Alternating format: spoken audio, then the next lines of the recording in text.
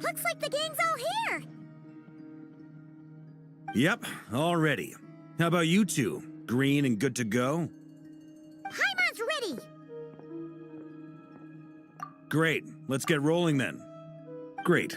Well, first things first. Wait. Someone's here.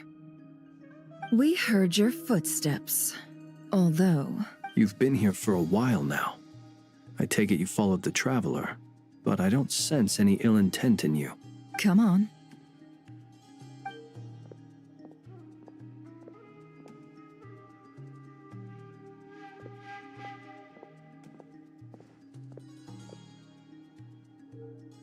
I figured it wouldn't take you long to notice me. I come bearing news from my lady, the Knave. Dottore went through the motions of returning to Snezhnaya, but it was obviously a facade. However, he has not returned to the Kuvaki Experimental Design Bureau, nor has he made an appearance in Nasha Town. Well, in that case, he'll be in his lab way up north. I always wondered why he applied for his own private pad. He was planning this all along. Tell them that Sandrone and I will go on ahead. If they still intend to pursue this matter, they should meet us at the research center in the northern tip of Nodcry. Nice of Columbina's two best friends to think of us. We appreciate the heads up. Our sincere thanks to the VIII for your aid. Lady Damselette may have left our organization, but at least some of her colleagues remain genuinely concerned for her well-being. Not to mention that the Doctor's increasingly cryptic conduct gives us great cause for alarm. We have crossed swords many times before, but it's not personal. We're just on different sides. We don't lack humanity, and so, as fellow friends of Lady Damselette, it's only right that you should be in the know about this. Arlecchino's situational awareness has saved us a lot of trouble. I'll leave the map here with you. If you do decide to head to the research center, please proceed with caution. And remember, at least while you're in Nodcry, Lady Arlecchino's subordinates are your comrades if you want them to be. This is very accommodating of you. We can't thank you enough. Just doing my duty. I shall take my leave now. If you need us, you'll find us at the Experimental Design Bureau.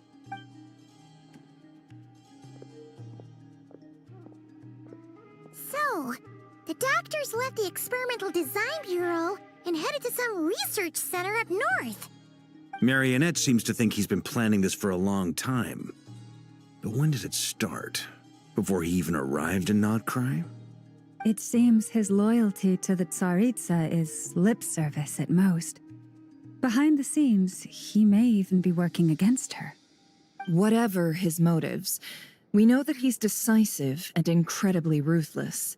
Facing him unprepared would be a recipe for disaster. At this stage, it's difficult to predict his next steps. I suggest we split into two groups. We need some people to stay behind and guard Nasha Town. Well, as much as I'd love to help, infiltrating research labs isn't really my area of expertise. But at least take Cool Your Jet's ducky with you. It should be some help during the battle. And as for Miss Inefa, I suppose you will stay to protect Miss Aino? Detecting operational logic. Protect Aino. Priority. High. Just in case, Servarka, I think it would be best if you stayed behind as well. You can leave the research center to us. I mean, I would have said the Knight of Berea should probably be out on the front line, but okay, fine. Leave Nasha Town to me. Be careful out there, okay? If things get out of hand, fall back right away. Yehoda will be on hand to assist you. In my absence, she can handle any intel gathering work. You got it, boss. You guys make sure to get back here in one piece, all right? We will. Things are moving fast. We'd better head off soon if we hope to keep pace. So, it's infiltrate a secret research facility, or... Yeah, alright. Paimon will help out here instead. Sounds like it's gonna be a pretty intense fight. We all have to bring our A game here. So, anything you need to wrap up before we leave?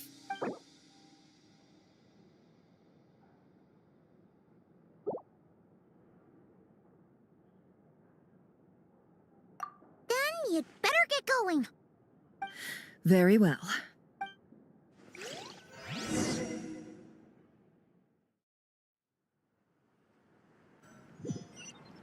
All these broken machines on the ground.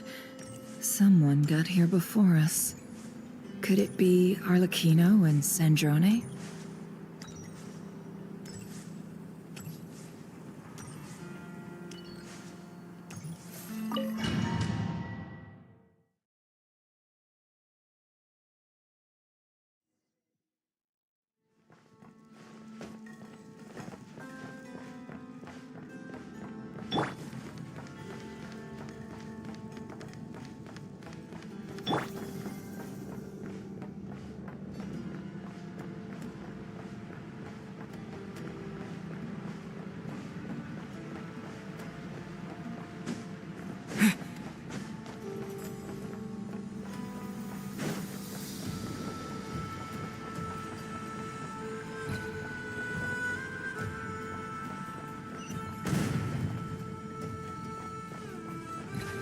That's quite a welcome party. You poor lost. Observe.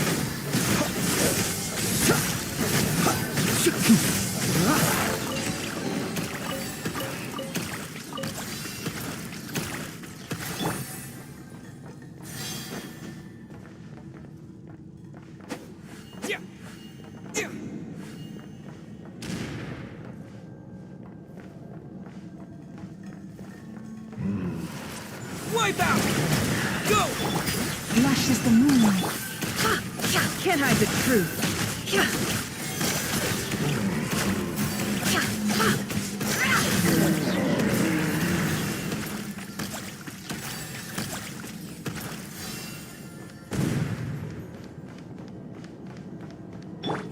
Get back!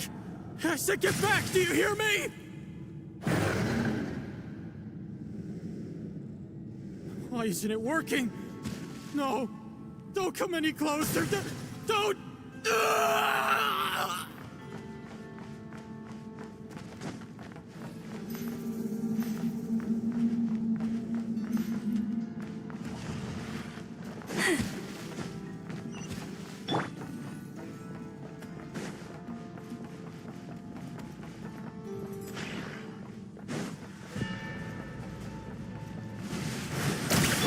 Seek within. It all adds up.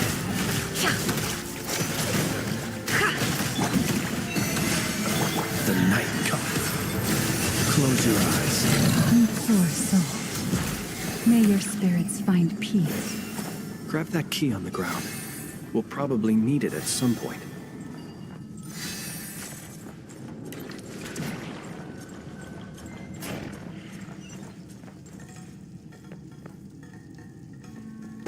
Watch out. Ugh, there's no way through. Let's go around.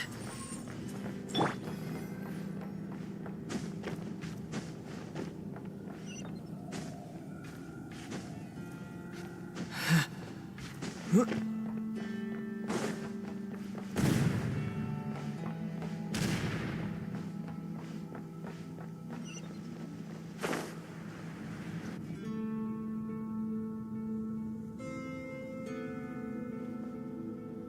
the? Trespassers? Here? What's wrong with you people? We're looking for the doctor, and we understand he might be here. I see you're fleeing the facility. You looking to settle a score with the doctor? Good luck with that. I don't think you have many chances left. Perhaps. But you might have a chance to live. 2 other Harbingers had the same idea as you. They're already inside. But what good is it gonna do? The doctor wouldn't do something like this unprepared. Seems to me that you're not too thrilled about being his subordinate. Also, is it just me, or do I sense monsters nearby?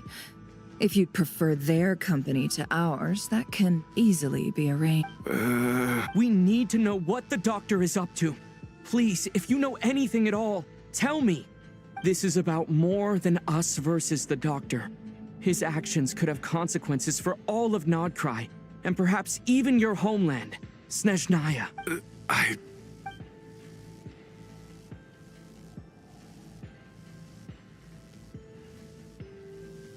He's building something. Ambitious doesn't even begin to describe it. Feels like this could be the big one.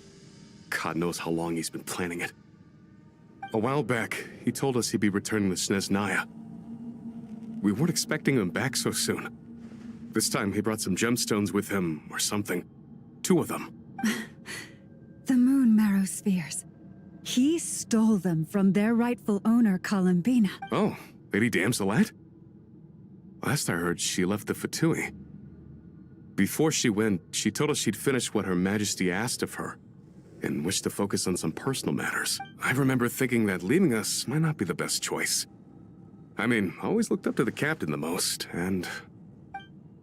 Back when this all started, the higher-ups dispatched 3 units to Nodcry to execute their plan. They were led by the Doctor, Marionette, and the Damselette, respectively. I was a part of the Damselette's unit to begin with.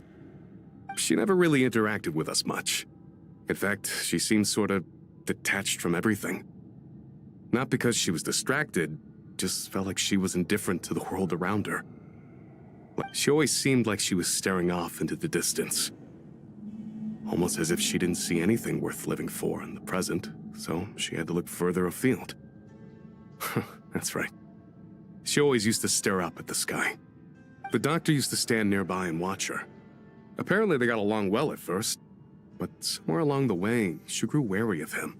Started avoiding him as much as possible. After she left, everyone in our unit merged with the Doctor's. He's similarly indifferent to the world, except when it comes to the moons. He seems to have big plans for them. Right now, obtaining the 3 moons is his #1 priority. He even said, if he can only get his hands on 2 of them, he'll create a 3rd one himself. How would he create an artificial moon marrow? Maybe the knowledge he gained from the Hyperborean phantoms has something to do with it. Thank you for cooperating. We appreciate the level of detail. I get the sense that you'd serve under Columbina again if you had the chance. Would that be fair? No, she's no longer a Harbinger. As a member of the VIII, my loyalty will always belong to the Tsarits. I'm only telling you all this because I don't completely trust the Doctor. His actions do not align with the goals that first brought us to Nodcry. I understand. We'll do everything within our power to The Knaves unit is based at the Kuvaki Experimental Design Bureau. Maybe you can seek refuge with them. Well, now we know what's going on here. Artificial moon marrow. He's likely well on the way to completing it. Dottore's technological capabilities are far more advanced than I thought. I fear this could get ugly. Everyone, prepare yourselves.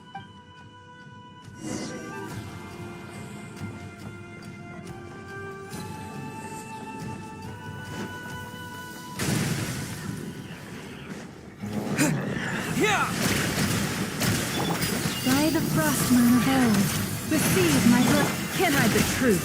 It all adds up. Be silent.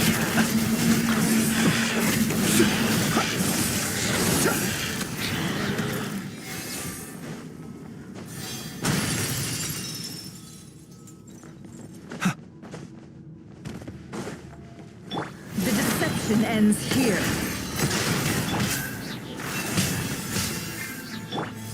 Water jet! Observe.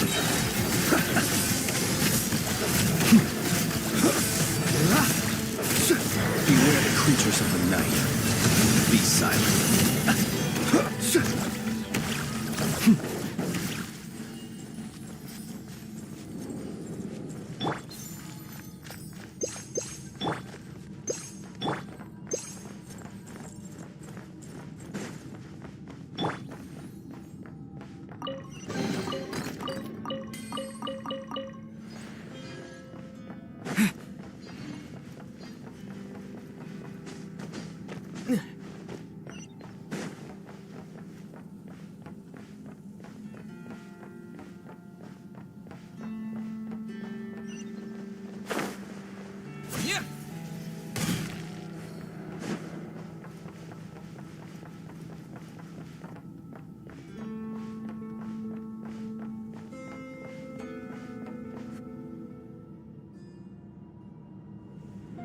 Welcome, one and all.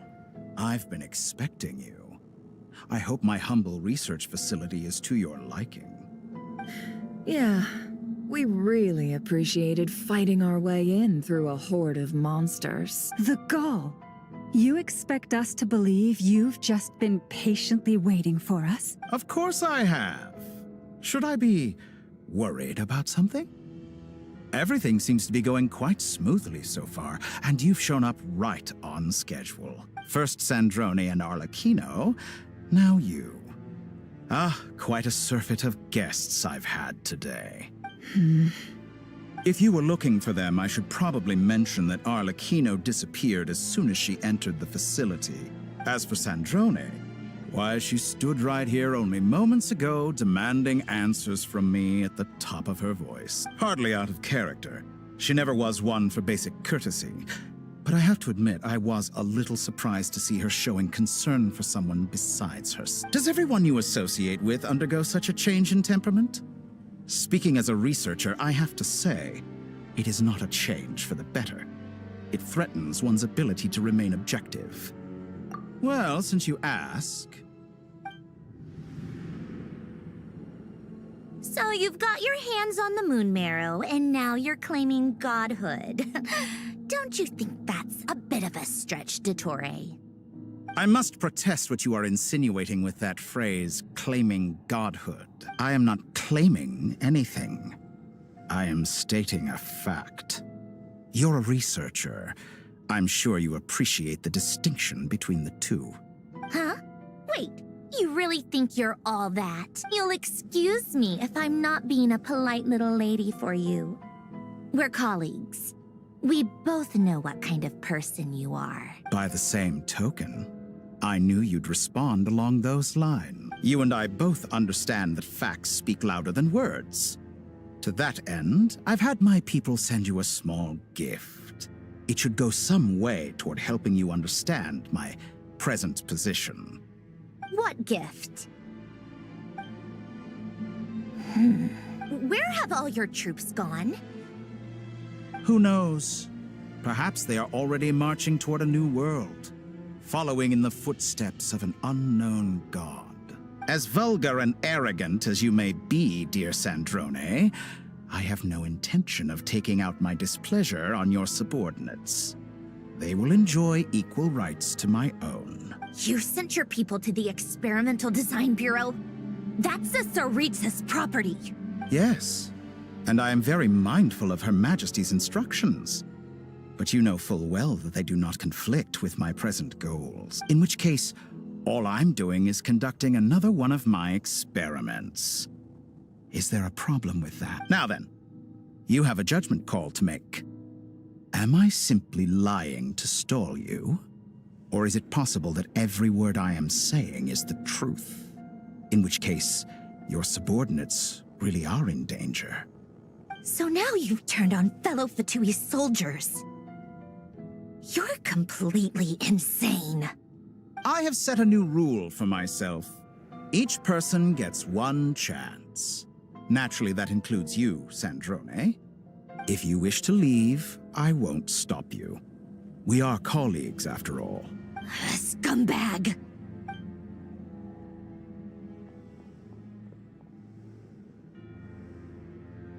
Still, I hadn't counted on Sandrone sparing any thought for the people of this world.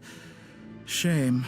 I always found her self-centeredness to be one of her few better qualities. How can she ever hope to achieve greatness when she's so obsessed with protecting her little design bureau? It's more than a little disingenuous to speak of achieving greatness while taking hostages.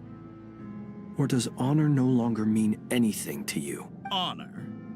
I have the marrow of 2 moons in my possession and will soon complete the construction of a 3rd. I will be the god of a new world. And you speak to me of honor? How charmingly naive. Those are sacred relics. You do not deserve them. In my view, many in this world do not deserve to be alive. And yet I mercifully permit them to go on living, do I not? You'll come to regret your actions. Will I now? Let's see if you can make me.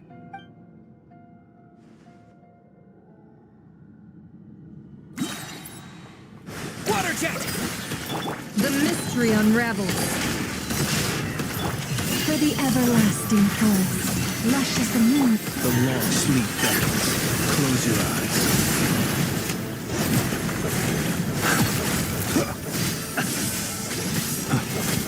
Observe. Wipe out! Water jet! Is that the best you can do? Be silent. Observe.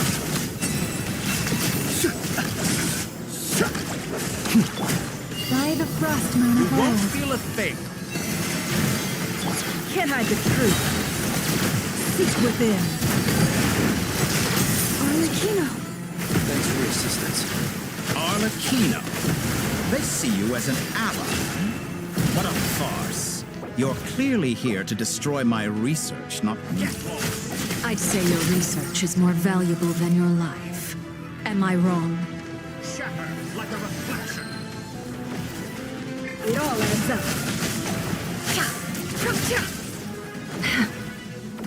Be silent.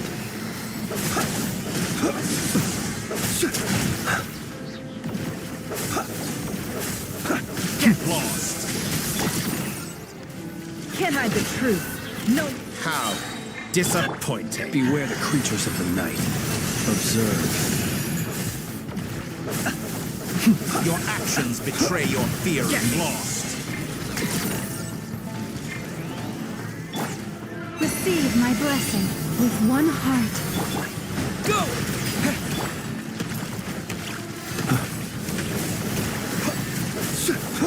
Get lost.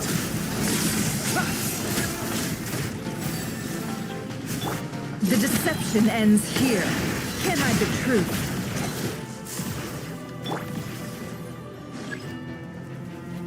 Go! It all adds up. Is that the best you can do? Branch into song.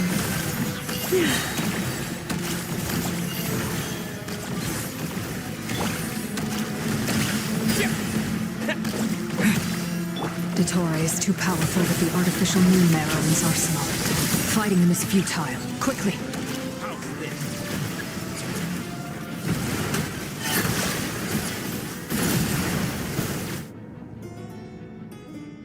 Let's go. I've always thought it is wiser to flee than surrender.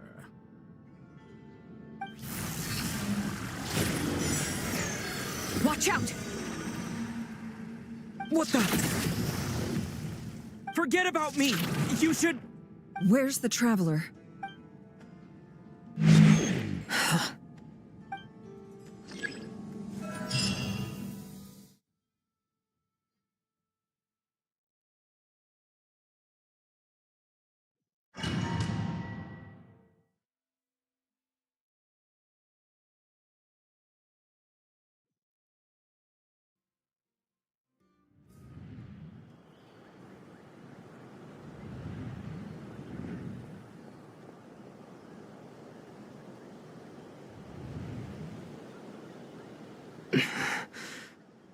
Nasha Town? How did I get here? Strange. I remember being trapped by Dottore during the battle. And now all of a sudden, I'm here. Something weird is going on. I guess I'll start by exploring the area. Huh? Traveler? What brings you here at this hour? Huh? What are you in the mood for today? A hot dog? Or something else? We've got some special discounts at the moment. Want to see the menu? Sorry, I'm not... Ah. Well, feel free to take a seat for now. Let me know if you change your mind. Everyone seems to be acting normal. Am I just overthinking? Oh, darling, look who it is. One of our regular customers. Get the traveler something to eat, would you, dear? Wait, why is he talking like that? Well, I'd love to, but can't serve a customer unless they order something. Anyway, I take it your business is wrapped up? Yes, thankfully. It was a long trip, and it's left me feeling pretty exhausted. But the upshot is, I won't have to leave again for a good while. We can have some quality time to ourselves. Wait, these two are a couple? I see some kids around too. I didn't know they had a family. Hey there! I haven't seen you in ages! What's keeping you so busy? I've been looking forward to playing with you again. You forgot already? You're silly. Daddy brought you over to our house recently. We had some snacks together. What is she talking about? We've had a lot of customers over the last few days, so we've been real busy. And like my mom always says, some people are more than just customers. They're friends. Oh, another customer's arrived. I better go see what they want. This is all wrong. I never once heard the owner of this restaurant talk about their family. It certainly isn't a family-run business. And that child? Could this be a false memory? Very good. I knew you had it in you. Aren't you going to try the house special? When did he show up? No. None of this is real. You don't seem to like it here. That's fine. We can change venues.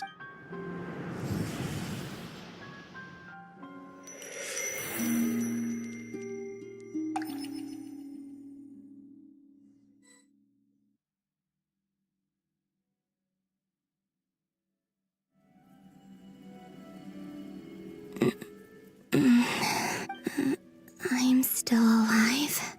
Where is this place? It took all my strength to open the moon gate, and then I leapt into it. So this is the moon's reflection? The mysterious realm beyond the gate?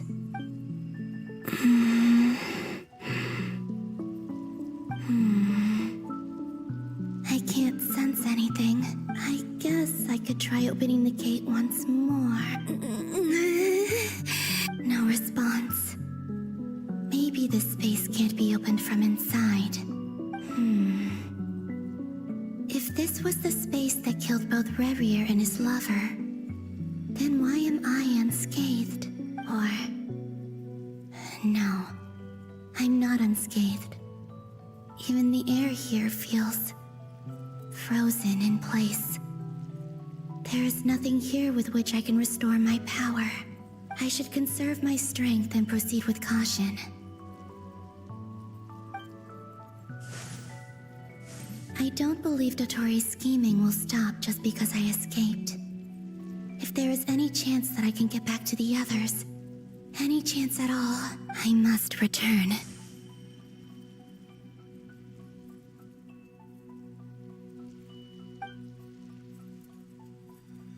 Emptiness, silence.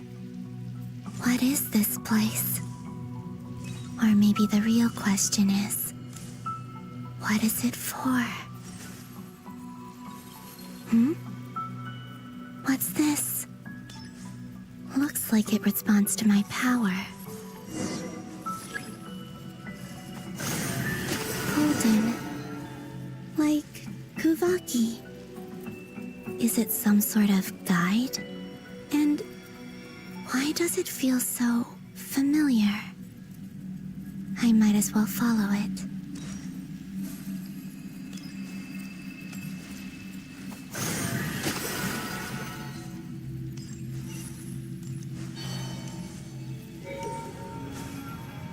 Where does this lead? Could it be the exit?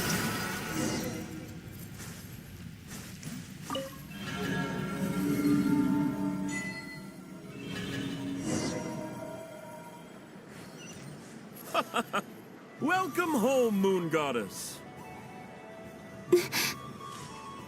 Is this Nasha Town? But isn't Moon Prayer Night over already?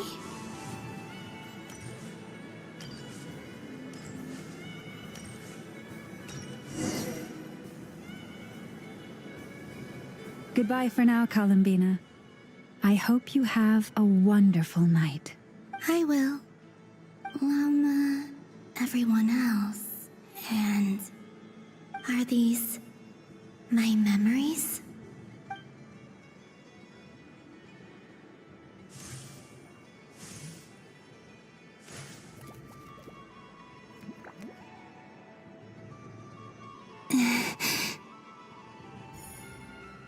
I can't touch them.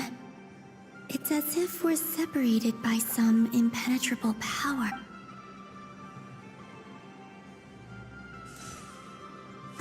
Over here! Over here!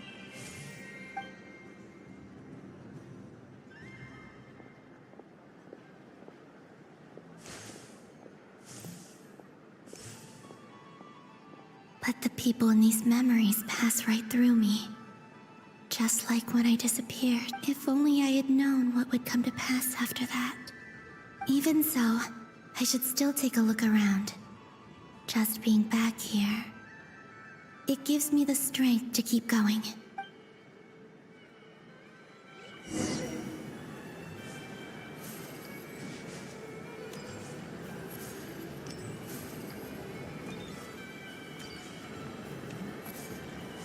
Welcome home, Moon Goddess.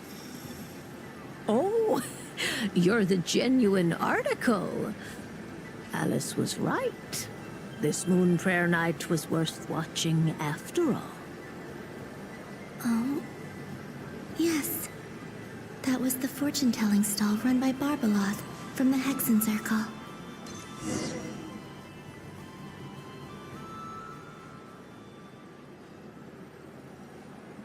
Please, draw the first lunar arcana. This represents destiny and is the foundation for the divination as a whole.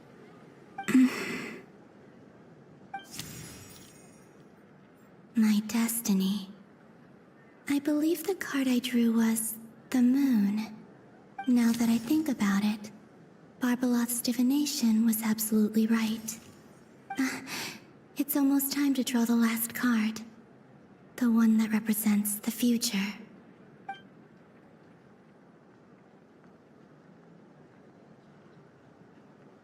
That was the card that popped out on its own. From here, I think.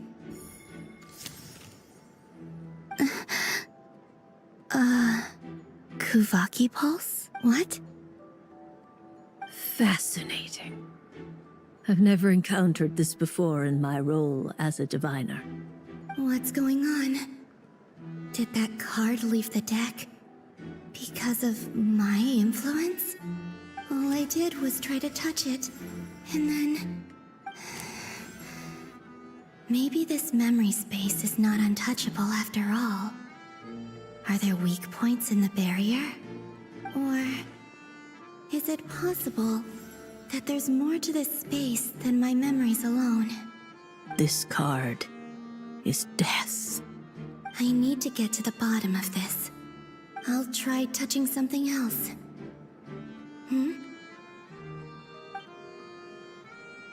Is this... the wind? No, it's gravity. It's pulling me outwards.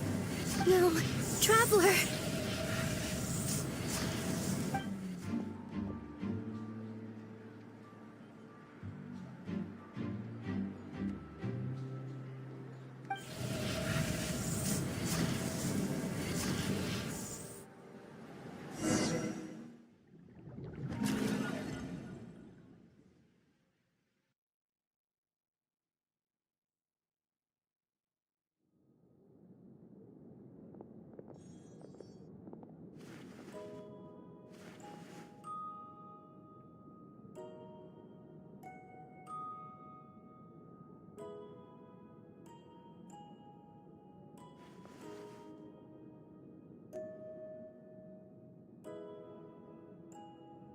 Paimon, listen to me. From the bottom of our hearts, we are so sorry. We completely understand how you must feel. The Traveler is trapped, and we all feel responsible for it. Don't say that! Paimon's not a little kid! You didn't leave him behind on purpose! There was nothing you could do! But he's all alone in there! What if something happens to him? What are we gonna do then? We've barely spent any time apart since we met. Is he gonna die? We must find a way to rescue him. We were all involved in the operation where he was captured, and we do not abandon our comrade. That being said, it won't be easy. Through conversation with the others on our return, we've arrived at a basic idea of what we're up against. Dottore's lab has clearly been in operation for a lot longer than we realized. We found many monster samples stored there. In all likelihood, they were materials he used to research his latest technology. We also know that through his contact with the phantoms of Hyperborea, he gained knowledge about the moons and certain Hyperborean technologies. Using this knowledge, he then fashioned an artificial moon marrow to serve as a replacement for the frost moon beyond the sky. Unlike Columbina, Dottore is not being rejected by Tevat. And even with 2 of the 3 moon marrows, his power far exceeds all of ours combined. Once his 3rd moon marrow is complete, Dottore will have completely seized the authority of the 3 moons. Tevat's most primordial powers will then be in his grasp. Does that mean... I'm afraid so. No one could have predicted this level of insanity. Not even from Dottore. And unfortunately, his insanity is coupled with an intellect and ambition that not even his peers in the VIII can match. This is dire. Sounds like the world is done for. The 3 moons' authority can influence the very fabric of time and space. I dare not imagine what a monster like him would do with that kind of power. The trouble's already begun, I'm afraid. On our way back, we discovered that part of Nodcry is being enveloped by an unknown energy. We cannot ascertain what is happening inside. I'm convinced this is Dottore's doing. Not that there's any way to prove it. The issue is, we have no idea what his intentions are. The only thing more frustrating than facing down evil is knowing that it will surely come, but not knowing when. The Doctor is guilty of numerous crimes at Mondstadt as well. One of our knights, well, former knights. His father was murdered by Dottore. His ideology and methodology are a danger to everything in his path, from individuals to entire nations. He does not feel guilt, even when he acts against his own people. He doesn't see them as his own people, that's why. People like him see everyone else as beneath them. Right. He views other people only in terms of how they can benefit him. That's the basis of all his social connections.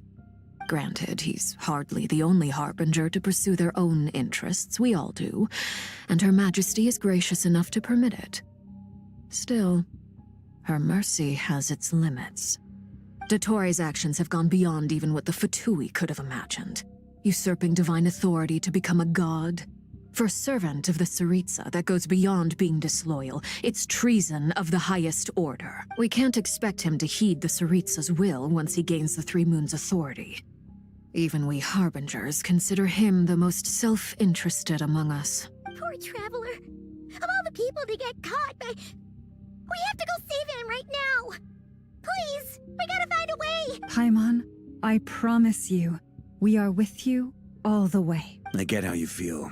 I do. But it's gonna take more than strong emotions to take down an enemy like Dottore. What we need now is more information. Right. We can't even guarantee he's still at his research center. Before we can think about mounting a rescue operation, we need to confirm the Traveler's location. I'll find a way.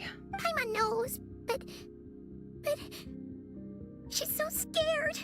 If anything happens to the Traveler, he might be the strongest person Paimon knows, but he's still human. He feels pain and bleeds just like anyone else. Then think things through before you stick your neck out. Unless you want to lose your head. Sandrone. Miss Androne, you're okay? Put the stuff over there. And be gentle with it. Am I okay? As you can see, I've had to move my whole livelihood out of the Experimental Design Bureau. It's been swallowed up by Dottores' energy field. If I'd left it any longer, I probably would have gotten stuck there. Ugh. Dottore always goes a little loco when he finds a shiny new toy. Not that he'd ever admit that. But this time, he's gone full psycho. Just go ahead and cry already. Sorry. Paimon's not trying to make it seem. It's just, she can't. Oh, Paimon. Let it all out. There's no shame in it. When you're overwhelmed by fear and despair, crying can help get it out of your system. You'll feel better for it. Okay then, while the baby of the group is having a moment, how about the grown-ups get to work? Give me your hand. You've made a discovery? Polonia, scan.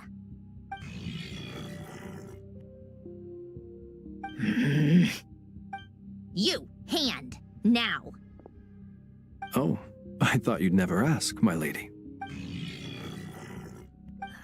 Curses! You're next! Then you.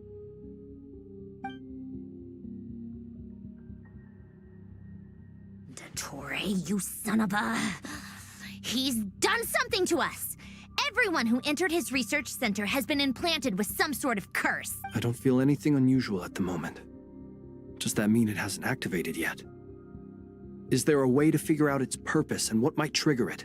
My best guess is Dottore created it using the Moon Goddess's powers. 1 second, analyzing. Ugh! That friggin' maniac! So, what twisted game is he playing this time? The moment I analyzed the energy composition, some encrypted text appeared in my mind's eye. And when I deciphered it according to the VIII standard encryption protocol, I got the following message. Feel free to run, or you will perish in nod cry. He's mocking us. Yep, he loves to toy with people. Only in this case, there might be more to it. But I didn't detect any murderous intent or malice either in the message or the curse's energy. As if this is him at his least malicious. Or perhaps all people are cowards in his eyes. Maybe he thinks the threat alone will be effective. What a despicable person. And he has the Traveler in his grasp. If I may. As unhinged as Dottore may be, he has always exercised great patience with the objects of his interest. I remember a comment he made when we first arrived in Nodcry. He said, "This world is, on the whole, an exceedingly dull place. But at least there are a few intriguing features, such as the gods, or the Traveler. Presumably, they interest him because they're unknown quantities. He wants to understand as much as he can about them." Agreed. The Traveler is Tevat's fourth descender. All Harbingers are aware of this. Since Dottore took such pains to capture the Traveler, he is unlikely to kill him right away. Okay, but we still have to do that rescue operation. Of course. I also think we need to read between the lines with Dottore's message. If he's encouraging us to run, that means we mustn't leave Nodcry under any circumstances. My guess is, his curse will only trigger if we leave.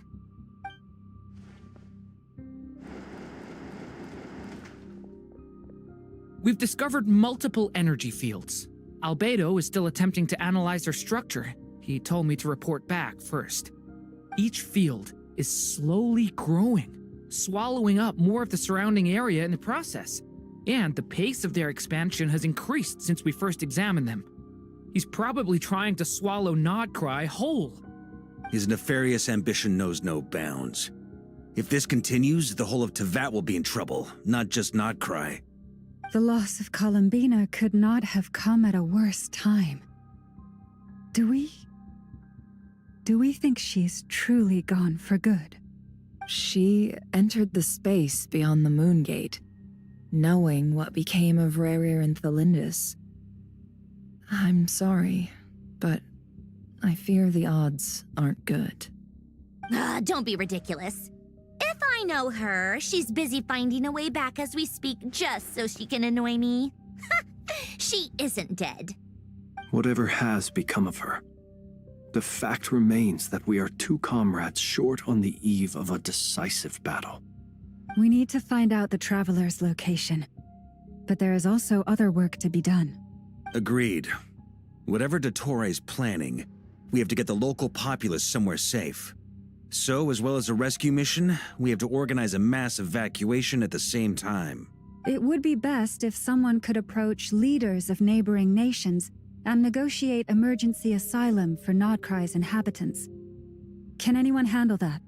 Snezhnaya is one option. I'll see what I can do. Guess it'd be so much easier if the Traveler was here. No! Stop thinking like that, Paimon. Paimon will join you. She's pretty well connected thanks to the Traveler. Maybe it'll come in handy either way.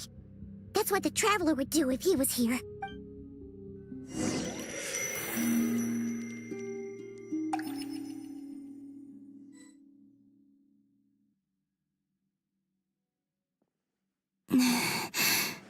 Back here again.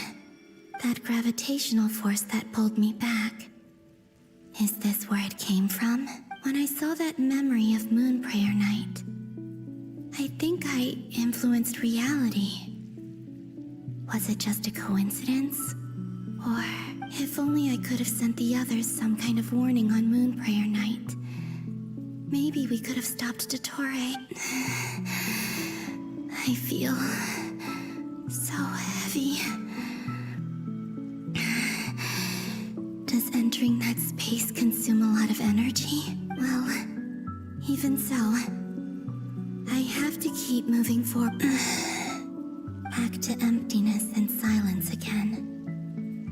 I should try and find my way back inside that memory.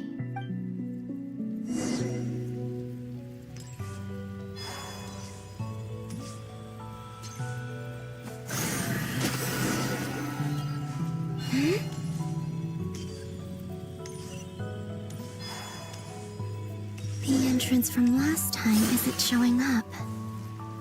What am I missing? Looks like I need to gather these scattered fragments.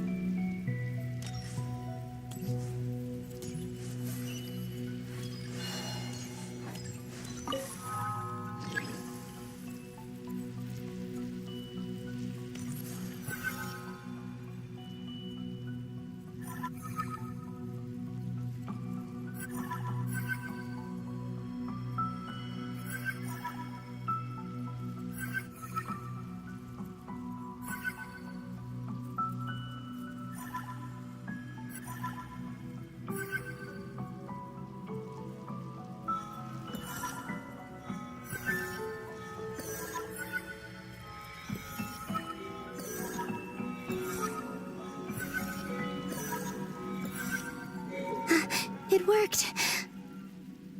Hopefully I can stay inside for a bit longer this time.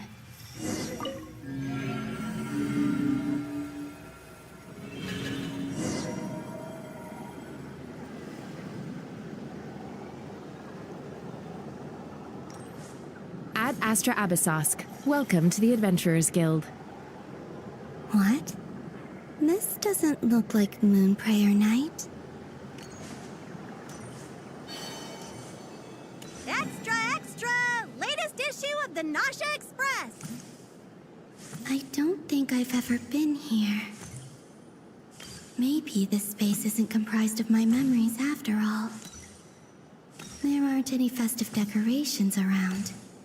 Is this Nasha town after Moon Prayer Night ended? Did Dottore's plan not affect the town? Or is no one aware of what happened because he used the Three Moons' authority? Let me see if I can influence anyone else. So, what do we do next? Wait, that voice. Paimon? The most important thing right now is to find that mage. Lauma the Traveler and Mr. Varga are here too. I'd better go pay the VIII a visit. Traveler!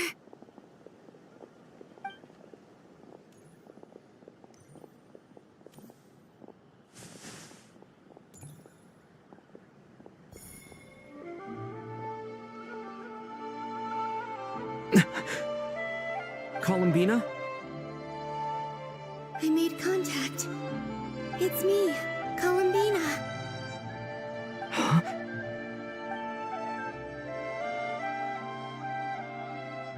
Traveler? Let's go! This is no time to be spacing out!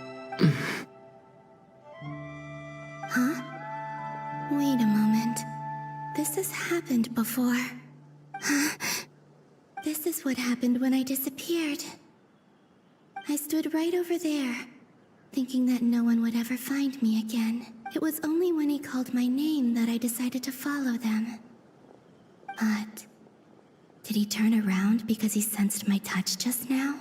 Is it really possible that from in here, I can change the past? If I keep following them, maybe it's that gravity again.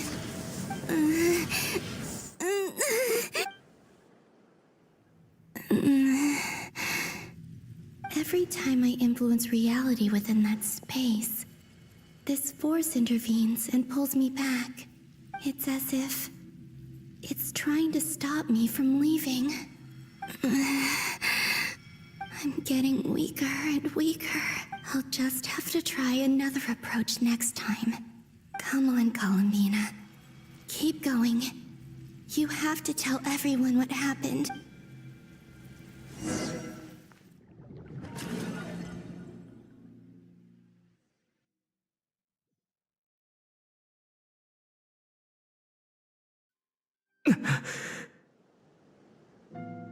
Suddenly, I've been plunged into darkness. Alone. It feels strange. As if something has grabbed hold of me. Is Toray now powerful enough to interfere with space itself? Look at you, standing so still in total silence. I almost didn't recognize you. Hello there, traveler. He seems to be in a good mood. Wait, what's that behind him? Ah, so you noticed. This is the completed Trilune. 2 primordial moon marrows and 1 artificial specimen. You are wary of it. Good. Maintain that reverence. You performed well in that recent battle. Brave and reckless as always. Courage is the sign of a true hero. And impulsiveness is the hallmark of those who strive to advance. I say this not to belittle you. Most creatures are far more timid by comparison. 3 moon marrows? Does that mean the artificial one is now complete too? Well spotted. What do you think? For a replica I built myself, I dare say it looks the part. Dottore, are you planting illusions in my mind? I have no interest in fooling your eyes. On the contrary, I hope to show you the true essence of all that you see before you. Is this not a beautiful city? People live in peace and find joy in their work. The streets are safe. People can even leave their doors unlocked at night. You might say it is the Elysium everyone dreams of. All available data indicates your values and worldview conform with the mainstream. This kind of society should be quite to your taste. False beauty is deceitful. Lies are to no one's taste.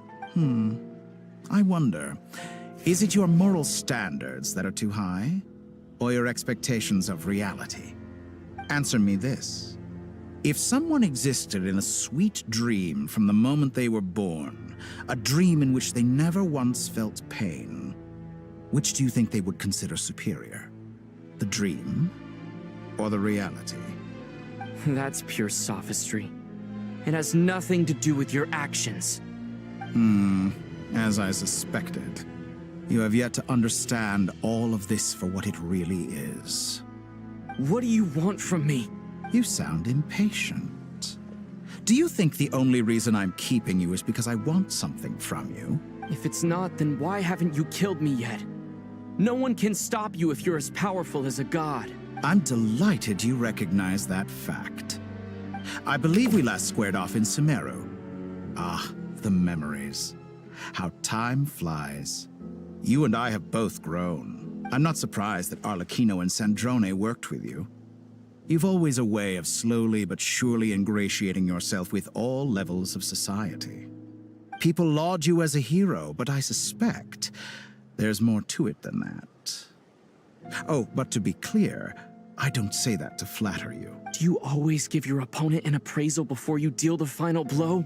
Call it a long-time habit. I'm a researcher, and one of my duties is to give an objective assessment of my subjects. But you misunderstand. We are not opponents.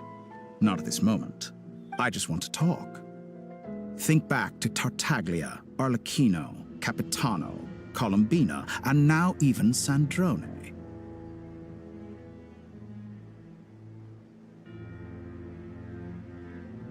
You've worked with each of them in the past. I believe you can work with me as well. What makes you so sure? Well, why not? Should the good associate only with the good and the bad befriend only the bad? I like to think we could have a more mature relationship than that. Surely you don't think all your relationships are grounded in friendship or shared ideals. People come together because it benefits them to do so. If you think of the people you admire, you must surely admit that they have provided some benefit to you. Morality, ambition, dreams. People have plenty of words to embellish the nature of their relationships. But once you break free from those ethical frameworks, you will see that the only thing connecting the two of you is mutual benefit. And that is what I'd like to talk to you about. We're finally getting into it. He's probably been planning to kidnap me for a long time now. But for what exactly? He has the authority of all three moons. I won't be able to gain the upper hand in a fight. Best if I pretend that I'm willing to negotiate for now. You say you're a god, but you also speak of mutual benefit. What could a god want that the three moons cannot provide? Excellent question. But before I answer, I would ask you the same thing. Gaining Columbina's allegiance was a rare and extraordinary feat. But the Moon Marrows are now in my hands, and I have the edge over her. For this artificial moon is not being rejected by Tevat. Her identity and lineage may have been a thing of glory in the old world, but they were also shackles that prevented her from ever integrating into Tevat. I, on the other hand, you may view me as a thief, but I have overcome that limitation. So what is it that the three moons cannot grant you? What stops you from negotiating with me to get what you want? I don't make deals with lying psychopaths. That's quite an accusation. Are you expecting me to get angry with you? Well, this is one aspect in which my personal growth has served me well. In the past, my less mature self might have been disappointed, perhaps even angry, over a small setback like this.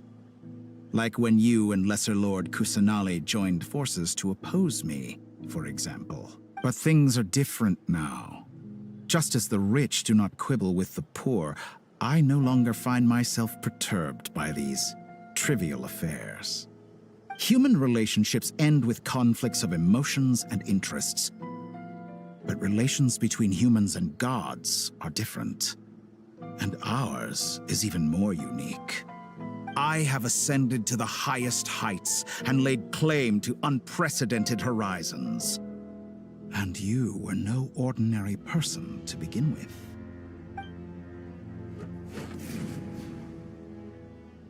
Allow me to show you the world, Descender.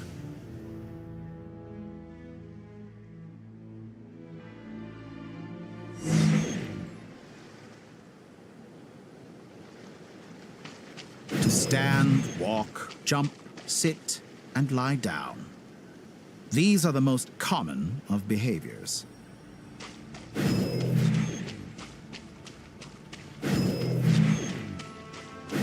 Have you ever wondered why we were born following such laws? Who stipulated that we could not fly instead of walk?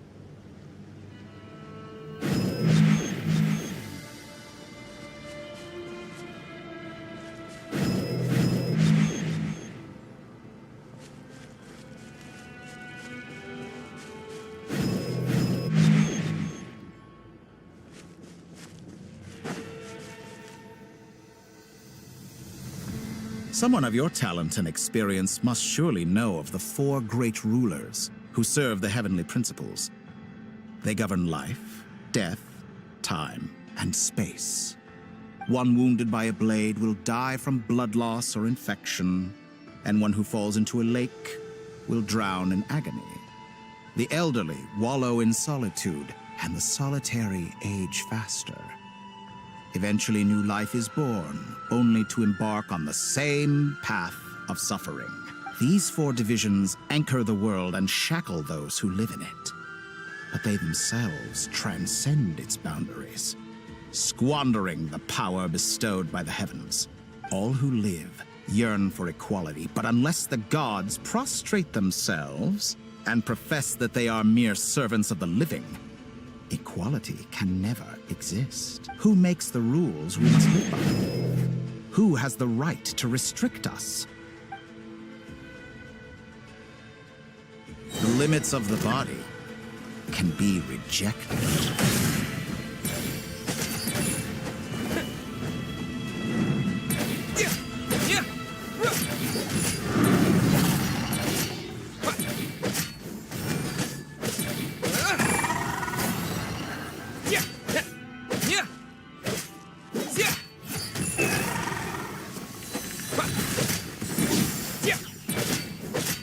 How does it feel to be among those with absolute power?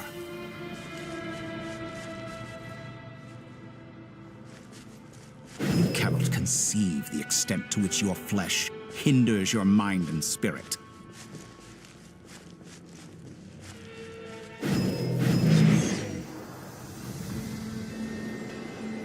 Only by discarding our useless, primitive eyes can we perceive a new world.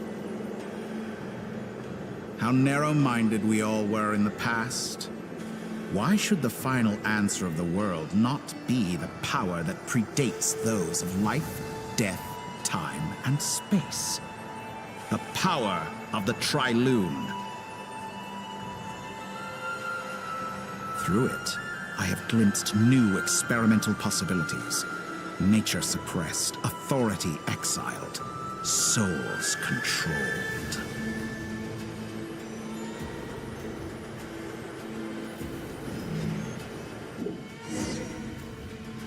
You know, I heard recently that a group of critics reviewed countless stories and drew an interesting conclusion. They found that it is more often than not the villains who strive tirelessly to push the boundaries of progress. In fact, long before this, someone voiced a similar idea in an academia editorial. I felt a great affinity with this perspective. I have never been afraid to step up and play the role of the villain. Fanatics are trampled down for their transgressions, and those who transcend are rebuked for their audacity. And so, the majority of creatures are too timid to follow my lead. But all sacrifices made during my experiments have been worthwhile, as you can now see. I can offer you something new, something unique, precisely because I am a villain. Think about it. We are eternally bound through mutual interest. Can you truly say you would never turn to malice if it could give you the life you dream of? After all, what value do perfection and purity really have? They are fragile and feeble things, utterly tedious. I say, better to be governed by a flawed humanity than a gnosis. The true seeker of knowledge is the villain who undergoes countless tribulations in pursuit of their goal. I'm sure many people have told you that you're different. Because I'm a descender? Exactly. Very clever. But what does that got to do with you? I do not conceal my wicked deeds, my selfish desires, or my greed. A true researcher must act as I do if they are to understand and speak of the truth. And yet, a knowledge seeker like myself will inevitably grow tired of studying Tevat beyond a... You have traveled to all corners of the world and met many people. Along the way, there have been moments when you were misunderstood or even became a wanted criminal. And all the while, you have spent your days doing some of the most mundane jobs in the world. You fight and toil, claim minuscule rewards from my friend Pantalone, then you fight some more, winning some battles and losing others as your search goes on. And this cycle continues, with no end in sight. Surely you must sometimes grow weary of being stuck in this same loop day after day. We're completely different. I embrace everything that life throws at me. I am engaged in every step of my journey. How does that make us different? I too embrace what life brings, researching everything that interests me. Think of all the novel things I've managed to create, like the artificial moon marrow. Don't you see? As unique a specimen as she was, even Columbina is not irreplaceable. Take that back! She's gone because of your actions! I didn't say that to anger you. Though admittedly, I don't see what there is to be angry about. Anything Columbina could do for you, I can do better. I know what your ultimate goal is. You wish to walk the path your sister walked, and seek answers from her at the end of that journey, don't you? Someone like you could never understand what it feels like to care about another person the way I care about her. Perhaps not, but that doesn't mean I can't help. I could find your sister right now, bring her before you, and make her give you the answers you seek. Don't be so presumptuous. You'll never begin to understand the situation between us. Oh, no. This is no presumption. I'm only offering what I know is possible with the power of the Trilune. But it seems like you would sooner continue with your journey through this world. Why? Do you truly desire this journey? Or is it simply a necessary process from which you cannot escape? Think of all the time and energy you have spent, everything you've had to endure just to make it this far. Is this really what you want? Or has your hand been forced by the promise of that final answer? Yes, you have made many friends. But do they ever spare a thought for the void in your heart and what it yearns for? What you want is not friends. It is family. But do they know this? I, on the other hand, am far more considerate. Join my experiment, and in return, I will bring your meaningless journey and all its struggles to an end. This is a malicious attempt to manipulate me. But at the same time, he's stating some very human truths. Of course he's right about my predicament. How can I deny it? I have faced ungrateful strangers, never-ending troubles, an endless quest for answers. I want to see her. After everything I've been through, words can't describe how much I miss her.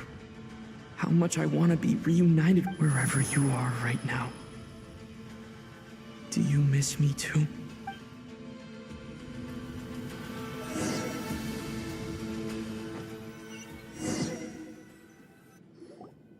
All right, everyone.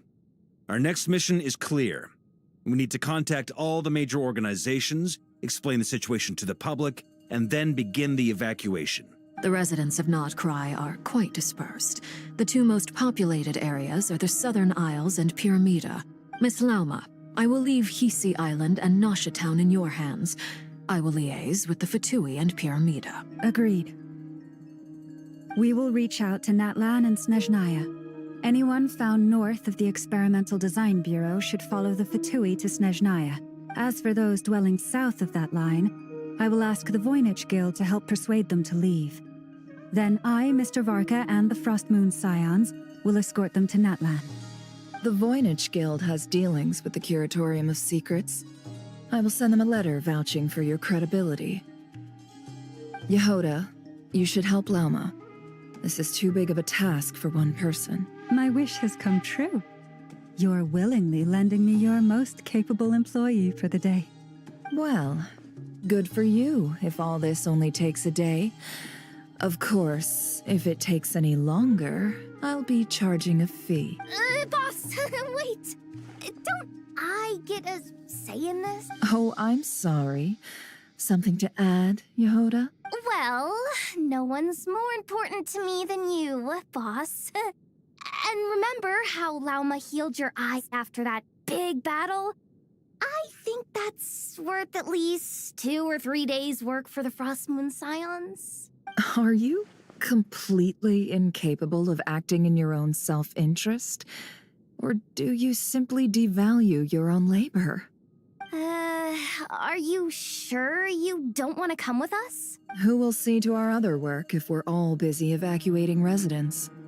Sandrone insists that Columbina is still alive, and we have a traveler to rescue. There's much to be done. But boss, I'm just worried that...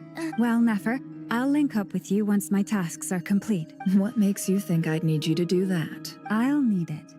And considering the way you approach certain matters, I think you'll be better off with me present. That's quite enough. Just focus on your work first. I bet we're in for an uphill battle here. But we can help out too. Inefa and I are gonna help Nasha Town's residents carry their stuff. Loading schedule. Store essential local research data and technology samples, then escort the people to Natlan. Understood. I will execute this to the best of my abilities. Great stuff. Thank you, ladies. I've contacted the Lightkeepers. A colleague of mine will join us shortly. I will persuade them to conduct a thorough search of the region to ensure that no civilians get left behind. As for me, I guess I'll be making an early return to Sumeru. I think it's important that someone informs the Dendro Archon of what's going on in Notcry. Roger that. Someone should inform Mondstadt, too. Mr. Duran, can I trust you to handle that? I think you fly faster than any of us can run. As an added incentive, get there fast enough and I'll see about getting your gliding exam waived. Really? Ha! Mission accepted, sir. I intend to stay behind and help Miss Sandrone with her research. She has some alchemy-related questions that she'd like me to explore. She recognizes your expertise, then. I wish you a fruitful collaboration. Thank you. In truth, I was surprised to hear her express an interest in subject matter outside of machines. I believe she has been investigating some Fontanian technology recently. She made a point of bringing the relevant materials with her when she left the Experimental Design Bureau. She's sorting through everything in her room as we speak. I should mention that we have one other friend who isn't present. He hasn't made his position in all of this clear. But if we know anything about him, he's likely investigating on his own. Paimon's been very quiet today. But I know how close she and the Traveler are with the Natlanese. She should come with us to the border. Okay. Paimon will do her best. Make sure to heed Sandrone's warning. Many of us have been cursed by Dottore. As such, under no circumstances should anyone cross national borders. Remain within Notcry. That aside, personally, I have faith in Columbina. Things look grim, sure, but who knows how it'll play out. Same goes for rescuing the Traveler. Both of them are important allies and friends. We'll be counting on you to gather intel on them, Miss Nefer. Oh, wonderful. You're all here. That voice again. Nicole? Whoa, that was loud. And it came out of nowhere. So mysterious. Sorry, this is the only way I can speak to you all right now. Please accept my apology. Anyway, time is short. I'll cut to the chase. We're still facing quite a catastrophe here at the world's borders. Alice has roped in every Hexenzirkel member she can get a hold of. Except for me. She told me I had to come and help you all out as a matter of urgency. I quote, "You love talking, don't you? Well, now it's finally your time to shine. Take these. Make sure the whole party gets one each. You'll be in charge of making sure everyone stays connected." Huh? Is this a Dodo communication device? Scanning. Unknown device. Analyzing. Unknown device. Conclusion. Cute. Affirmative. It is cute and good. I believe that I quite like it. This is no ordinary Dodo communication device. It's my very own special modified version, specifically... Ah, sorry. I almost went off on another tangent there. Anyway, help yourselves. It will allow us to communicate over long distances within Nodcry. No more worrying about shuttling messages back and forth. What astounding technology. Am I right in assuming that it relies on your personal abilities to function, Miss Nicole? Yes, exactly. Right on cue, Albedo. Ah, I'd love to brag to you all about how it all works. But no, next time. Anyway, I'll be right with you all, serving as a communication hub. That's all from me. Head off as soon as you're ready. I'll be staying here to keep watch, and I'll be sending you my blessings.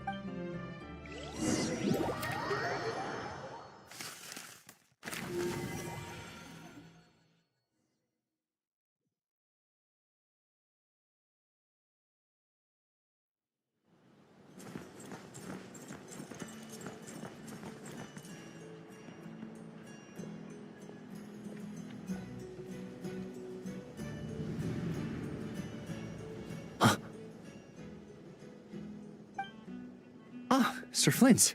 Perfect timing. I just arrived myself. You are most considerate, Master Ilua. But in fact, I know you have been sitting here for quite some time. If you saw me, why didn't you say something? I was curious to see how long you could sit still for. Also, shouldn't you have managed to sense me approaching? That would be a first. You always seem to appear out of thin air without making a peep. Also, how many times do I have to tell you not to address me as master? I don't qualify. I beg to differ. Why should a young man so well versed in social graces as yourself not be worthy of that title? Please, Lord Flint's... Sir Flint's. I'm begging you, don't flatter me into complacency like you do with everyone else. You understand me better than most. My newest acquaintances tell me I love complimenting others. What do you think? I think they don't understand why you do it. You just love puffing people up till they're a big, happy ball of hot air that floats away into the sky. In all sincerity, I can only hope that they bring good tidings when they come back down to Earth. Is the situation that bad? We just held a strategy meeting. Let me fill you in.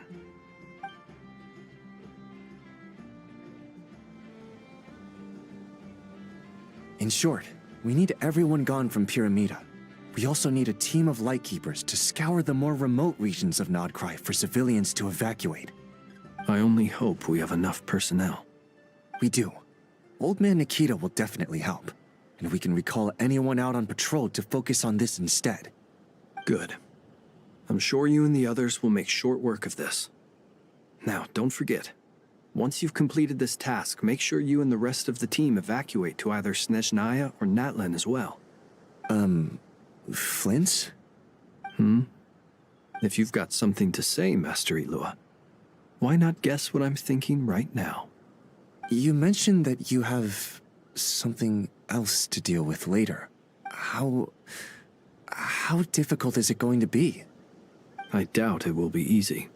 I know you're a Lightkeeper, and it's your duty to protect others in times of crisis. But I have a feeling that you'll be walking into grave danger. However bad things have gotten in the past, Nodcry has never faced a mass evacuation before. But from the sounds of it, you don't intend to come with us. I don't mean to pry, and it's probably none of my business. But whatever it is you're intending, you don't have to go through with it, you know. I've been afflicted with some sort of curse, and I'm told it may well trigger if I set foot outside of Nodcry. As such, I cannot leave. I have to act, if for no other reason than to fight this curse. What? No. Why? Why would anyone want to curse you? There are plenty of people out there willing to trample over others in pursuit of their own goals. Frankly, Sir Flint, I am furious. You're making light of what is an incredibly serious situation. Indeed, I am. And what? I told you, I'm furious about this. Nothing I can do about it, I'm afraid. Things happen, and we just have to deal with them. If you find yourself feeling angry, perhaps start by drinking a big glass of water. Hey, you mean you're completely unmoved by my anger? I'm devastated. Then allow me to express my sincerest regret. Come by the lighthouse sometime. We'll catch ourselves a few fish, have a little barbecue, play some cards, and bask in the sun. Maybe I need to spell this out. Lean in a little, Flint. Oh my, this doesn't bode well. Word is that you were caught up in a real horror show recently. People were amazed that you returned safe and sound. They've been debating whether you're even human. I've returned safe and sound from plenty of crises. When you say people, do you mean other people? Or do you just mean you? Fine. I'll be frank. You're not human, are you? Heavens. Now that's a horrifying thought. You know what? Forget it. We'll revisit this once it's all over. A sound plan. Albeit a little ominous sounding. Just promise me you'll come back in one piece, all right? For you, Master Ilua. How could I refuse? Also, please pass my regards on to our colleagues. Tell them, thank you all for your assistance. Please put safety first as you proceed with the operation.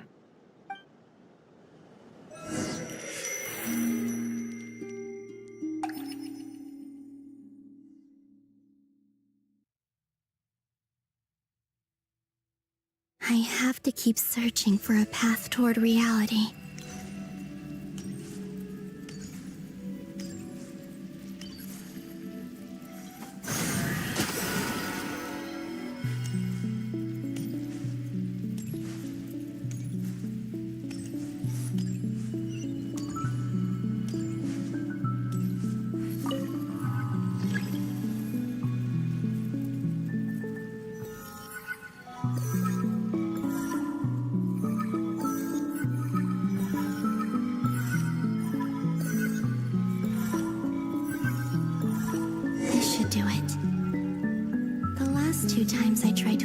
Reality in this space.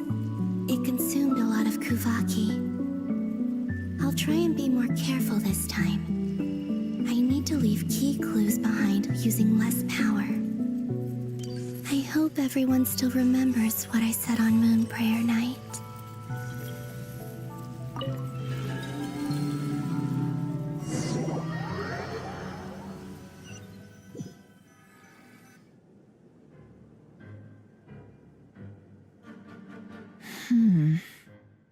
Nothing here either.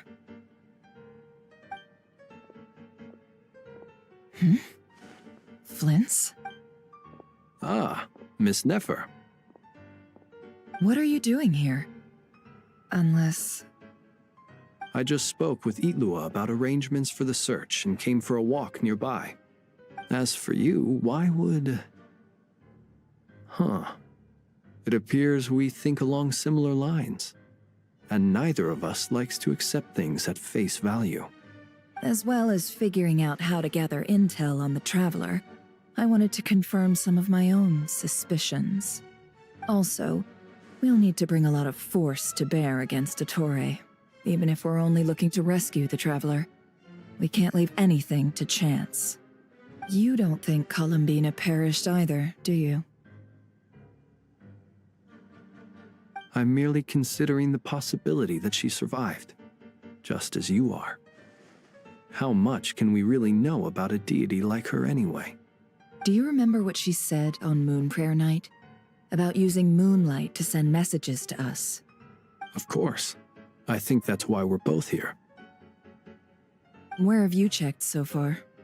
I've been focusing on the outdoors. Anywhere the moonlight shines. I checked most of Nasha Town, but didn't find anything. I checked the Curatorium of Secrets, and a few rooms where I thought I might find some leads. But no luck here either. The only places I haven't looked yet are the rooms in the flagship. But process of elimination isn't the only thing that brought me here. Oh, really? What's your other reason? After all that build-up, our mystery ally never showed up even once. Huh? Am I imagining things?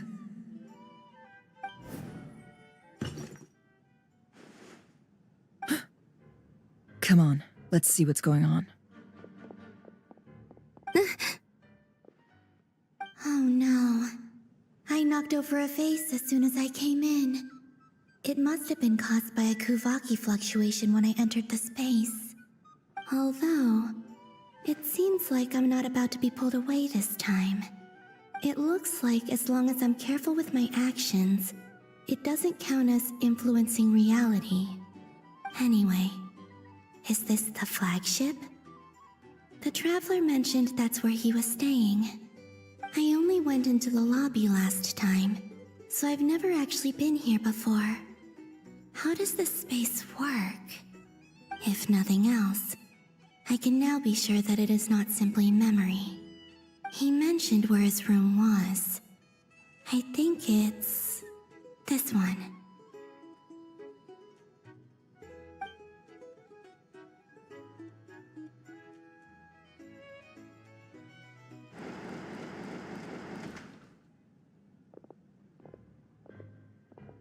The door is closed.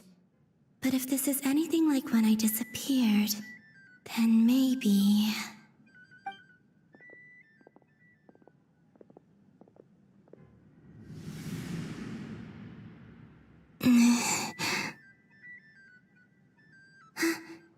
I'm in. He and Paimon aren't here at the moment. I hope he's okay. I wonder what happened to him after that battle with Dottore. Best not to dwell on that for now.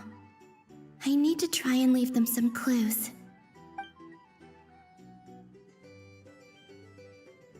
Please, Traveler.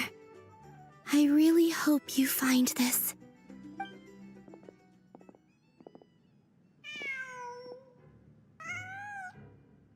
Huh. Just a cat. Nothing else here strikes me as noteworthy.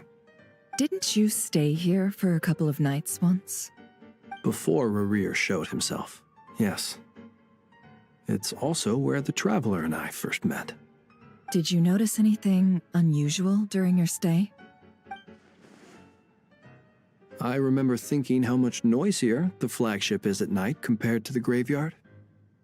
Other than that, no. The Traveler and Paimon were most congenial neighbors. This is where they've been staying, yes? Over here? That's right. I wouldn't usually condone breaking and entering, but we can make it up to them later. Focus now. I have to write a message on the wall using Kuvaki, just like I said on Moon Prayer Night. Simply open your windows on nights when the moon shines bright, and the moonlight will naturally flow towards the words I have written. Here goes. I'll need to carefully control my strength.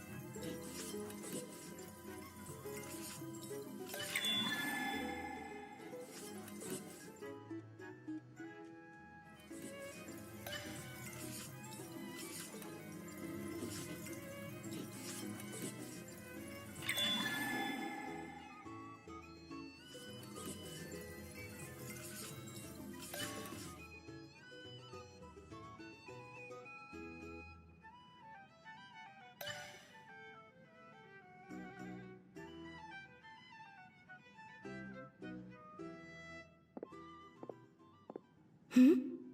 There's a noise outside the door. Is he back? Please, you have to see these words.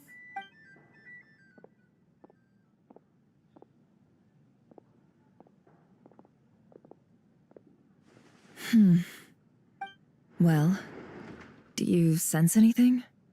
Unfortunately, no. And this place was our last chance. Not necessarily. We've only looked in Nasha Town so far. Miss Columbina said she would leave messages at her friends' dwellings. It's still worth checking where Miss Lauma lives and where I live. Let's try and make some time to look into those then. Wait. What are you waiting for? Paimon might have overeaten slightly. What's that look for? This is a victory feast. It's normal to eat a little more than usual. The Traveler in Paimon. It's really you, but why are they talking about a victory feast? Huh. You worried Paimon sick while you were out there fighting Rare, so this is your chance to make it up to her, alright? Wait. So this is the night after the battle against Rare. How did I end up here? That's quite a long time ago now. Wait. Time. That's it. Every time I've entered reality within this space, it's been at an earlier point in time. Every one of those points has been before I fell into the moon's reflection. And everything I've done to affect reality really did happen in the past. Does this mean that within the moon's reflection, time flows backwards? Starting from the moment I fell in? Not long till Moon Prayer Night now. It's gonna be even livelier than tonight. Although, it's gonna be sad saying goodbye to the damselette. She seems like a really nice person. Paimon. No, I can't. Even if I make contact, they probably won't understand what's going on. And in any case, I'll likely get pulled away again if I do. Instead, I have to find a way to get them to notice what I've written using the moonlight. Wait, even I hadn't thought of doing that before Moon Prayer Night. They'd never conceive of that possibility. Is there truly no other way? Don't lose heart. We'll find a way somehow. Huh? Oh, you say that, but the Frost Moon is beyond the fall sky. If we wanted to go visit her, how would we make it through to the other side? We might not have all the answers now, but I'm sure we'll find a way one day. Huh. Guess someone's gotta be the optimist. The present. The future. That's right. There are still things I can do. What's your plan? Flint's, when you were staying next door, did you ever open the window? No. The rooms here are dark and damp. And there's such a buildup of dust on the windows that the moonlight can't even get in. I didn't think it was worth the trouble. The moonlight. I think I see where you're going. One moment. I'll see if the owner is available. Don't bother. Time is of the essence.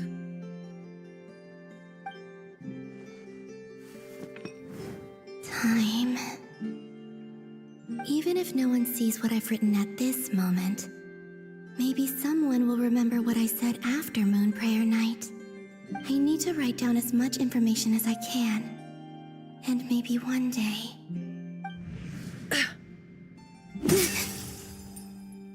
Huh? What's up with you? You can't even hold your cup steady. Are you getting tired? A little. Well, you should probably hit the hay then. You've had a really tough couple of days for you.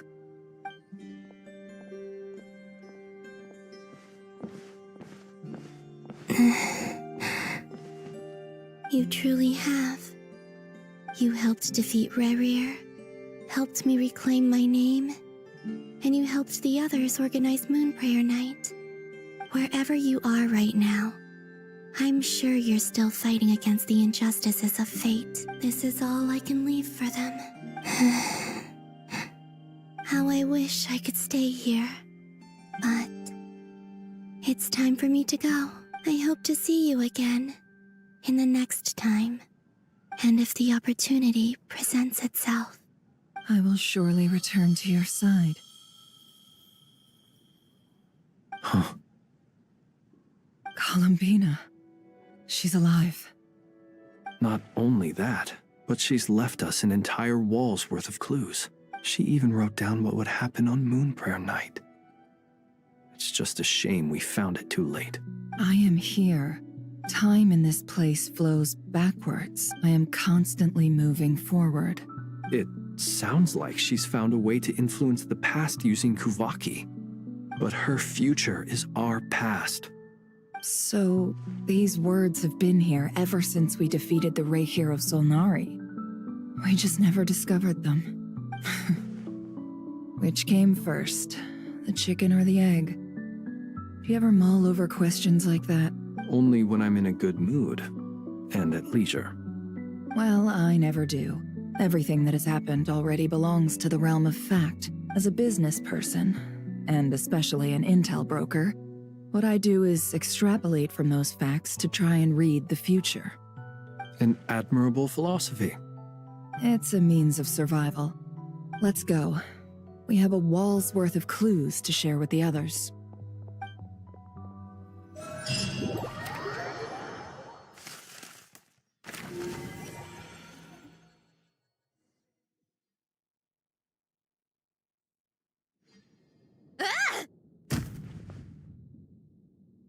It appears that the doctor's energy signature has changed to something similar to Kuvaki, but not like the Kuvaki we're used to. Nodcry's Kuvaki devices will only have a limited effect on it. I can see why you've chosen to place your hopes in alchemy instead. Also, I must say these books are rather profound. My subordinates just shipped them in from Fontaine. Some of them are from the Narcissenkreuz Ordo. Some are incident reports from Petrichor, and then there's a few test reports for these junk machines. Additionally, after some further scanning, I've discovered something extremely annoying. What's that? Tevat's skies contain multiple moons. A long time ago, when I did my first scan, I detected 3, just as the legends say. But when I checked again just now, I detected 4 moons. So there's one extra? Yeah. Originally, I thought that if I could still find 3 moons, that would at least mean Columbina's still alive. But then it occurred to me that apart from the frost moon, Tevat's moons are just husks. And husks surely shouldn't show up in the scan, since they're not alive. It's weird, isn't it?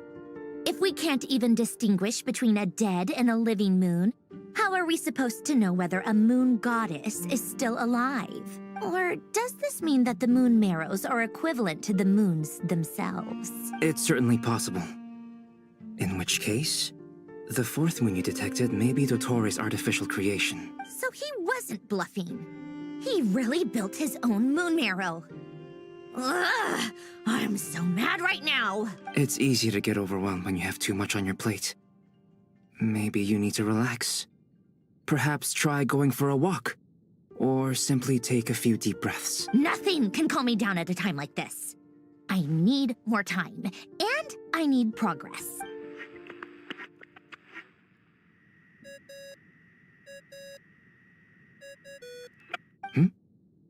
It's Mr. Flynn's. I really hate that ringing tone. Ugh. First the 4 orthants of the Narcissenkreuz, then moon marrows. Now what? Oh, sorry if we're disturbing you. Might I ask what's troubling you? What do you want? We're busy. Are you still at the Curatorium of Secrets? Yeah. Look, everyone else is still out, so there's no hurry. Plus, I'm busy, so I would appreciate if you gave me some space. Even though we have crucial intel to share? Fine. I'm listening. Do you intend to share it via the Dodo communication device? Ordinarily I would, but this is a unique situation. I think it's best that we discuss it in person.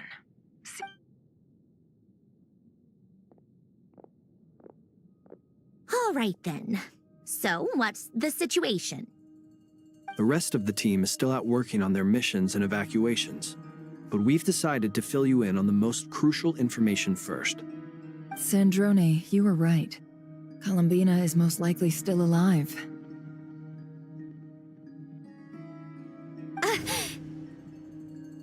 That's the best news we've received in a while, by a long way.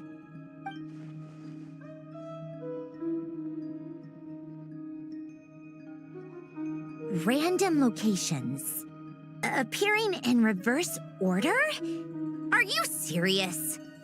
So not dying isn't enough for the moon goddess, huh? She has to show off too.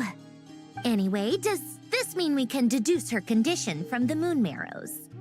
Miss Androne, there's nothing wrong with simply admitting that you're happy to hear the good news. I'm not. And she's the least of our problems. We're facing a huge crisis. If she can't control the flow of time in there, she's just gonna keep moving backwards. Different points in time won't intersect, and she'll never find a way out. Let's say life begins with a drop of water. When did time begin? The moment this planet came into being? No, that's not right. Her final destination would be the moment at which the space she is in was created. But it doesn't seem like we can influence that space from the outside world. So how can we help her? Also, if she's alive, Rarier and Thelindis might be too. But as far as we know, neither of them have come back out. That space may not have an exit at all. I'm afraid I must concur with Miss Nefer in this. Can't exactly argue with that. Let's leave it there for now. I've taken notes on everything you said. Will it help with your research? I doubt it's gonna help with breaking Dotori's energy fields. But who knows when it might come in handy. Better to have it all written down than try to remember everything when I need it. All right, I need to get back to my research. Mr. Albedo has made a lot of suggestions that will require my undivided attention. Sure, I'll stay here. I have things to work on.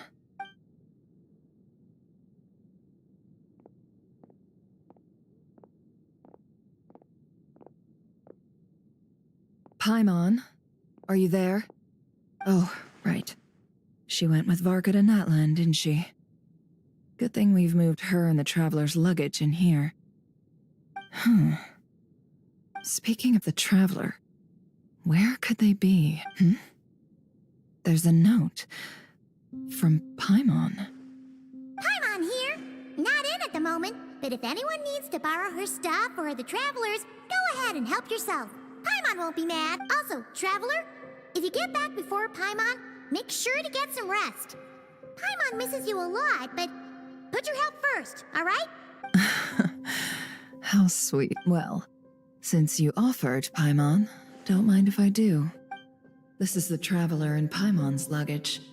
All the items they use day to day are here. It's well organized. I wonder which of them is responsible for that. What do we have here? The camera captured a special moment that can only occur between people who are close to one another. You can really sense how the photographer feels about their subject. I wonder why this picture was placed outside. Is it because Paimon recently looked at it?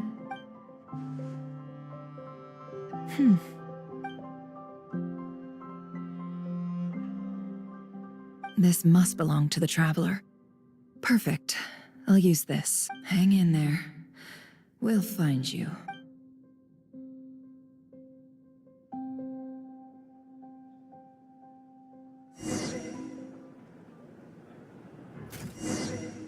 Polonia.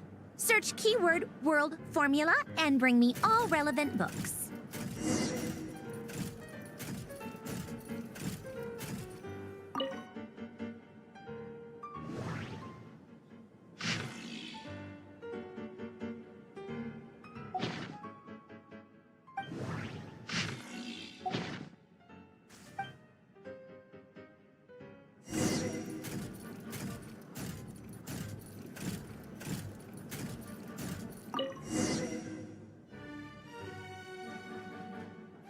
Let's see. This one is on Tonki's sermon dictation concerning the apocalypse. I believe that the correct term for this is Fortuna. This was an ancient Romorian technology, a wisdom unparalleled. I never imagined that Romorian ideas would be so similar to the diagram I have named, the world formula. This is strong evidence that human civilization should gradually shed possibilities as it continues to explore and evolve.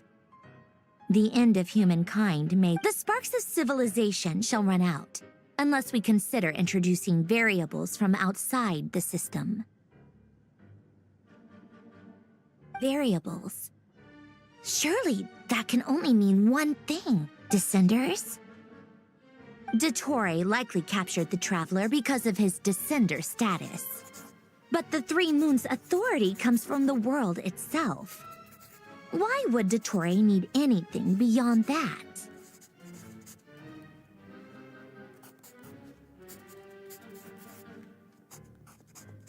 Where does this variable factor in?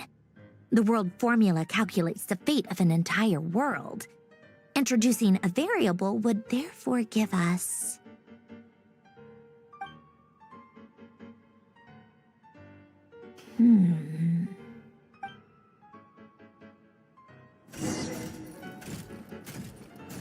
Polonia, search keyword pathway and bring me all relevant books.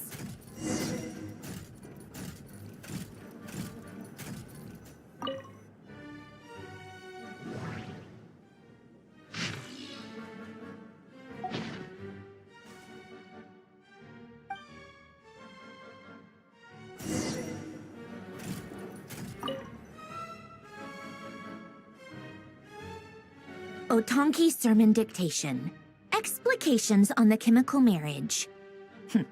These titles are pretty esoteric. Observe and compute the pathway displayed in the guidance diagram. Deconstructing and reversing its effects could generate potential ideas. So, it's one of Renee's draft lectures. Deconstructing the pathway. I suppose that could lead to a breakthrough.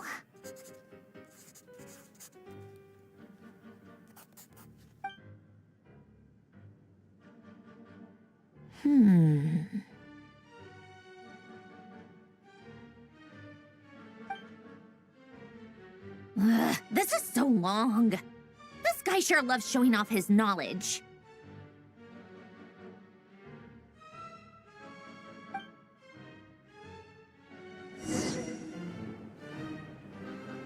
Polonia, search keyword tree model and bring me all relevant books.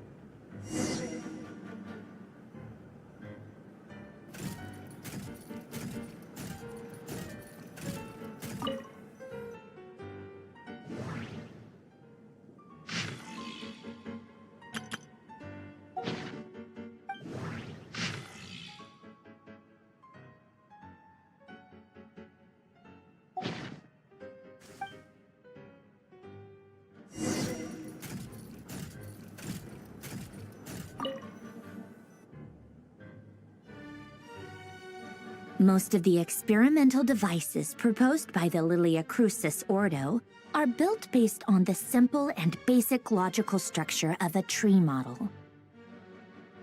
Lilia Crucis. Guess they were trying to cover up the name of the Nautitzenkreuz Ordo? When Duke St. Germanus departed, he said, "It seems that there's no going back." Alas, he is only a genius when it comes to machines. In all other things, he is but ordinary. Excuse me? I'm sorry. That's just ridiculous. What kind of book is this? Great Detective Herlock, the Alchemist and the Clockwork Saint? Isn't this a novel? Come on. Still, the author swears that they knew Renee well. Whatever. I guess it's not beyond the realms of possibility that Renee would say nonsense like that on occasion. Memory, wishes, souls, and persona. Frankly, this sounds more like occultism, but if Albedo vouches for it, I suppose there must be some alchemical basis to these techniques. The way Alain Guillotin saw it, the world was comprised of machines. The universe needed machines, and thus his technologies were created. That's why I was born. René, his full name was René de Petrichor, if I recall correctly. Sounds like he and the town must be intricately connected. That place was also the source of most of our information regarding Remurian civilization. Seems like some of his projects were based on their technology. The cutting of souls and storing them in vessels. These seemingly unrelated techniques underpinned René's research. Assuming that the 4 orthants correspond to alchemical categories. The chemical marriage model? Alain would have scoffed at that. He never would have let those theories or parameters anywhere near his mathematical formulas.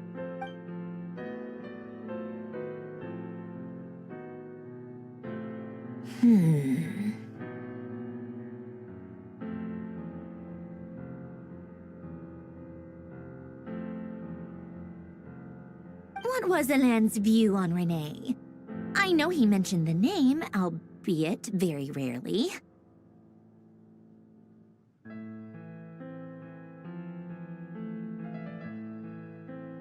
Oh, now I remember. Alain's old notes are here too. They mentioned René once.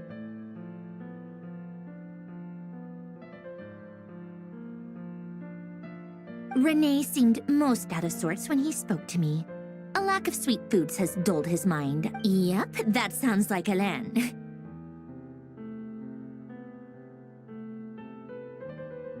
My subordinates actually did a half-decent job digging out all these materials. Makes a change. Good for them. Some of Alain's old files are completely consistent with these records. He must have gotten them from the Tower of Gestalt. I never knew he got his hands on René's records that early.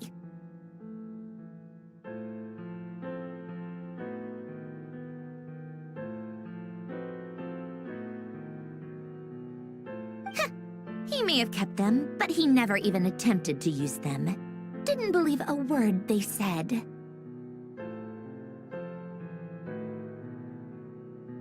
Come to think of it, René's world formula was filled with calculations of constants.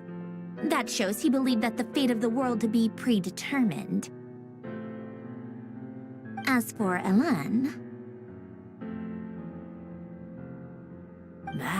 it's been too long. I forget what he said.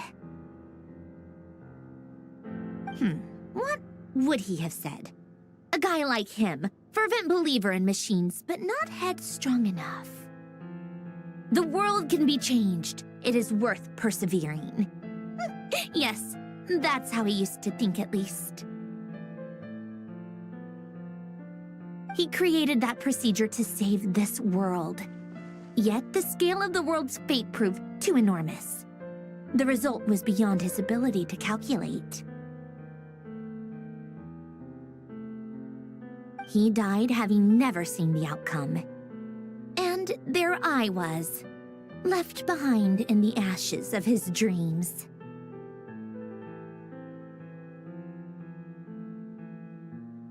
Did you really never take a close look at René's research?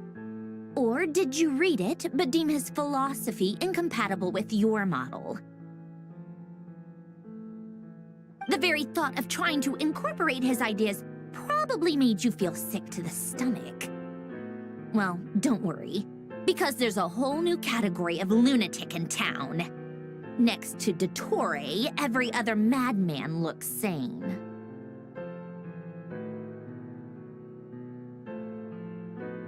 You once asked me what I wished for. Should have asked him instead.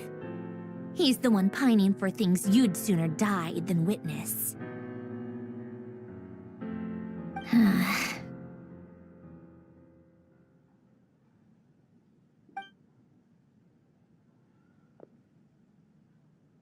Even the tiniest variable can make big waves in the present.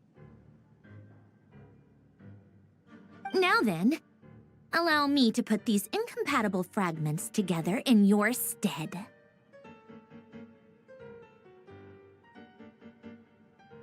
First, establish and verify the existence of the Great Circle. Absolute nihil on one end, absolute reality on the other. Now, search between... Then, the construction criteria. Variables.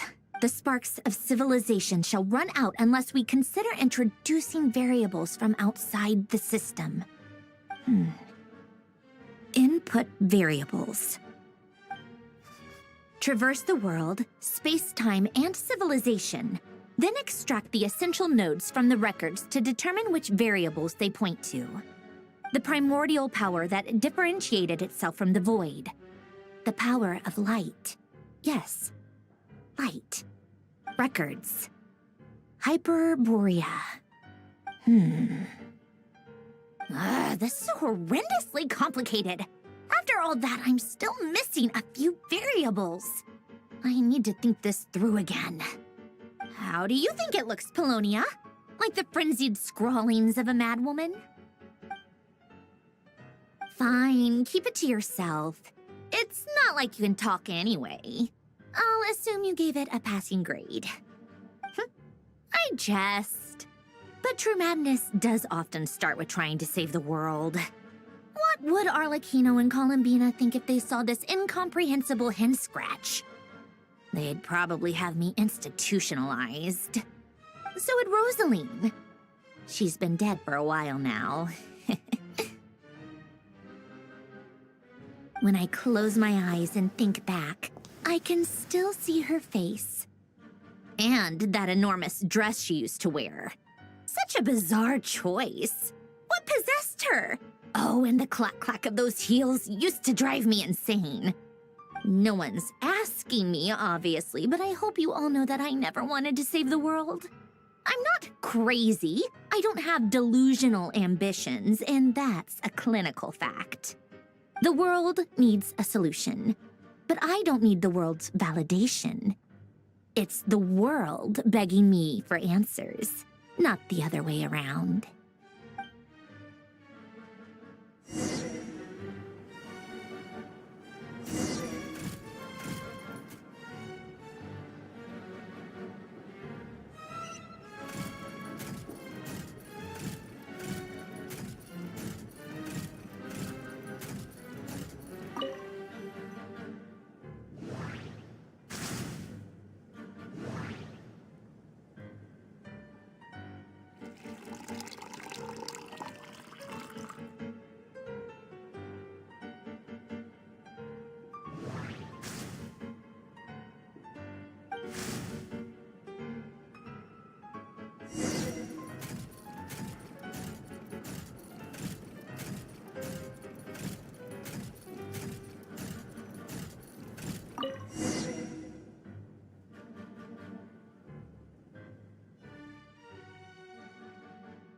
Oh, cookies to go with the tea. Let's see. They must be from that person who brought those documents. I see they're from Hotel de Boer. Something's written on the box. We are proud to present this homage to the Fortress of Meropede's fun-filled mill collection system. Fortune cookies. Have a lucky start to your day. Sounds like a dumb gimmick to me. Be early to bed and early to rise. Get plenty of sun and drink plenty of water. Then things will surely go well for you. What? Are you kidding me? Somehow I doubt that an early night and a glass of water is magically gonna save a world on the brink of existential peril.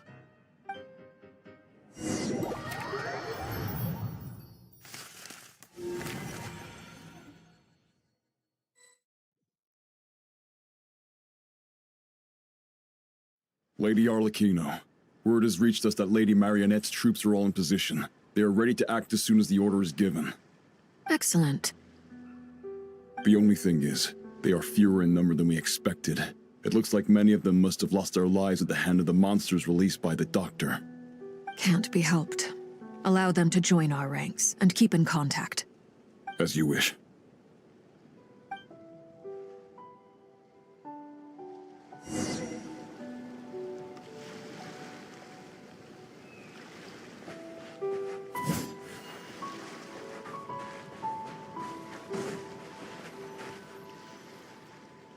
It's been a while, Arlecchino. You look well.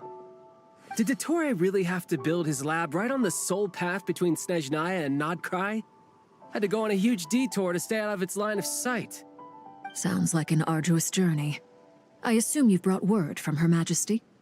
Of course, all part of the job. Firstly, the Tsaritsa has authorized VIII Internal Affairs to review Dottore's case. They will reach a formal verdict on whether he has turned traitor and whether he poses a threat to Snezhnaya. While they're working on that, I've been ordered to come and receive the refugees from Nodcry. They are nearby. My team will escort you to them shortly. Great. Aside from that, Her Majesty has a message for you and Sandrone personally. Huh? Where is Sandrone? She stayed behind to work since I was making the trip anyway. It seemed sensible to have one person on standby at base while the other came out to meet you. All right, guess that's just how she rolls. In that case, tell her that the Tsaritsa's decree this time is pretty awesome sounding. I think she'll like this one. Still, I wonder what... Wait, what's that? Did one of our troops turn into a monster? Take him out.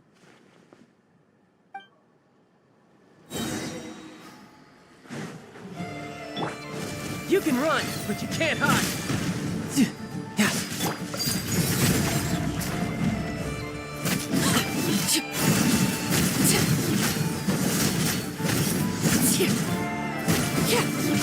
You've gotten stronger, Arlecchino. Nice. Stop that right now. I appreciate the praise, but I'm not fighting you today. I knew it.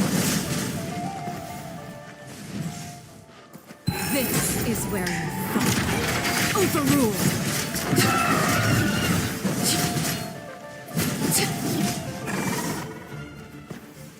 I can't believe it. He was a living, breathing human one moment, and the next... Another fine piece of work by our dear colleague, I'm afraid. What in the world has been going on in Nodcry? A lot. But long story short, Dottore stole 2 moon marrows that should have belonged to Columbina, then built a 3rd moon marrow of his own to concentrate the Trilunar Authority in his hands. What? What do you mean he built a moon marrow? People build roads and houses, not moon marrows. What's his next DIY project? He's gonna build a god? You could stand to be less surprised. We are harbingers. The work we are engaged in makes the creation of gods seem mundane by comparison. I tell everyone who asks that you once crossed swords with Rex Lapis while serving as a key supporter for Rosaline's plan. But right now, you're acting like a common adventurer. Thanks for speaking up for me. Those 2 really took me for a ride back then. Then again, surely no common adventurer would manage to get tangled up with them the way I did. That's gotta count in my favor, right? It almost sounds like you wish to repeat the experience. I might have to lower my opinion of you. No. I'll stop talking. Please, go on. Dottore is currently still experimenting with his newfound power in ways that continue to corrode the outside world. As for the human mutation, I believe this is simply a consequence of his experiments, and not a strategic move. That radiant beast was once a subordinate of Sandrone's. I suspect he was only allowed to live so that he could become an experimental subject. Also, those of us who fought Dottore have been afflicted with a curse. As such, I cannot leave Nodcry. This is so much worse than I thought. No wonder Her Majesty's decree is so extreme. While these exceptional circumstances persist, the Harbingers are hereby authorized to use unilateral executive powers. Should Dottore pose a threat, Arlecchino and Sandrone are permitted to eliminate him. My thanks to Her Majesty. I will pass these good tidings on to Sandrone. Her Majesty has also declared that she will refrain from launching an attack on the now evacuated Nodcry due to the presence of unretrieved research material. A wise decision. By the way, how's my old partner doing? I'm assuming they're with you? Partner? You mean the Traveler? I'm afraid I have bad news. He was captured after our failed assault in Dottore's lab. His whereabouts are currently unknown. What? Why? Since when does Dottore have a bone to pick with him? That is indeed the question. I'm not sure he does. He must have some other goal in mind. This won't do. I have to rescue him. You can't. We have no idea where the Traveler is. What am I supposed to do then? Stand here twiddling my thumbs? Sandrone is working on it. The best thing you can do right now is complete your mission. Fine. I guess I'll leave this to you then. One last thing. Tell the Rooster to get the message out to the gods and citizens of every nation in Teyvat. Beware. An uncontrollable pollution is spreading forth from Nodcry. The source of that pollution is a madman drunk on the success of his experiments. The Fatui and our allies will endeavor to contain the threat. However, if Nodcry falls, things are likely to escalate. Considering Dottore is one of our own, all Fatui stationed in Nodcry consider it our duty to stay and fight him to the bitter end. Hey, don't be too pessimistic. If it comes to it, I'm sure Her Majesty won't stand by and do nothing. I hope you're right.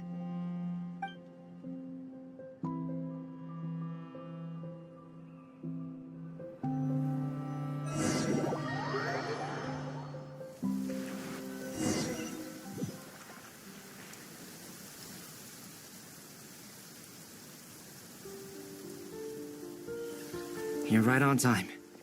Thanks. Hey, do you think I'll get that gliding exam exemption? I made sure I was on my best behavior in Mondstadt. I landed well outside the city and walked in through the gates. I'll help you apply, don't worry.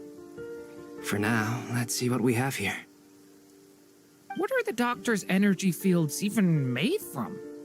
The usual attract and repel principles that govern Kuvaki don't seem to apply to them. They are very mysterious, but ultimately, they appear to be comprised of energies from the three realms. Thanks to research by Master in the Hexen Circle, we know that Teyvat's 7 elements are derived from the more primordial power of the Light Realm, which is antagonistic with the power of the Void Realm. Since you have the power of the Dragon Durin within you, I'm sure you can already tell that this energy field contains no abyssal energy. That's true. It's not abyssal energy, it's something pure, wild, and untamed.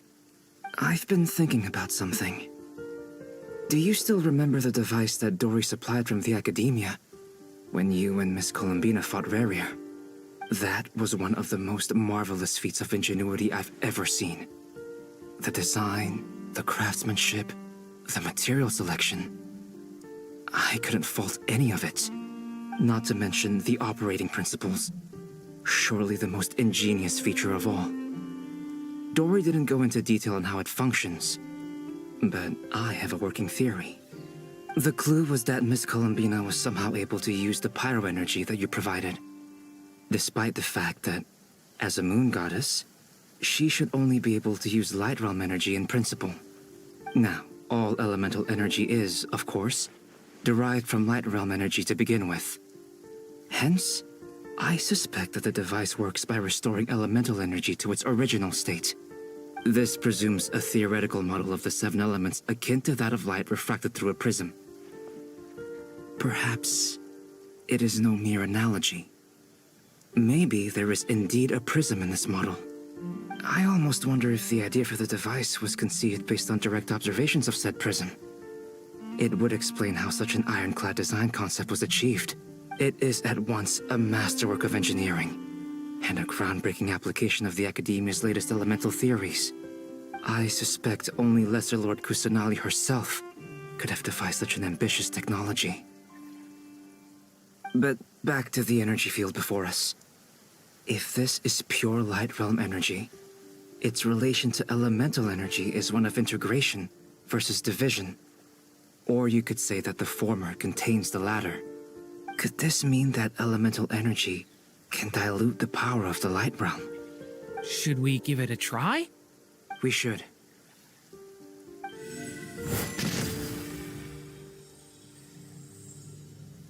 Ha! It works! Clear signs of disruption were detected at the periphery of the energy field. This indicates that elemental energy can disturb or even negate the field. Now you try. All right, here goes. It's working! Switch to abyssal energy and attack again. No surprises there. Abyssal power drains the energy field to a significantly greater extent. I now feel confident in asserting that the energy field is indeed pure light realm energy, and that elemental energy can dilute it. But the energy field is huge. How much elemental energy will it take to neutralize it? We don't have to neutralize it completely. We can try other approaches. That's all for theory. Would you like to continue watching? So you knew I was here. Huh? When did you get here? A while ago. But Albedo sounded like he was working on his thesis defense back there. Back in Sumeru. You can end a person's whole career by interrupting them mid-speech. Very thoughtful of you. I'm truly touched. Could I ask you to lend me a hand? With what? A little test. Try using Anima to unleash a concentrated assault with circular blades, with the goal of breaking through at a singular point. Nice! This time it tore through the field. Tremendous. This is a major breakthrough. Should we go through? We probably shouldn't risk having mutually antagonistic energies in such close proximity. Durin, you stay here and watch the entrance. Hat Guy and I will go in to investigate. Sounds sensible to me. Keep your eyes peeled, Durin. Don't worry, I got this. You two be careful in there. Just give me the signal if you need help and I'll dive right in. What do you mean, signal? It's based on a new alchemical concoction I developed last month. When 2 bottles of it are smashed on the ground together, they emit a blinding burst of light. If it comes to that, remember to shield your eyes with your hat. Glad I asked. Thanks for the heads up.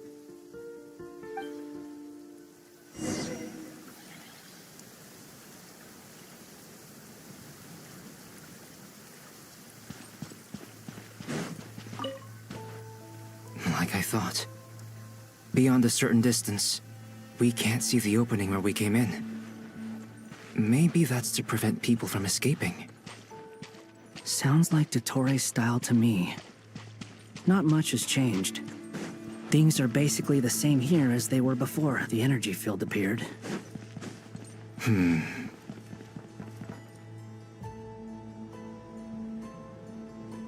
They have no heartbeats and they're not breathing. We can only assume they're dead. But there are no visible wounds. Also, there's an animal squatting next to each body. It's watching us. That's not an animal's gaze. What are you trying to tell us? Doesn't seem eager to talk. I guess maybe it's just an animal after all. Let's keep looking around.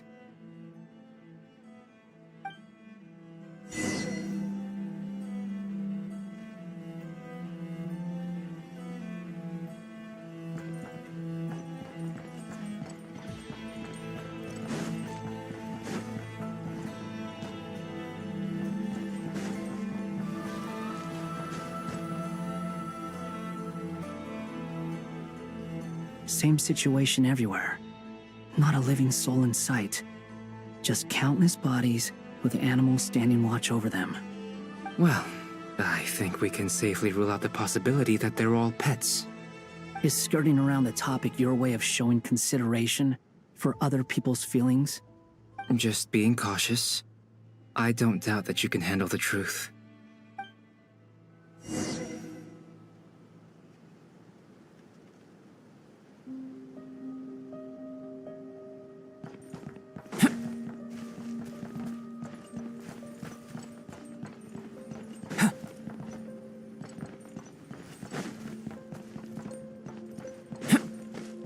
Careful. Please. Help us. Please. Over there. I hear a voice.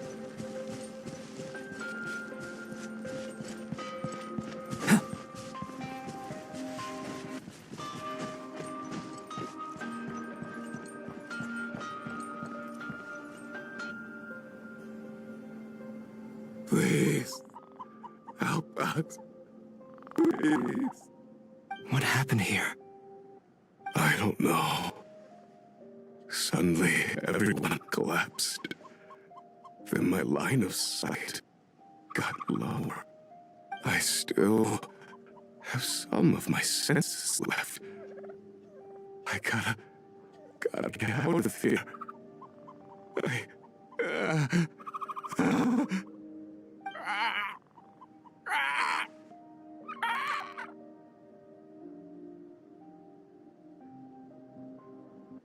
It looks like there's a huge experiment going on inside this energy field. Maybe each energy field is its own giant experiment. Vile. He's swapping human minds with those of animals. Even without the other circumstances, this would be an extremely radical experiment. Those people may have lost their sense of selves, but they are not fully animals either. If they were, they would have left. But instead, their instincts are driving them to remain by their dead bodies. We should go. No sense in sticking around here longer than we need to. Agreed.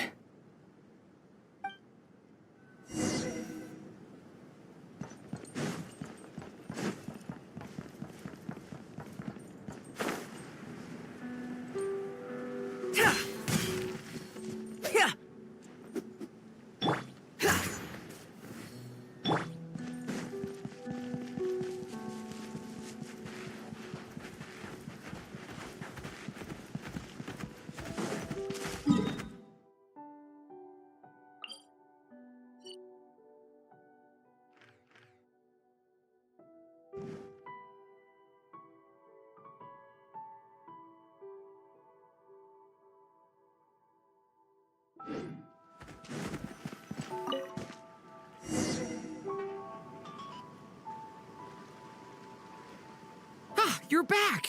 Everything okay? We saw some things that take a strong stomach. Otherwise, we're fine. We should share our findings with the others.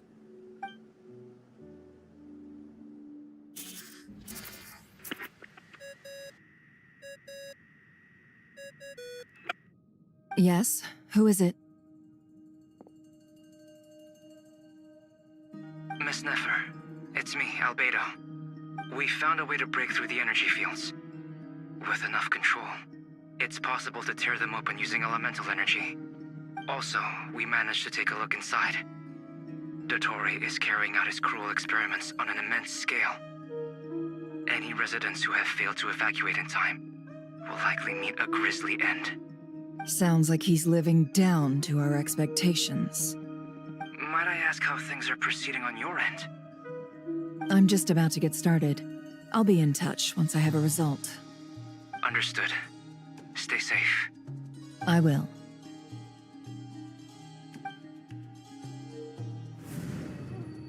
Well, Nefer, I'll link up with you once my tasks are complete. What makes you think I'd need you to do that? I'll need it. And considering the way you approach certain matters, I think you'll be better off with me present.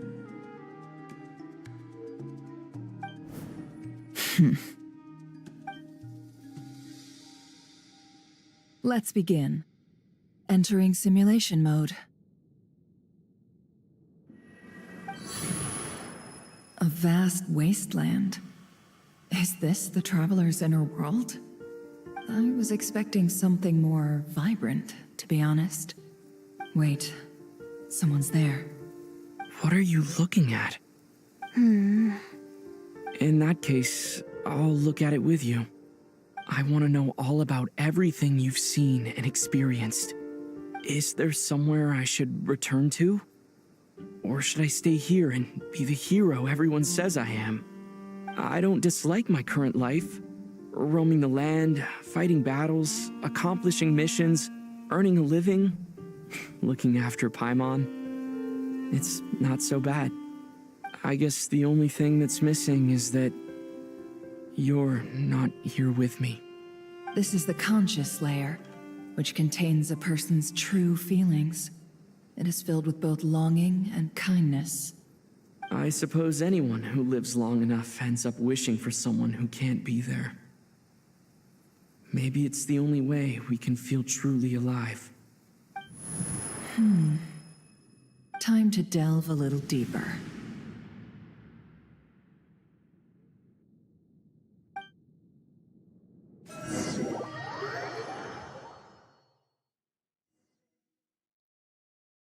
Nasha Town is hardly the optimal choice for a place to live, but it has character and a reasonable population density.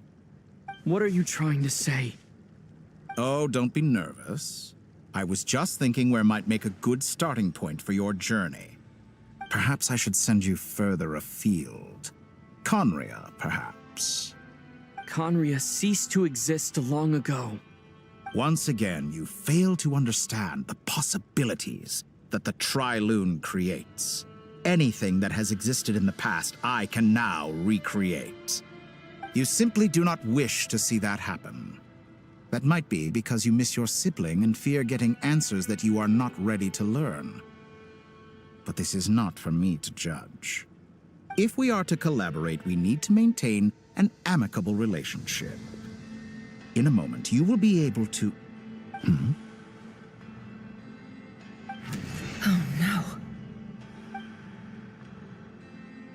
What are you...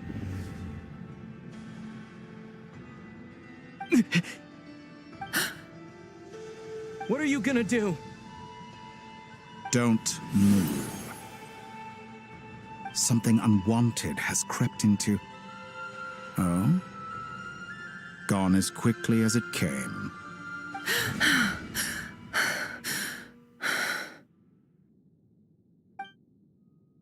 Did you save me? If I hadn't cut the connection, Dottore might have caught you from the other side and destroyed you. This was a good idea, but once is plenty. You were exceptionally brave. Excellent work. Thanks, but now's not the time for that.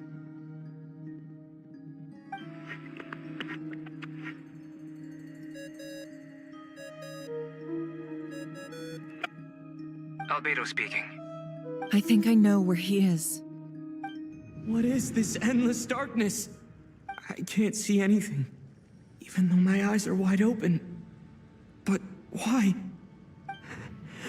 What happened?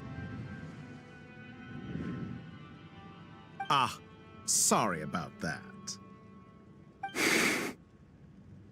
I take it you didn't notice. Just now, a friend of yours took a little peek into your mind. Could it be Nefer? How did she do it? Did she use something as a medium to connect to me?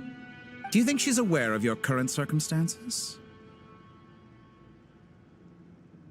Oh dear.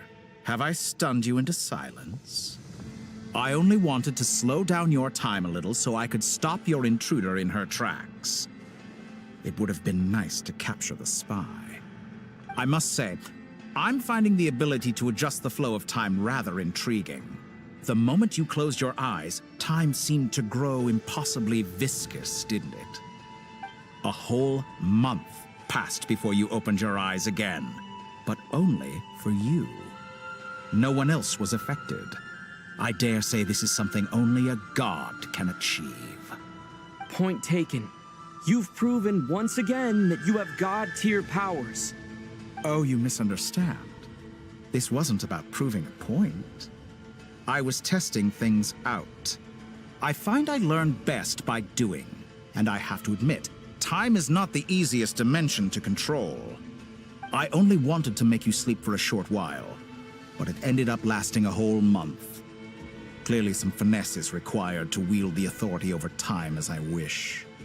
I hope you're not angry with me. It was only a month's discrepancy, nothing too serious.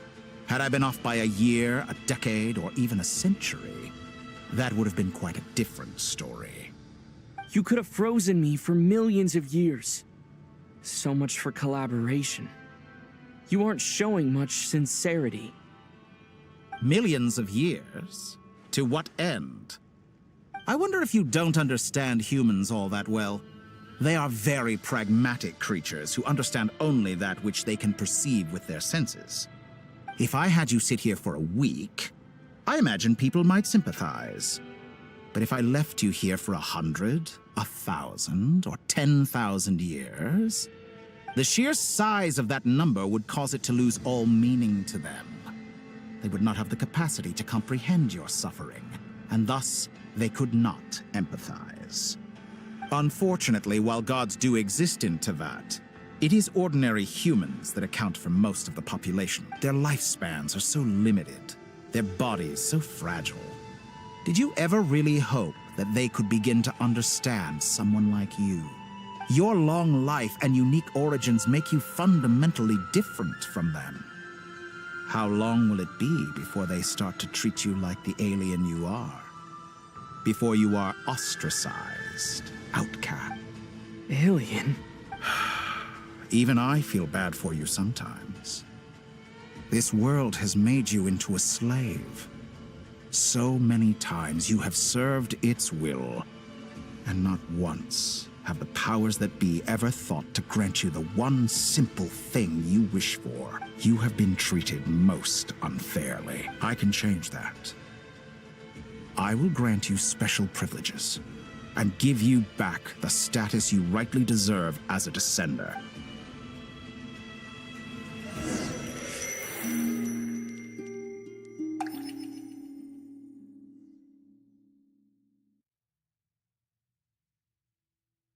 I've entered the past 3 times at this point, but I still have so many questions. For instance, beyond each point being further back in time than the last, what determines the specific locations at which I can make So far, the common thread linking all 3 scenarios is that the Traveler has been present.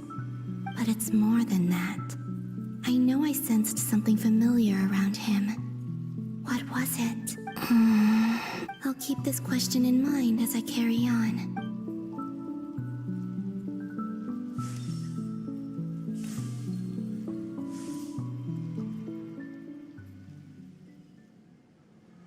Humans, you never change.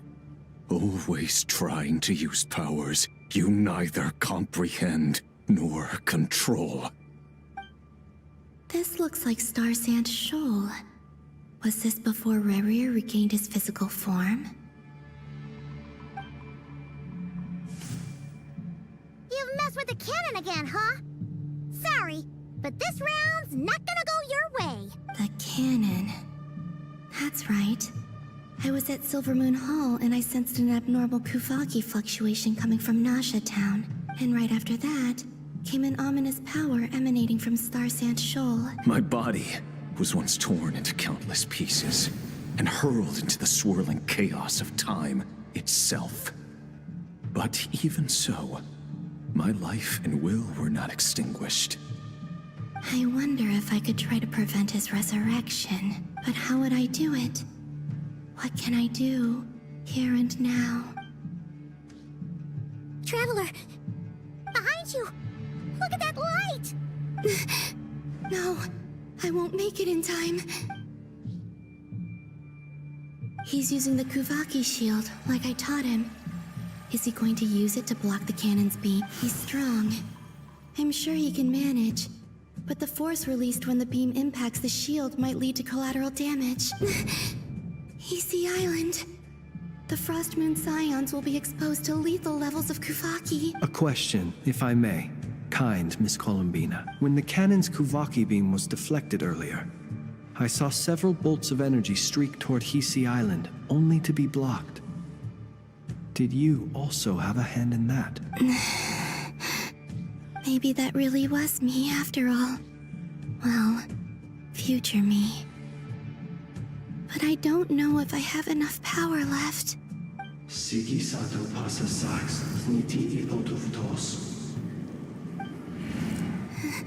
There's no time. I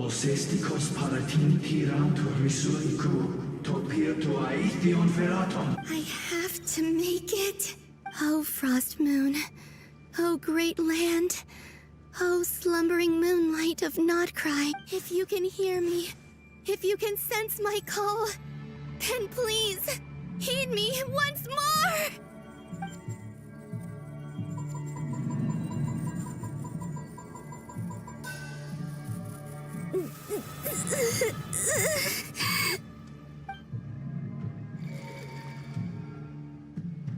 Did it work?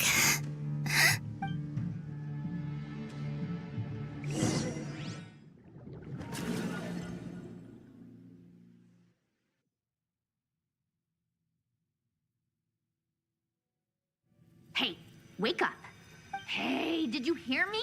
Call him, Bina. I said wake up. Now! Oh, good morning, Sandrone. It's 3 in the afternoon, actually. And could you kindly not use my quarters as your personal nap room next time? But I feel so safe here. And your coffee, right? It's so bitter, but it smells lovely. It's like you were raised by wolves in a forest or something. What did you drink growing up? Grass tea? The Frost Moon Scions certainly led a more frugal existence than the Fatui. Then I'll bet you've never eaten one of these before. It smells delicious. That's because it's a Fontanian recipe. I had a little free time today, so I made a batch. Rosaline will be here shortly, but if you really can't wait, I guess you can go ahead and... Hey, at least let me finish before you start eating! Did the Frostmoon Scions not teach you basic table manners? Or did the rules not apply to you because you're the high and mighty moon goddess? These are so tasty. Of course they are. I made them. I was worried they might contain traces of machine oil. What? You know, there's something I've always wanted to ask you. Why did you leave your old home and join the Fatui? I mean, I'm sure their food was awful. But there's gotta be more to it than that. Well, life there didn't go quite how I imagined. What were you expecting? You're a god. Your followers are gonna make some demands of you, right? Surely you can just answer a few prayers here and there in return for the free food and drink. How bad can it be? Well, would you help other people just for free food and drink? The doctor told me that you were created by a great mechanic, Lord something Fisher. The Lord Artificer. Ugh, some people can't keep their mouths shut. Oh, Lord Artificer. And didn't he have something to do with the, narcissist? Narcissenkreuz Ordo. Yes, that was it. Narcissenkreuz Ordo. So, would you try to fulfill their wishes? You must be joking. I wouldn't go even if they paid me. I don't even know them. Exactly. Well, I felt the same way. I did not know the people who made demands of me. What do you know? We're on the same page for once. In his later years, Alan did ask me if there was anything I wanted to do. If I had any wishes of my own. Well, I don't. And I'm not in any mood to fulfill someone else's either. Who's Alain? He was the... You know what? Never mind. You're not gonna remember. Anyway, the point I'm trying to make is, neither of us is the self-sacrificing type. Let me ask you this. What sort of place would you like to live in, if you could choose? A place where people don't ask me for things I cannot give them. Where they don't worship me, or fear me, but just want to chat with me like a normal person. I'd also like the freedom to come and go as I please. And ideally, it would be somewhere with the smell of coffee and snacks. Not to burst your bubble, but no such place exists in the world. Now, take your snacks and scram.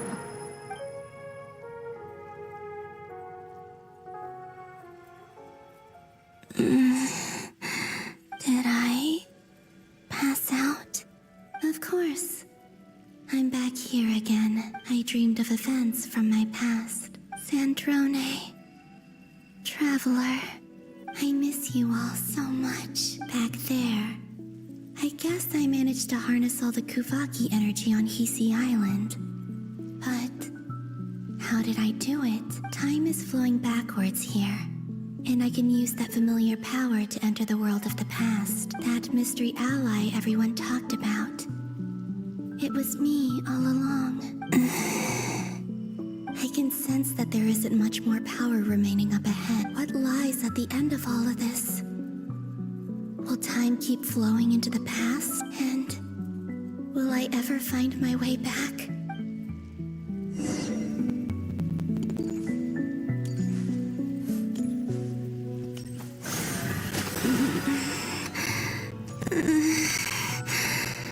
It's getting harder and harder to use my power.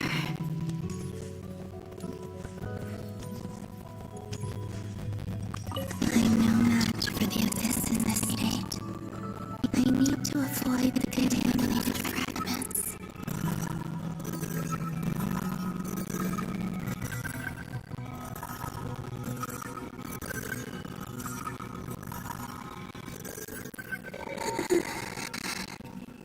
Time to go. I wonder where I'll find myself this time.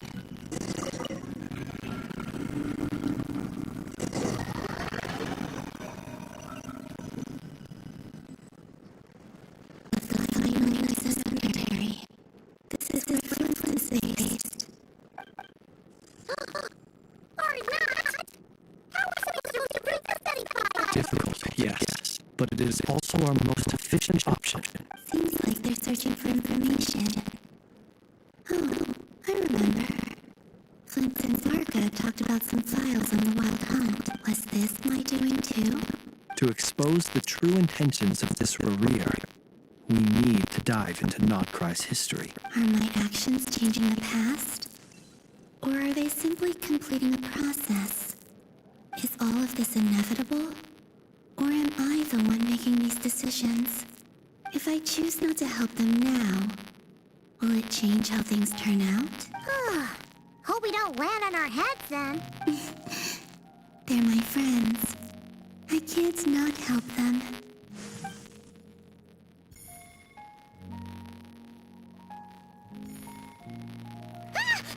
Ghost!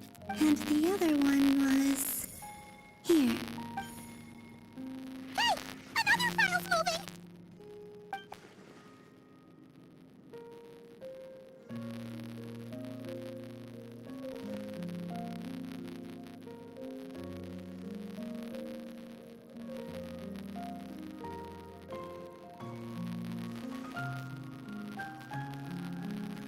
That should do it.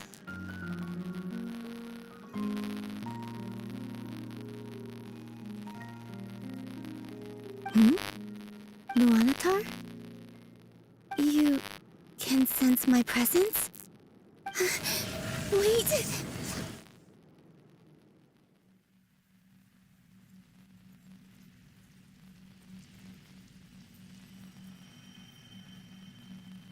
Luanatar. So she's that familiar presence I've been sensing all along. She's always been by the Traveler's side. That explains why the Traveler has been there each time I've entered the past. But why Luanatar? Is it because she has a connection to me as the Moon Goddess's familiar? If so, Why not any other Kuhenki? That's...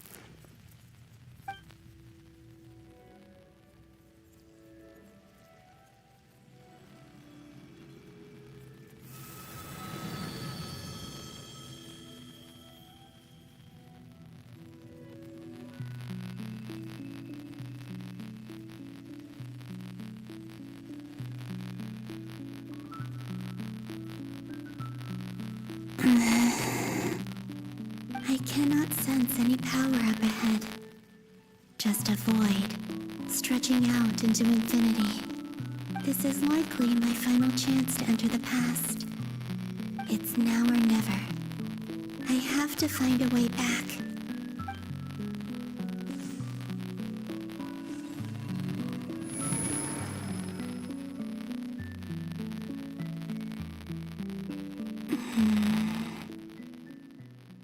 VIII Island? How far back in time is this? Where's Luanatar? I can't sense her presence this time.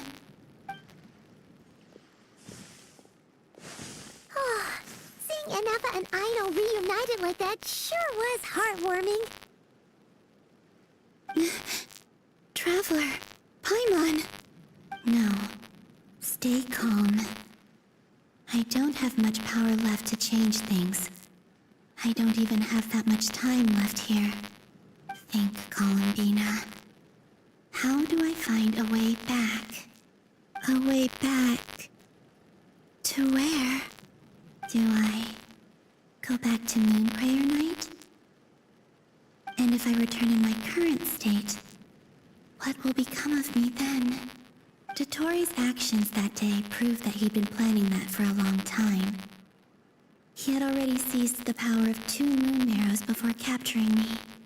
Even if I managed to get back, how can I fight against him when he wields the Tri-Lune Authority? I can't. If I go back like this, I'll be playing right. I have to find some way of rivaling the power he has usurped. Wait. Time flowing backwards. The Tri-Lune Authority. Does that mean... I think I know what the final destination of this lunar reflection might be. I know what I must do. Speaking of homes, we must already be close to where the Frost Moon Scions live. The vibe here feels different. Just like the scenery. But how do I communicate my plan to my friends? Should I write it down here? No. Someone else will see it. I need something with a close connection to me. Something I can use as a medium to tell them what's happened to me in here.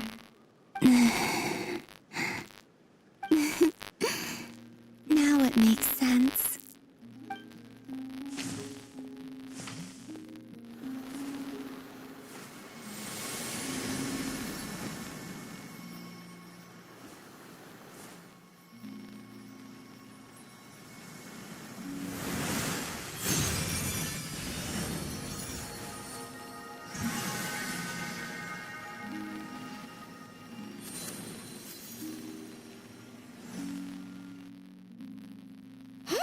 What was that? I feel like some sort of breeze blew by, and then the petals suddenly turned into...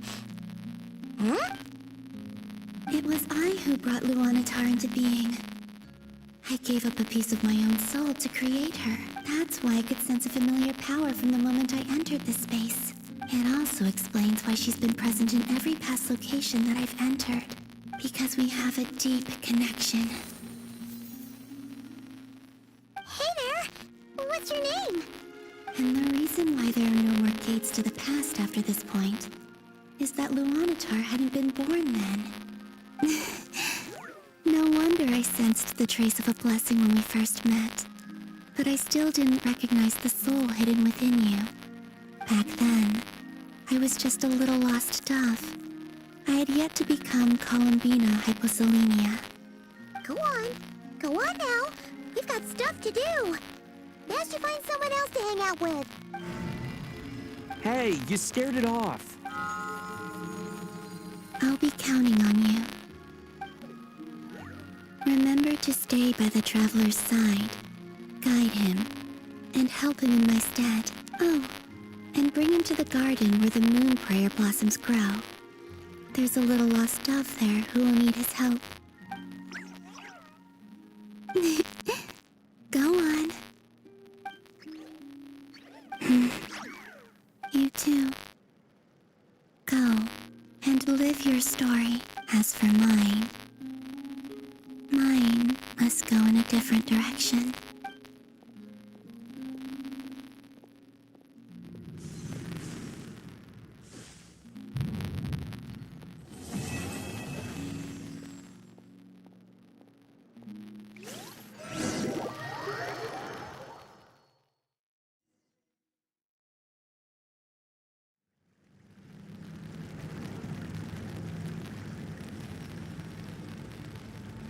How would you like to experience the thrill of never being held accountable for your actions?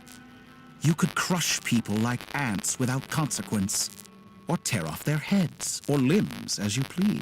Believe me, such a life is but one small step away. What point is he trying to make? Freedom? But the freedom to kill? To do evil and get away with it? Why would you offer me that? The creation of a world is the ultimate scientific experiment. I have taken my research to the highest level, where I shall be not just a god, but also a servant to many sacred spirits. I shall heed the truth and perform holy deeds. A god's laboratory is the perfect playground, but it needs the right occupant to explore its full potential. Mortals are found everywhere one looks. Not so with Descenders. I'd prefer my first guest to be a distinguished individual such as yourself. And I know you could make the most of the opportunities it offers. So the condition for entering the new world is to take innocent lives.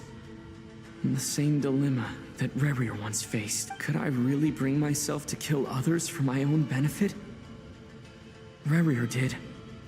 And look where it got him. Have you made up your mind? I can't do it. Your playground is no place for me. You're putting your hopes in the wrong person. But we both know I'm not quite the hero you say I am either. I have my own reasons for the journey I'm on. And they aren't all selfless. You've grown a lot since we last met. But there are still things you are unwilling to compromise on. This will only hinder you. Why don't I lower my requirements a little as a gesture of goodwill? I'll give you a little time to learn to be a less noble soul. That'll make things much easier for you. I really doubt I could live that sort of life. And yet you already sound less defiant than a moment ago. The benefits appeal to you because you can read the signs of the time. Why don't we return to my research facility? Your last visit was so rushed. There is much that I have yet to show you.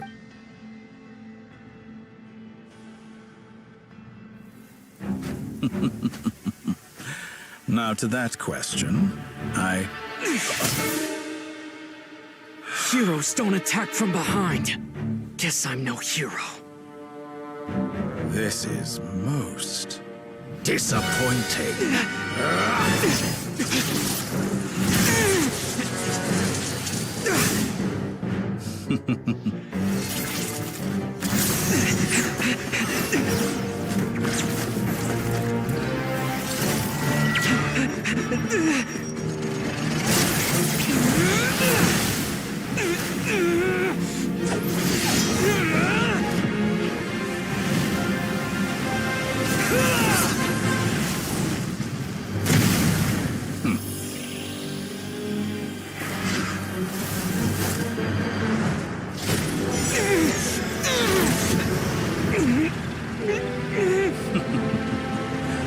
Now then.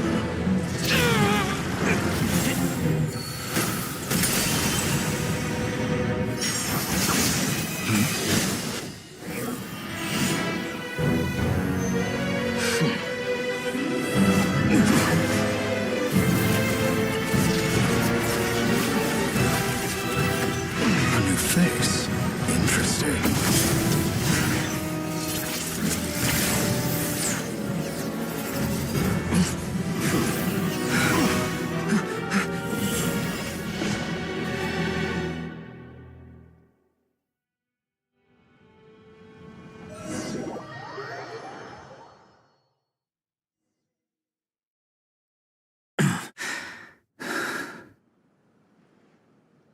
You're still gonna call me Hat Guy after that, huh?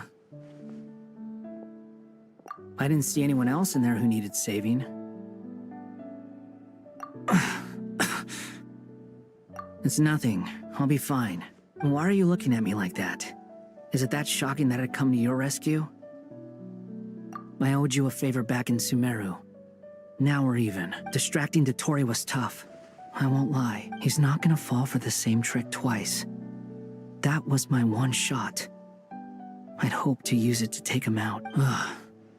I never wanted to obliterate someone more than I do right now. Dottore doesn't recognize me, but his segments were originally made based on an analysis of my operational principles. I expect it's only a matter of time before he figures out what I am. So Dottore doesn't recognize Wanderer because he deleted himself from Irminsul. Did he really miss his only chance for revenge by saving me? Why the long face? Hey, I'm not blaming you, okay? And I'm not complaining either. Rescuing you and killing Dottore are equally important goals. Everyone would be pretty stuck without you. It's best you live to fight another day. How are you holding up? Are you all right? Hat Guy said to put safety first, so we agreed to run as far away as we could after leaving the energy field and only meet up once it was safe. You don't look injured. It seems that Dottore didn't do anything to you. All right. Rescue operation complete.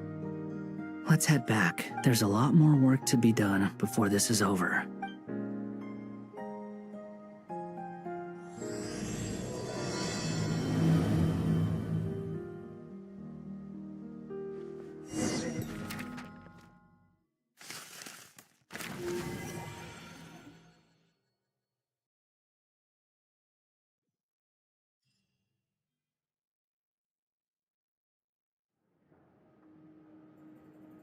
Understood. I will bear the Tsaritsa's decree in mind. I don't see what's so awesome about it, though. Does he really think everyone else is as immature as him? I'm not stooping to Tartaglia's level. I thought you might say that. How's your progress? Quite promising, actually. That alchemist Albedo gave me a few ideas. Remember how I asked you to look up some files for me? That stuff on the Nachtschitzenkreuz Institute. René de Petrichor and Jakob Ingold. Alain Guillotin despised René's theories and methods, but he never managed to come up with better alternatives either. So I adopted some of René's ideas. I thought Alain was like a father to you. He and René were mortal enemies, were they not? And what would you say if Lenny and his friends one day learned something useful from someone you utterly detested? I would applaud them for it. That would mean that they have surpassed me. For all we know, Alain Guillotin might have thought the same thing. Not that it matters, though. He's dead, and I'm alive. So it's my call to make. Once you die, it doesn't matter how great you were in life. Only the living get to decide what happens next. Hey, come on out. They're back. Huh?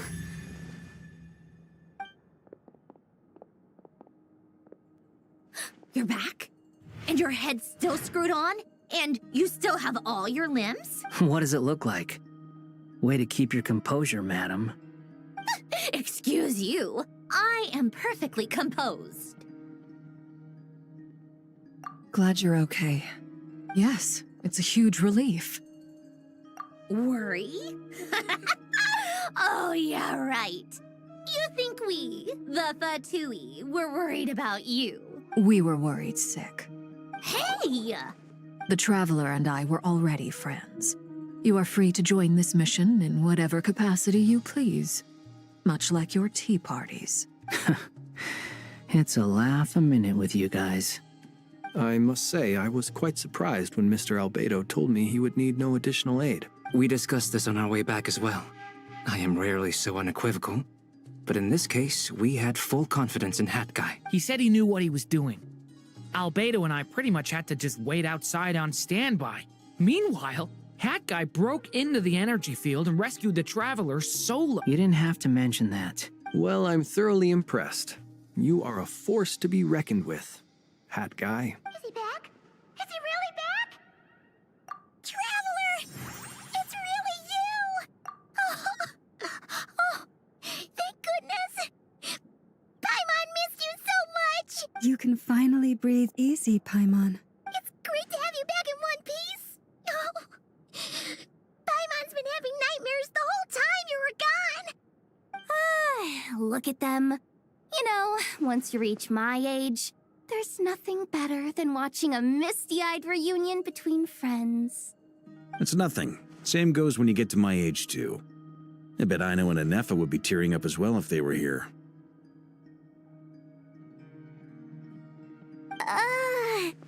Varka, I'm not sure Anefa can cry.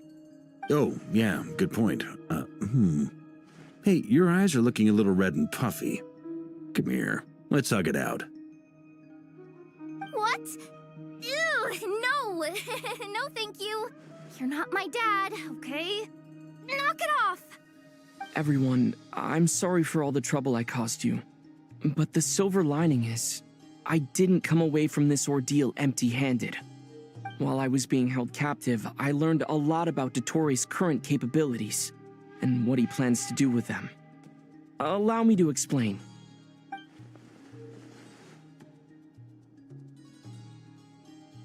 The three moon goddesses were even more powerful than we imagined. No wonder Dottore believes himself to be equal to the gods, maybe even superior. Utter blasphemy. While everyone was gone, Nefer and I made an interesting discovery, and I believe Miss Sandrone has something to share too. Ma'am, perhaps you could do the honors?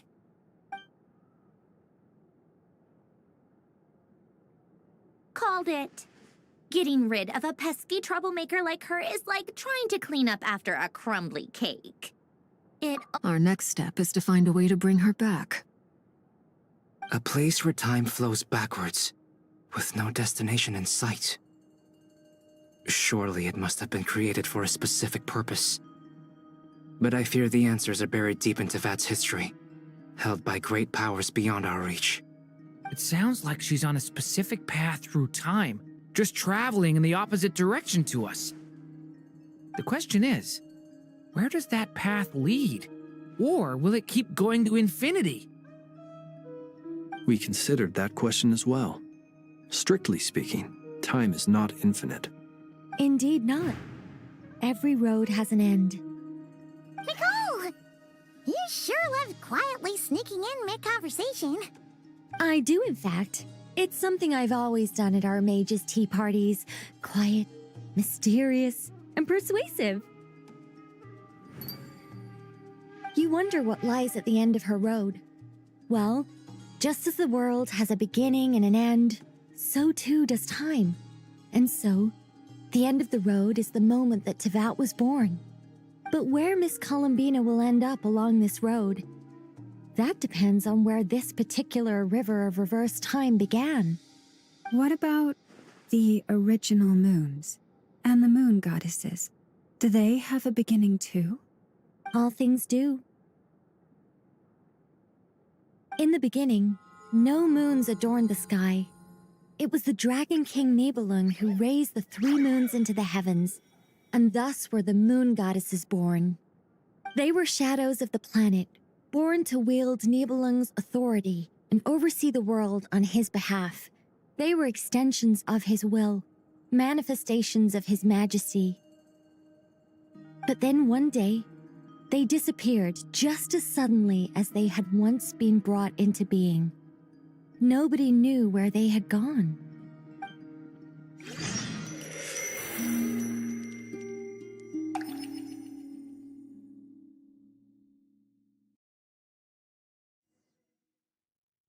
Like I thought, no more paths back to reality have emerged since. But how can I be sure that I'm going the right way without scenes from reality to keep me on track? I can't even be sure of how long I've been walking for. The further I travel, the less stable this space becomes. There are even moments where I can sense something that feels like abyssal energy.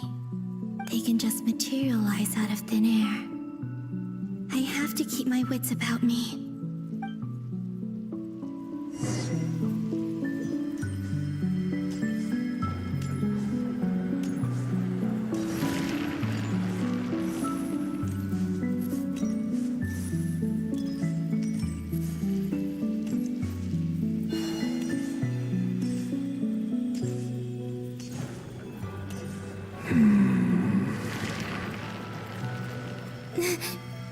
Is that the ray here of Solnari?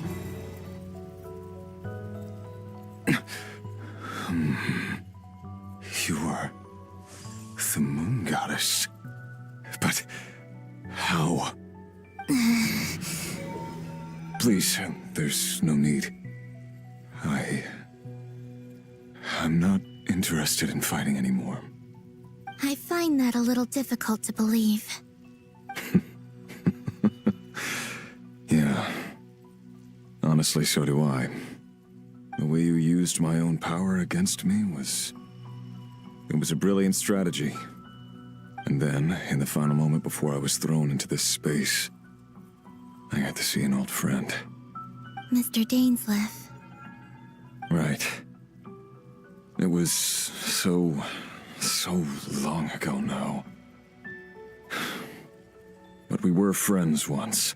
When I first got here, I was filled with hatred, remorse, and rage.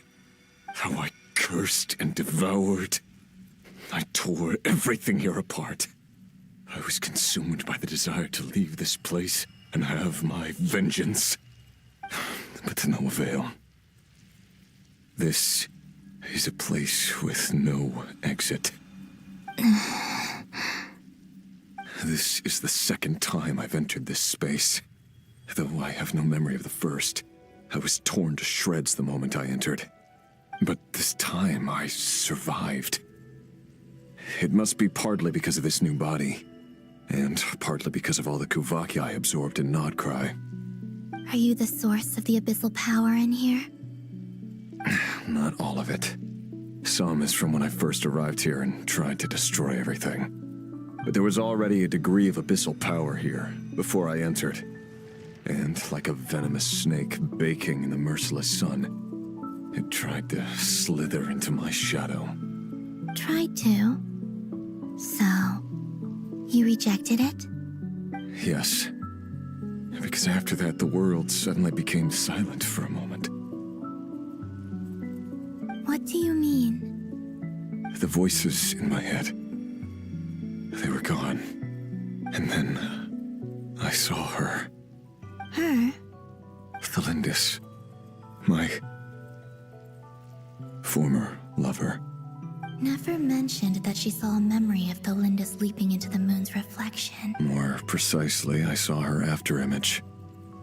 I'm sure the real her is long gone. She was just an ordinary Conrian. She couldn't have survived here for very long. Anyway, why have you come here? Didn't you know it was a dead end? If I hadn't escaped through the moon gate, my friends would have been in far greater danger. Oh, I see. Because of your power. The power of a moon goddess. What? You'd like to know how I know, wouldn't you? The one who resurrected me said so. I could hear a deep lust for power in his voice. Do you mean... Dottore? Dottore. So that's what he's called. He'd been collecting fragments of my body for a long time. Also that he could resurrect me at the moment of his choosing. I had no interest in his research. But being as corroded by the abyss as I was, we were aligned as far as hunting the moons and recovering my strength were concerned. So that's why the Wild Hunt suddenly became so active in Nodcry. When I left the VIII in my weakened state, Dottore must have felt that his time had come. Moon Goddess? Could I ask a favor of you? What? I know this is a lot to ask, especially from someone who tried to kill you. If you refuse, I won't fight it. But this is the only thing I desire now. Nothing else matters. What do you want? I'd like you to take a message to Thelindis for me. Thelindis? But... Yes, she's dead. But like I said, I saw her after image. I can sense that some part of her soul remains here. Far, far ahead. Why don't you go and speak to her yourself? I can't. I don't know why, but I can't move freely in this space as you can. All I can see is a glimpse of her walking away. Just like the moment when I last saw her in life. In return, I will clear these abyssal obstacles for you. No, not in return. I'll clear them for you. Whether you want to help me or not. It feels like something I ought to do. Why? Yeah. Why, indeed. I've been asking myself that question a lot recently. Why did I do the things I did? I'm tired of it all. Tired of the person I became. People used me. And then I turned around and started using others. I hurt a lot of people. I think I grew tired of it long ago. But I wouldn't admit it to myself. And ultimately, that's how I ended up here. What do you wish to tell her? All of it. My past. My mistakes. Everything that happened after we were separated. Is it okay if I give her the abridged version? Yeah, I'm sure there's plenty you can skip over. Just tell her the important parts. Whatever you think that means. Like the part where you relentlessly tried to kill us? It's up to you. Love demands honesty. But my relationship with Thelindis was built on lies. We hid too much from each other. But after living my whole life in the shadows, I don't want to hide anything anymore. I will do my best. There.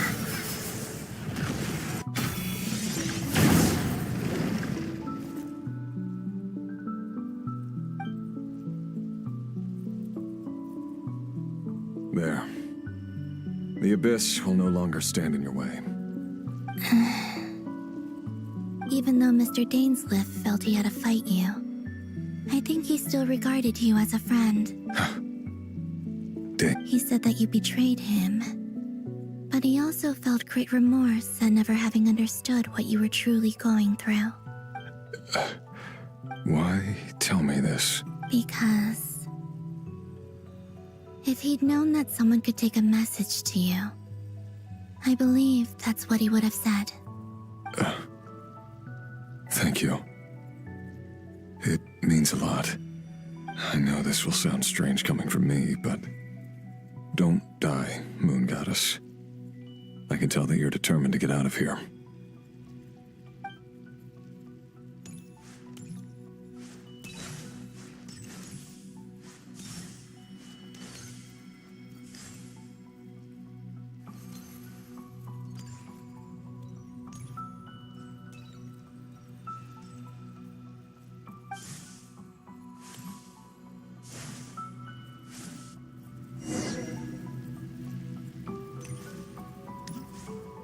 He kept his word. The abyss is no longer obstructing my path.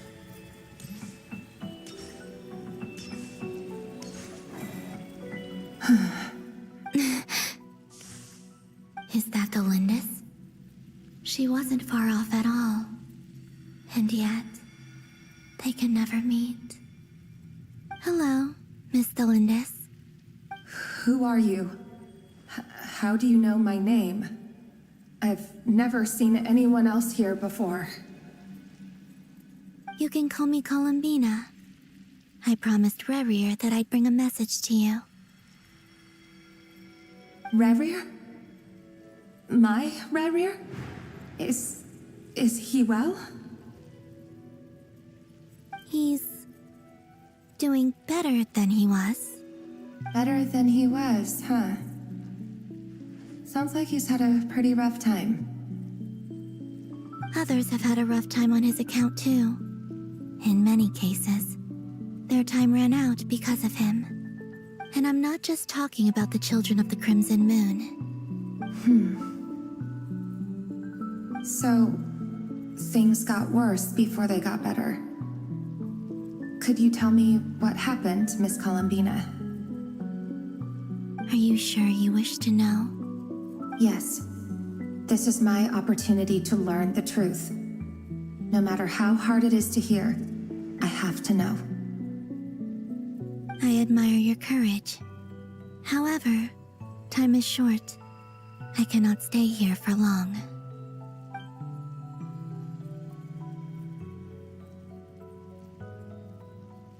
Rerir had seeds of hatred in his heart, and many people nursed them for their own ends.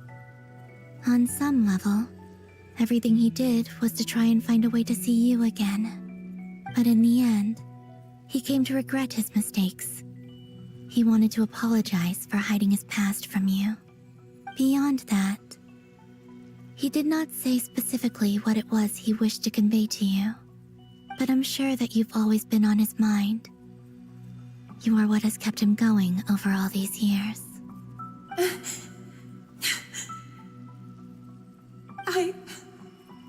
I'm sorry, Miss Columbina. This is so upsetting. I'm not sure how to put my feelings into words.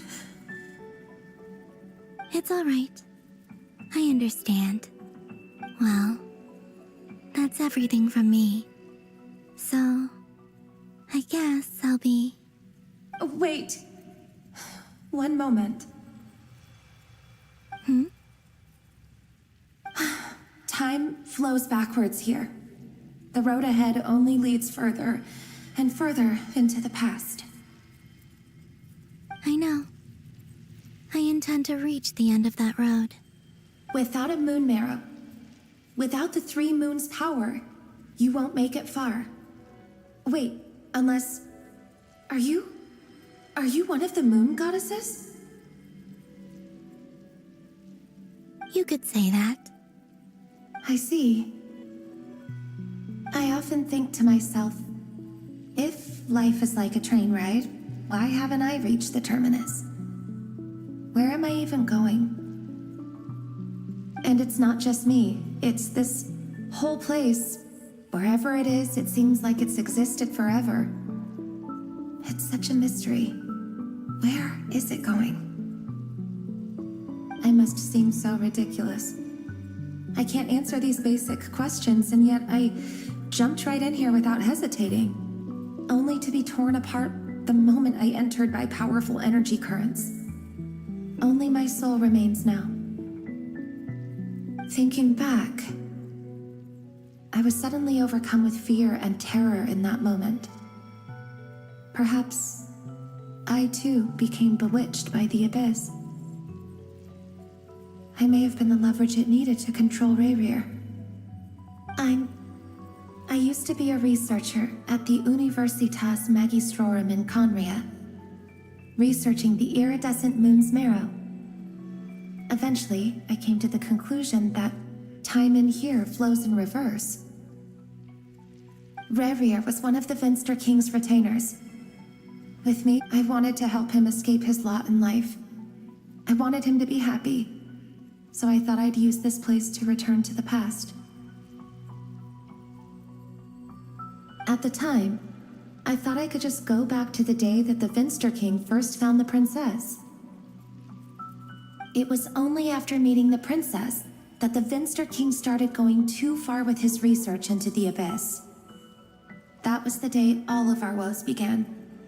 I thought I could stop the king from ever meeting her and solve everything. I couldn't kill the Vinster King himself, so I had to find another way to save Rayrir. That's why I wanted to go back, to kill the person who had brought new possibilities to our realm. I'm sure it was a futile endeavor, but the Abyss probably enhances the basest human desires. So I naively hoped I could change everything. But I was simply too weak. Like a speck of dust against the whole universe. Look at me. I didn't even survive the journey here. Not physically, at least. I know I'm never getting out of here. But you're different. You can make it, and I want to help you. I owe you that much. How do you plan to help me? Have you noticed the golden energy that exists here?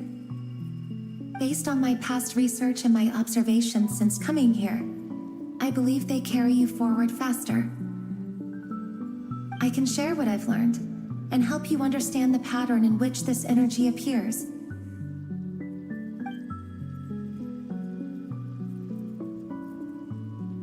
I think you just might... Now, I know you will be able to change the past. Also, I've been speculating about where this phase ends. The documentation was scanned, but from what I know of the legends about the moons, the oldest ones seem to begin with Nibelung, king of dragonkind. I have no way of verifying any of it by this point, but if it's true, you might be able to reach that era if you keep walking. Understood. Thank you, Miss Delindis. I'm the one who should be thanking you. If you hadn't entered this realm of everlasting death, what use would my deductions be? Thanks to you, they have some meaning. About Rayrir, I'm so sorry. For everything. It wasn't your fault. That's not true. Because we both feared bringing trouble upon each other, neither of us ever told the truth. And that dishonesty sealed our fates. But enough about that. I wish you a safe journey, Miss Columbina.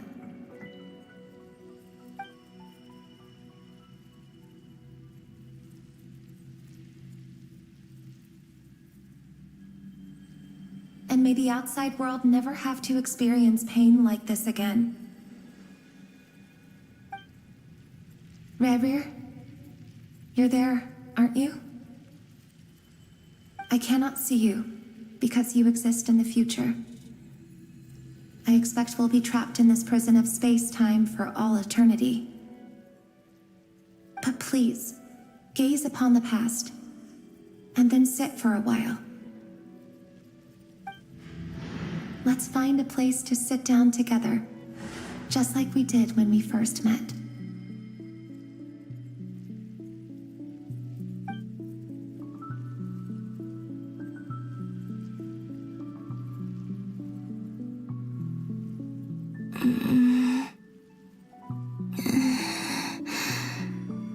How long have I been walking? How much further till I reach the end? Is there even an end to be found? Everything's getting blurry.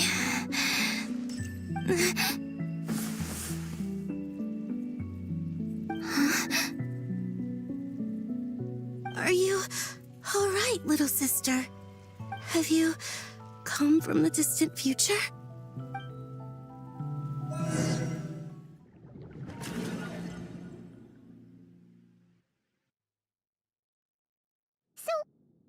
Exactly did the moons just disappear?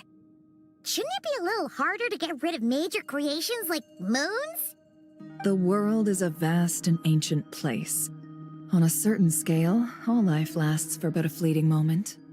Miss Nicole explained that the moon goddesses likely perished in the War of Funerary Flame. The moons themselves were also destroyed at that time, save for the Frost Moon, from which a new moon goddess was later born. Am I missing something then? 'Cause the stories say that the moon goddesses were born on the moon, but doesn't Columbina say she was born in Nodcry? Huh. You're right. Why do their birthplaces differ? What's the difference between the two generations of moon goddesses? Also, remember what Sandrone said? Her scans detected 4 moons. In other words, 4 moon marrows. Technically, the result of the scan means that 4 moon marrows were detected and positively identified as moons in that moment. In other words, this piece of information alone isn't enough for us to know how Miss Columbina is doing right now. Yep. We have no way of staying up to date on whether she's dead or alive. She's on her own for now. But at least she's trying her best to get back to us. Yeah. She's a tough cookie. And a sore loser, too. We have to trust that she'll find a way. Because we really need her power. As much as it pains me to say it, we've got no chance of beating Dottore in a straight-up fight. He's much too powerful. It wouldn't even be close. That maniac is going to devour everything in his path until he reaches us. We need to find someone or something that can stop him before he does anything worse. I'll be frank. Our only hope of defeating this false god is with a real moon goddess on our side. I'm not just saying this because Columbina's a friend and I want her back safe and sound. It's just the truth. And I know that even she was no match for him when he attacked, but I don't have a better solution.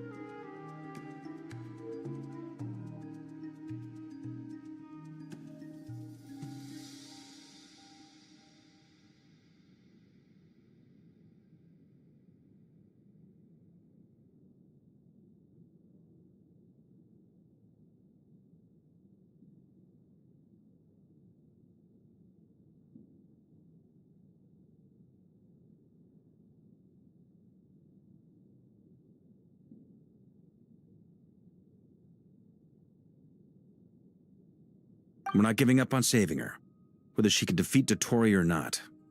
Right. Don't worry, Miss Sandrone. We're all aligned on saving Columbina. No one's trying to argue that we can only justify saving our friend because it will help save the world. This is about multitasking. We want to save both. So, she's more than just a moon goddess to you guys? Absolutely. Duh! She's part of the gang! And you are too, you know. Yes, I know. You don't need to labor the point. I knew that the moment I came running over with my documents that I was part of the in-group. I mean, if Arlecchino can fit in, I certainly can. Anyway, as for how we get Columbina back, I've been working on it constantly. But I think I'm still lacking certain information about the moon. I'd probably get there if I could continue my calculations, but the problem is, I've run out of computing power. Computing power? You mean you need more energy? No, the issue isn't energy, it's processing power. There's so much data to get through that the whole process has just ground to a halt. That's a tricky problem. René de Petrichor of the Nazissenkreuz Ordo once foretold the fate of the world. But I don't know how he did it. My guess is that he used the primordial sea's power. However, that won't work for me. His methodology was vastly different from my own. What's worse, they're incompatible. And, to top it all off, we can't even leave Nodcry. Ugh, this is so annoying. If I'd known we'd run into a bottleneck like this... Well, no, the design bureau's a bust as well. Curse that Dottore! Couldn't have made this harder for me if he tried. Oh, what do we do then? How about we grab a bite to eat and take a break?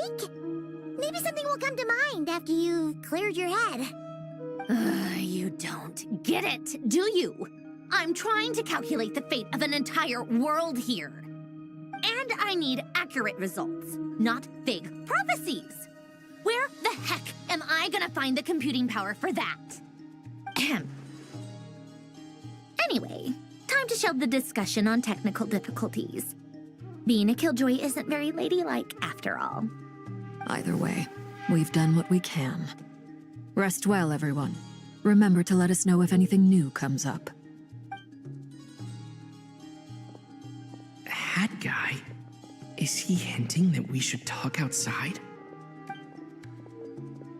Let's go somewhere a little more private.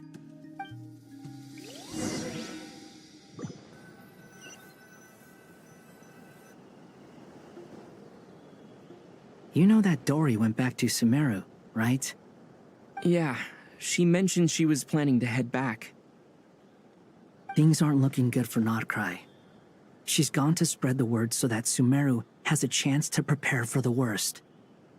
From what I know of Dottore, there are two possible reasons why he hasn't made a move yet. One is that he's still working through some kinks in his new powers. The other is, he wants to see how we're going to react. He'll easily devour everything eventually, so I guess he's in no rush to make it happen. The first false god he made was me. Now it's his turn. Even though my records were erased from Irminsul, Dottore's ideas haven't changed one bit. He once told me that becoming a god was like turning yourself into a hungry wolf or giant serpent to devour the moon. Clearly, he began studying the moon goddess's powers long before he even tried making a god. He's always wanted to get his greedy hands on divine authority one way or another. And in the end, he devoured the moon where I failed. In the desert of Sumeru, there is a chessboard built by King Deshret, also known as Al-Ahmar. I don't know if it was a real game, or if he was just trying to challenge his servants and citizens in some way. But creating games and setting rules, gods do that as a matter of course. That's the kind of power Dottore craves. Now he has the Trilunar Authority. His power is leagues beyond the common people. I don't think there's any point in other nations rushing to the front line. They're better off focusing on defense and hoping they can fend off any threats that spill out from Nodcry. Either way, Dory will inform Lesser Lord Kusanali, and she will contact the other gods in turn. The Seven will have some recourse available. If nothing else, their protection should keep the rest of the world from descending into chaos as quickly as Nodcry has. So on the bright side, even if Nodcry is doomed, your friends in other nations won't be in any immediate peril. That's good to know. But I'm not ready to give up on Nod. There's a word for people who refuse to let anything go. It's called being greedy. Maybe it sounds greedy to you, and probably naive too. But whatever you call it, that's what gives me the determination to keep fighting. Battles are fleeting, but the will to fight is a long-term commitment.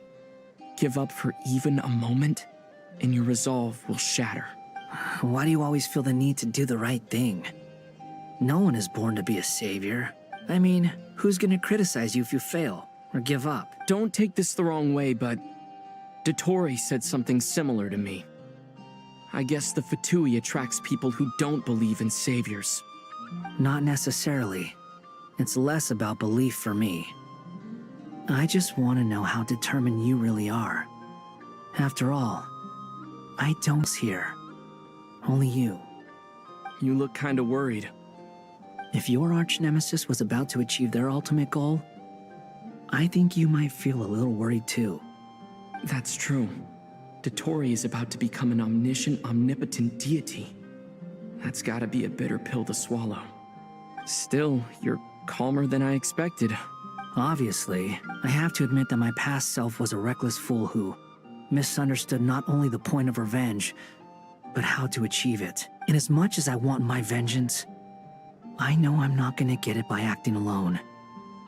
If the world's taught me anything, it's to think before I act. Too bad it never taught me any other virtues, though. So, I am going to destroy Dottore, no matter what it takes. So, what's your plan? I'll get to that. First, tell me, what do you think of Sandrone? Just like Paimon said, she's a friend, part of the gang. How much do you trust her? This is a serious question. Think carefully before you answer. Although she's with the VIII, she has her own values, and she's helped us a lot. If nothing else, she's clearly going the extra mile for Columbina. I see no reason not to trust her. If you say so. In that case, the three of us need to talk. I have some thoughts about her computing problem. It can be solved, but it will come with a cost. How much? If I can afford it, I'll cover it. Sometimes your heroism really backs me into a corner. You know that? Come on, let's go talk to her.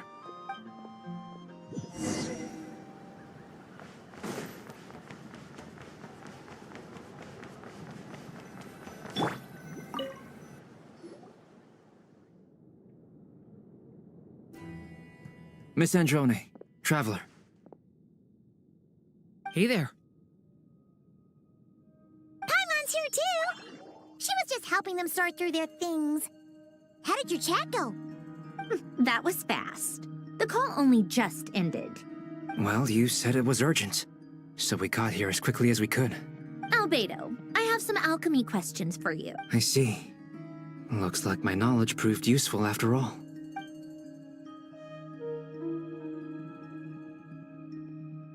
If I might ask, what is the end goal for the modified formula you'll be using? I needed to predict the future of the entire world. But I've run into some teething issues since trying to implement Renee's theory of the four Orthians. I see. I'll have a look at it. Still, computing power is the real issue here. How do you plan to solve it? About that, it's been sorted. Oh, with the Traveler's help? Actually, you're not wrong. He found the person with the solution. Was it Hat Guy? Yeah, it was him. Wow! Go Hat Guy! Seems like all that time studying at the academia is paying off big time. But where is he? Wasn't he the one who asked Albedo and I to come here?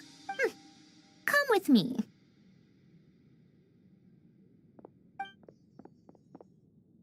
Hat guy? What's happened to him? Hat guy! Can you hear us? No response. I guess he's in hibernation. Hat Guy mentioned that he was a puppet. It seems that his functions are currently shut down. I presume this has something to do with the solution to your computing problem. That's right. He and the Traveler came to see me. Wait, what? You have a solution? Would you calm down? Why do you always react so hysterically to everything? Excuse me? How would you know? You shouldn't be so quick to judge complete strangers. It's very bad manners. Oh, please. It doesn't take that long to figure out that you have a temper. Where does a mere student get that kind of confidence? I've actually published more papers than you. Not that status counts for much. Even Paimon's applied for academia admission. Huh? Are you serious? See? This is why I can't be bothered to explain myself. She recognizes no one's skills but her own. Okay, fine. I'll hear you out. So, tell me, how do you propose to solve my computing power problem? This world itself is constantly processing all kinds of information. If it's the world's future you're trying to calculate, you need a processing device that's designed to cope with that volume. Easier said than done. Only Irminsul can handle that kind of... Wait, is that what you're suggesting? But surely we can't just plug my formula directly into the ley lines. You should be able to tell that I'm not human, right? Yeah, I noticed. The technology, though, seems pretty ancient. Very different from Fontaine's. It's a completely different system. Conrian, to be precise. I'm what they would have called a puppet. Puppets need an energy source and processing power. The artisans who built them sought out the materials most suited for that purpose. You? Do you mean... The Traveler and I have talked it over. He's willing to vouch for you. So, I'll allow you to borrow my core for your calculations. It was built using wood from a silver-white tree, which makes it a small part of Irminsul. Conrian technology and Irminsul wood. Who in the world could have built you? Are you sure about this? A puppet without its core will cease functioning completely. And if it's left in that state for too long, it might not recover. You could die if you do this. You do realize that, don't you? I can put two and two together, yes. No need to rub it in. I won't lie to you. This has never been done before.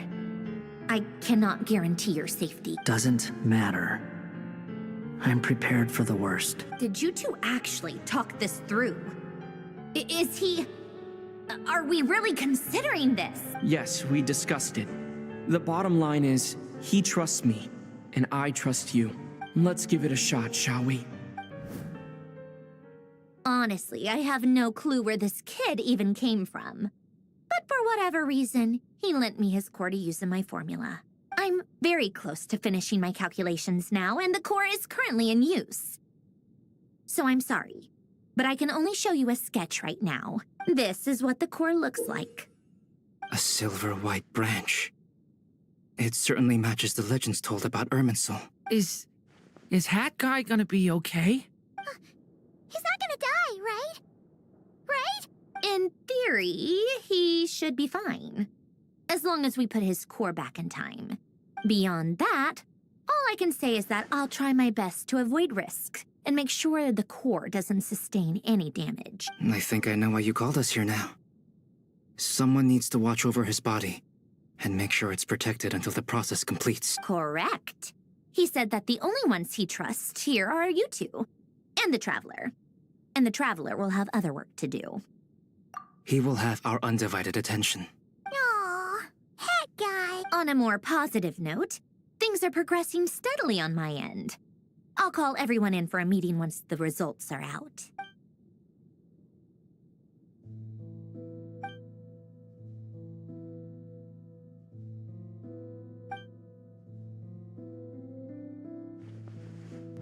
The worst case scenario with the core removal is either a system reset or a total loss of function.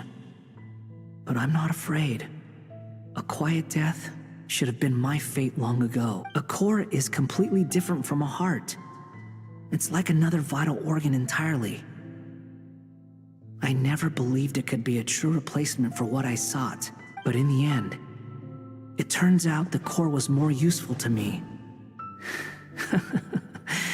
Pretty funny when you think about it.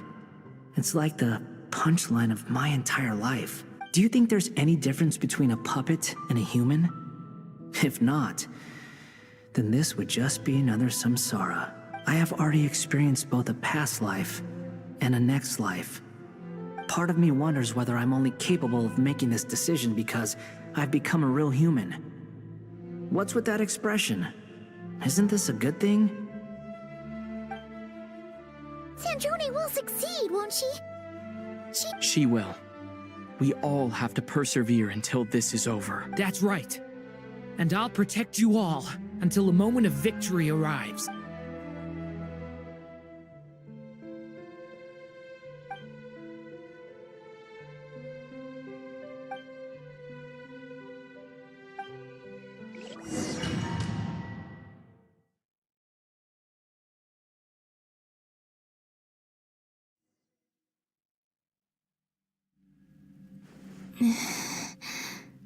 Who are you?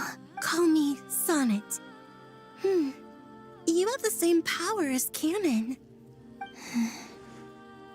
Sonnet. So, you're the goddess of the iridescent moon? Oh, goodness. You recognize me? Well then, what's your name? Columbina. Columbina Hyposelenia. Hyposelenia? What a lovely name. Did you choose it yourself? It was a joint effort between me and my friends. Friends? You mean your friends in the heavens? Huh? Oh, sorry. You must be exhausted. I apologize. Hang in there. Let me introduce you to my older sisters. Do you mean the other two moon goddesses? Arya and Canon? Wow, you sure knew a lot. Hey, does that mean that our story goes on into the future? Oh, I guess that wasn't the best question to ask. It's all right. We were prepared for that possibility. You could say we were too prepared. I can't even remember how long my sisters and I have been here by this point. When did you get here? How long has it been? I can't say for sure, but it feels like it's been forever. I see. Are you feeling all right? You look a little unwell. I can hold out a while longer.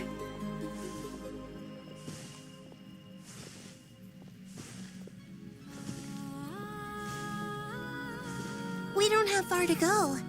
The place where my sisters and I are based is just up ahead. Don't worry, they're both really nice. I'll introduce you.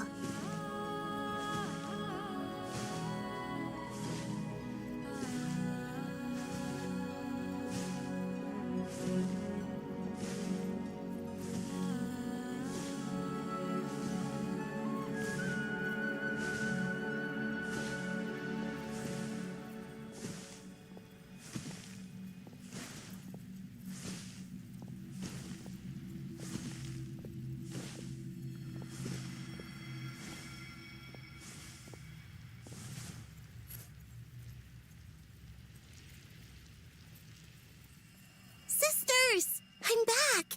And look who I've brought with me!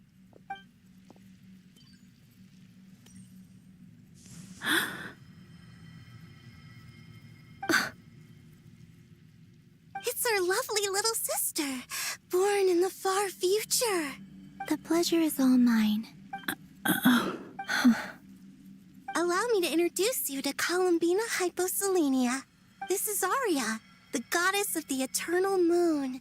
And this is Canon, goddess of the frost moon. Canon, don't you think Hyposelenia's power is similar to yours? Hello, Columbina. I apologize for our startled reaction just now. And please, forgive our little sister if she's been annoying you. She tends to talk a lot. It's fine. You seem shy.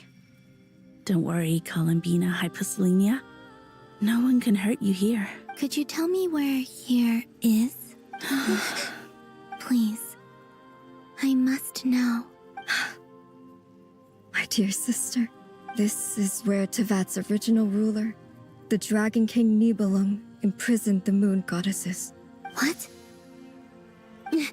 You're scaring her, Canon. No, I'm fine. Please, continue. Nibelung, our original master, created us in the distant past to maintain Tevat. But he left this world and traveled into the dark universe beyond, to explore worlds vaster still. Day and night, we fulfilled our duty in the heavens, until the day that the first Descender arrived. The great ruler of the firmament. The heavenly principles. Is that what later generations call them? I see. But we did not reject them at first, nor did they seem to harbor ill intent towards this world. We coexisted in peace. They were like a guest in our home. Slowly, however, we came to realize that our guest had a growing desire to change and dominate the world. And you didn't stop it? No. There was an order to the rules they set up that Nibelung never taught us. We wanted to know if this order would bode good or ill for Tevat. All right. Canon and I wanted to know. Sonnet was against it from the outset. Later, we discovered that this great ruler of the firmament bore an almost paranoid hostility toward the desire of certain life forms to seek power. Or perhaps they feared them. They would even cast down celestial nails as manifestations of their power, to punish the civilizations of the world below. Only this was far beyond mere punishment. Right. Their rules brought order, but the price people paid for merely testing the limits of those rules was far too great. I did everything in my power to help the punished escape catastrophe, but still, too many lives were lost. The ancestors of the Frost Moon Scions were some of the ones you helped. But just when we had decided to take countermeasures, the Dragon King, Nibelung, returned.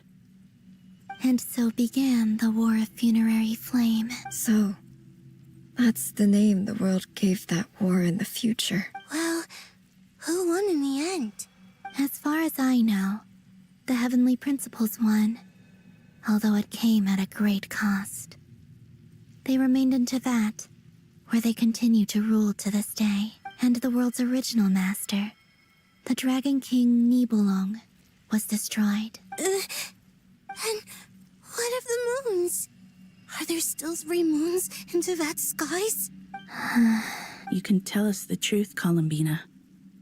We know we are but remnants of a bygone age. We are prepared for the answer. Only the Frost Moon remains. But it has been cast beyond the false firmament by the Heavenly Principles. The eternal and iridescent moons were both shattered during the war. So death finally came for us in the end. Sonnet. But you're still here, aren't you? A moon goddess cannot live without her moon, Columbina. She's right. That's why I began to disappear. Because the frost moon is cut off by the false sky. How much worse it would have been if it were outright destroyed. Our souls may endure within this lunar palace, but if our moons are destroyed, then we shall disappear the moment we depart from it. I'm sorry. There's no need to apologize to us, dear sister. If anything, we owe the world an apology. If only we'd decided to act sooner. rather than arguing amongst ourselves. All the more reason not to spend this time in regret and repentance. Instead, we should focus our efforts on how we might help our future sister. Sorry? Don't you see, Columbina, your story is not yet over. Is that not why you are here?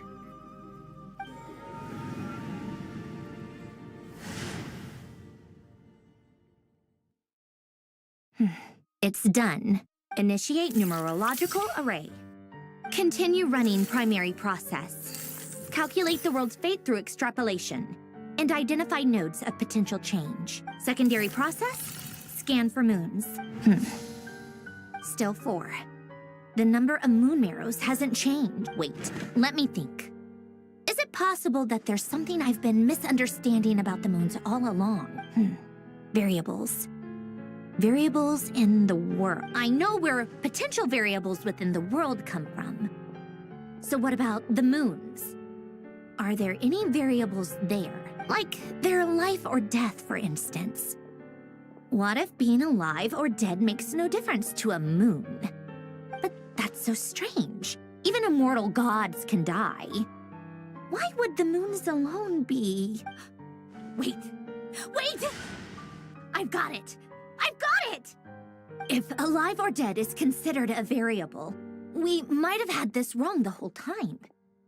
No one ever said that a moon marrow equals a living moon. We just made that assumption ourselves. Initiate secondary process. Scan again. This time filtering out interfering perimeter. Moon marrow. I don't care if they're natural or artificial. Get them out of my search results! Why? It says 3 moons still exist in Teyvat, even after excluding the moon marrows. But we know for a fact that 2 of them are dead. Redo the scan. Narrow the results to living moons and real moons. No, scrap that. Narrow it down to moons that have lunar authority and remain alive. Why? Why is it still 3? What is this, Columbina? Has the world lied to us?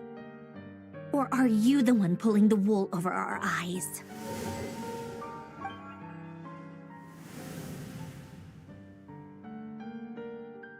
So, you think that the moon's reflection might be where Nibelung imprisoned the 3 moon sisters? Yes, it would explain a lot, such as why that space would respond to a moon goddess's power, opening the moon gate at her command. It would also explain why Miss Columbina has been unable to leave, and why time flows in reverse there. In the messages she sent, Columbina promised us she'd find a way to return, but we have no way of knowing how, when, or where this might happen. The fact that she still has yet to reappear in this world indicates that returning from that place is no easy feat.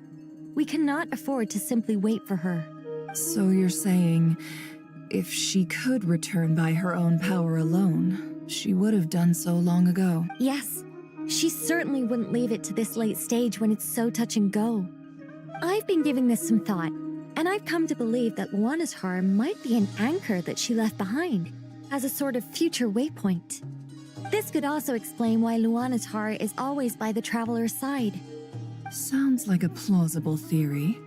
If that's the case, there must be some criteria we need to fulfill to allow Columbina to return to the present. The question is, what could they be? Hello? Listen up! This is extremely important!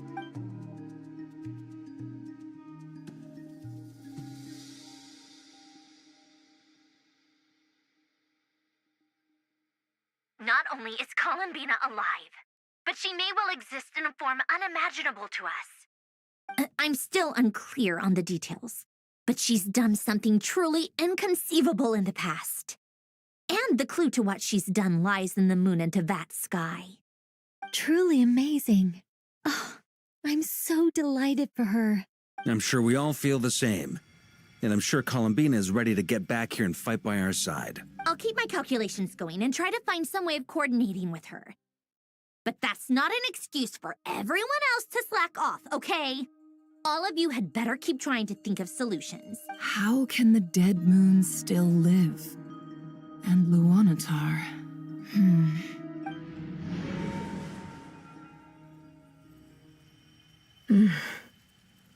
It's hard to believe that's what will happen in the distant future. Our authority is linked to the most fundamental rules of Tevat. I suppose it's no wonder that many would covet that power. I didn't realize that when you said friends, you meant people who live down in Tevat. That's so lovely. I always wanted to go down there and have some fun. Have you ever tried leaving this prison? Of course. Between us, we've tried everything. But no matter where we go, this space will eventually bring us back here. It's like the center of a whirlpool. Everything ultimately converges here, at the moment when Nibelung imprisoned us. In that case, have you tried using any of those pathways that connect this space to the real world? Sorry? What are those? They're passages through which you can make small-scale changes to reality by using Kuvaki. Or am I the only one who can use those passages? Kuvaki? What is that? You don't know? It's a unique kind of elemental energy found only in Nodcry, the land from which the moons arose. Oh. Well, it's true that the moons first rose up from the part of Tevat you say is called Nodcry. But there is no difference in the elemental energy between there and anywhere else. What? Could you show us some of this Kuvaki? Hyposelenia? Maybe if we see it, it'll make more sense. Okay. Isn't that just your power? What? But it's everywhere in Nodcry. In the air, in the land. Even the creatures who live there have adapted to its influence. How curious. This Kuvaki certainly did not exist anywhere in the world before we were imprisoned. Let alone influence living creatures. So, how exactly does it affect them anyway? Can they float in the air like us? This is so strange. Why would their reality differ so much from mine? Columbina, you're looking for more than just a way out of here, aren't you? Yes. If I am to help my friends, I will need trilunar authority on par with that of our foe. You mean you'll need our power? This sounds extremely risky. The Three Moons' powers are not mutually compatible. Concentrating them into one goddess will be a very painful process. And if anything goes wrong, it could tear you to pieces. I know. But I'm willing to take that risk. Even so, let's say we successfully transfer our authority to you. How will you take it outside this prison? Nibelung constructed this realm specifically to prevent us from using our powers to interfere in his war. No moon goddess can leave this place alive. What if I don't leave alive?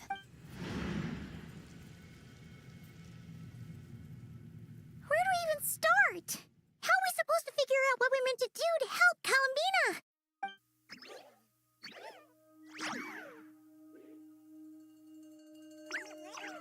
Columbina?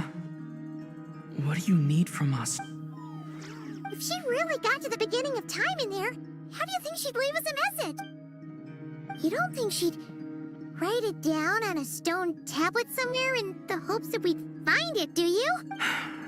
Seems unlikely. Columbina may not talk a lot, but she thinks deeply about issues like this. Let's review what we know. This is the Columbina who fought alongside us against the Reikir of Solnari, and with whom we celebrated Moon Prayer Night. She knows our personalities, our ways of doing things, even our unique strengths and abilities. So, if she wanted to tell us something from a long, long time ago, what would she do? Oh.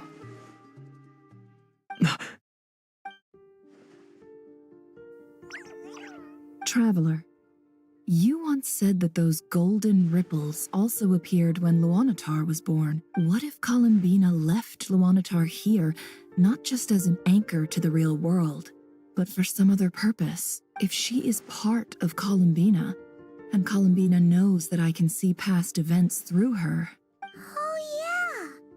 like when you peeked into Rarer's past through his heart. Never, wait. If you're right about this, and you can really see past events through Luanlatar, your eyes, they'll... Oh, I know. Looking at Rerir's past in Conria was already enough of a strain on my eyes. Looking this far back into the past, it'll surely blind me. But it's our only chance. This is the only way. Boss. We spoke about this once, a long time ago. Do you remember what I said, Yehoda? The day I lose my sight, the Curatorium of Secrets will be yours to run. But... What's wrong? I'd be overjoyed if I were you. This day's come a lot earlier than either of us expected. I need to know you'll honor our agreement, Yehoda. Promise me. Yes, Boss Neff.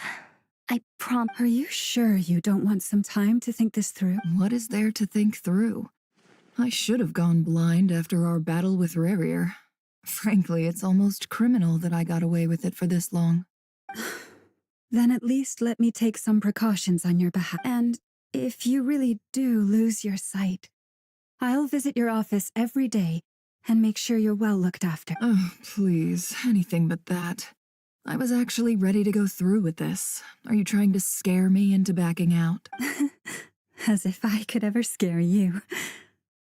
I'll assume you're just joking to calm your nerve. All right, enough chit-chat. Let's do this.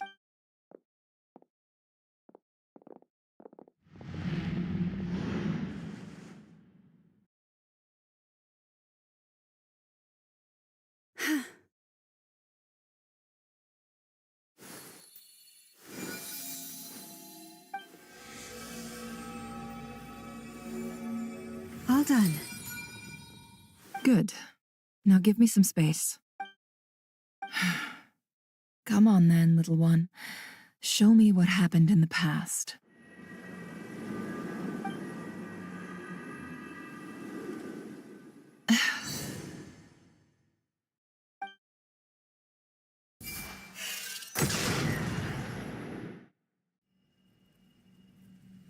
Between the Trilunar Authority, Kuvaki, and the sole surviving moon, the Frost Moon, I think I might know how to get back. But I will need my sister's help. Time to go talk it over with them.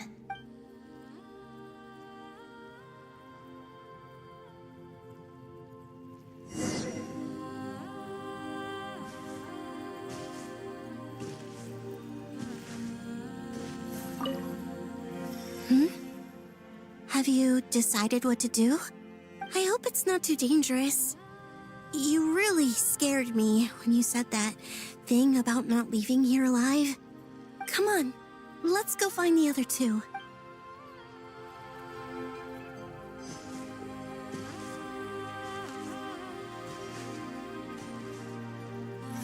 It seems you have reached a decision.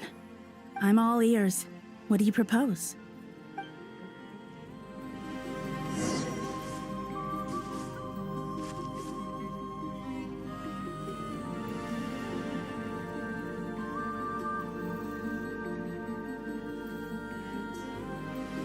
Have you figured it out, Columbina? Tell us.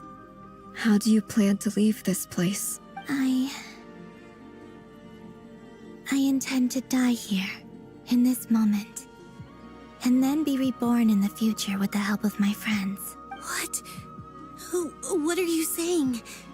How can the dead be reborn? And how will you inform these future friends of your plans? You can't exactly leave oracles. Nothing can escape this place. Not a single ray of moonlight. And even if you found a way, what if they never find the message you left for them? You'll... No, that won't happen. Come again? They will find my message.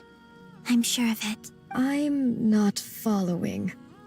How exactly will you achieve this? It's quite simple, really. First, I will leave my soul here.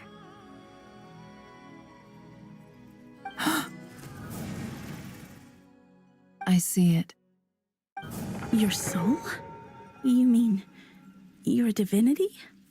Yes. I once left a portion of my soul in the future. One so small that this prison barely noticed anything. In this very moment, she can resonate with my soul across time. When the time comes, I believe that she can serve as an anchor to pull my soul from here back to the future reality. Just as gravity connects the world to the moon. Exactly. In the future, where I came from, the moon has been cast beyond the false sky, but I can still feel that it is there.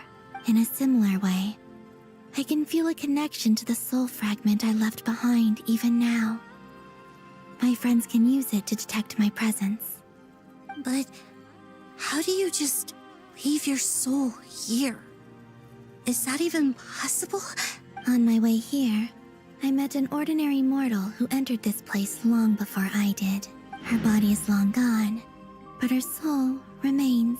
And before that, I encountered an old enemy whose entire soul survives here intact, while the power that once corrupted his body has faded away. So, perhaps this space is specifically designed to imprison divinity and authority, but not the physical body. Still, even if your body can escape, would it not just be a lifeless husk without the soul inside? Wait, is that what you meant when you said you wouldn't leave alive? Yes. I shall turn my body into moonlight and pour it over Nodcry. That power shall protect the land and quietly blend into it, awaiting my soul's return in the future. However, I cannot do this on my strength alone. I would need your help to do this, so I'm humbly asking for your assistance. Oh, dear sister, you need not be so formal. As I said before, we are but remnants of a bygone age. You, on the other hand, were born alone in that distant future, and you have walked a long and lonesome road since then. How could I bear to let your story end here in this dungeon? Don't forget, we are your sisters, your family. Arya's right. Actually, I've always wanted a little sister. Can you imagine how it's been for me? Getting nagged by two older sisters all the time. Now, I finally get to be the big sis. And not just that, but I get to help you return to your world, too. How could I say no to that? Sonnet. Canon? I'm sorry. I know this is a bold request. The Frost Moon is rightfully yours, and it remains intact. Oh, no, please, don't misunderstand me, Columbina. I was just thinking back on the years that the three of us once spent together. You cannot imagine how happy I am to hear of the future world you describe. The Frost Moon Scions, your lovely, kindly friends. For the three of us, whose purpose in life was to maintain the peace in Teyvat. It is a great relief to know that the people of this world live in such an abundant future. If your plan can save them and save Nodcry, I will gladly give you all that I can. Besides, the three of us have been together since the day we were born. I could never abandon them to live on alone without them. Canon.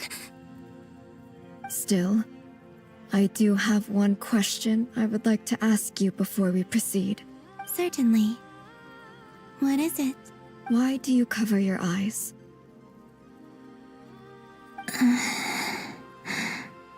Yeah, I was curious about that too. But it seemed personal, so I didn't want to intrude. There was a time when I refused to look upon the world. I believed it was full of nothing but lies and falsehoods. I wished to hide my feelings, seal my heart, until I could return to my true home. I see. Perhaps that decision saved you from ever having to see the false sky again. But at the same time, you likely missed out on many true and precious things, like the smiles on your friends' faces. Promise me this, Columbina. When you return to the future, open your eyes, take a look at the world around you, and see your friends. I'm sure that you know this already, given that you long to return, but that is your true home. Give me your hand, Columbina. Aria, Sonnet, you too. Okay. All right.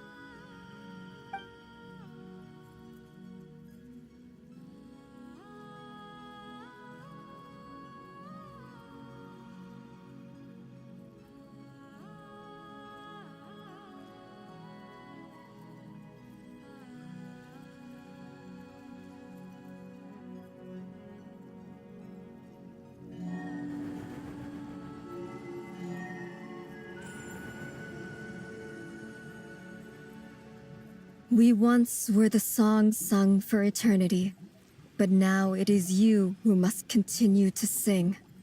We once were the tides in the great river of time, but now we subside, and you arise. We were the messengers of madness and inspiration.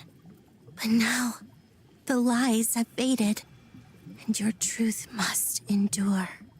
We are souls awaiting the sun. You must return to be with those who smile when they see your face.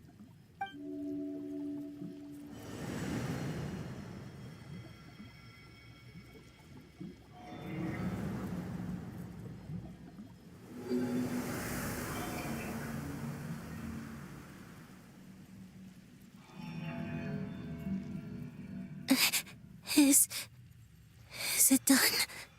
Yes. We have transferred the authority over all 3 moons to Columbina Hyposelenia. From this moment on, she is the Tri-Lune Goddess, the one and only moon goddess of this world.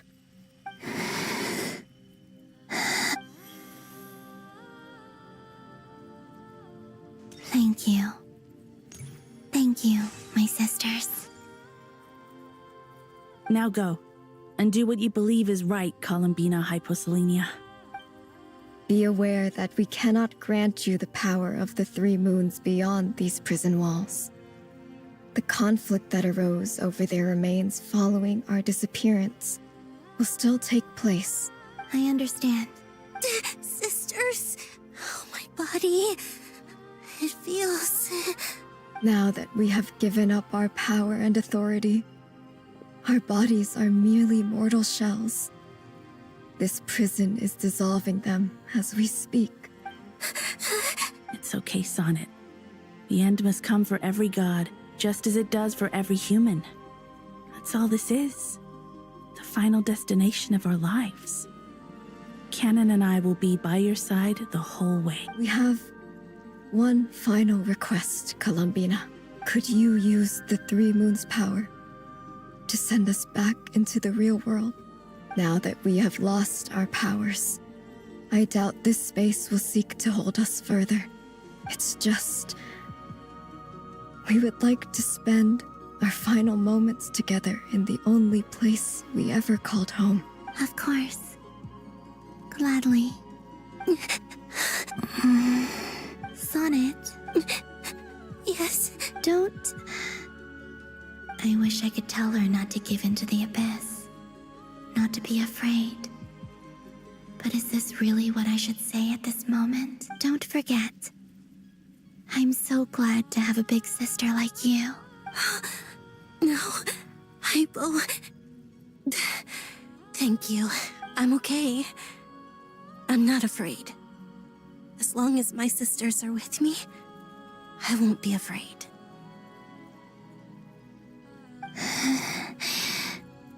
It looks like this is goodbye, sisters.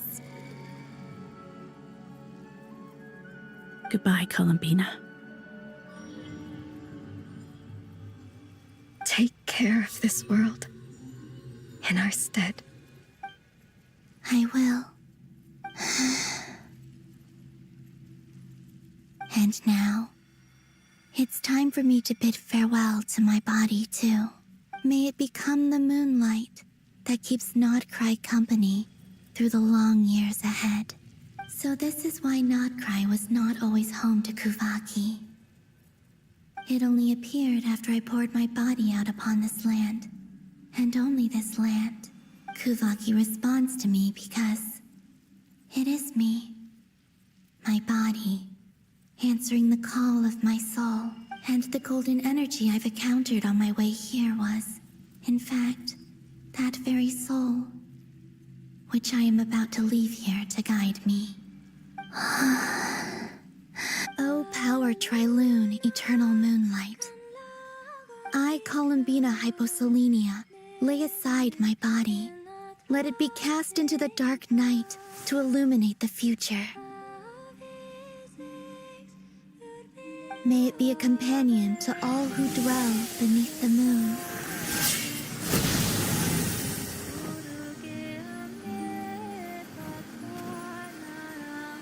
Until the time comes for me to return home.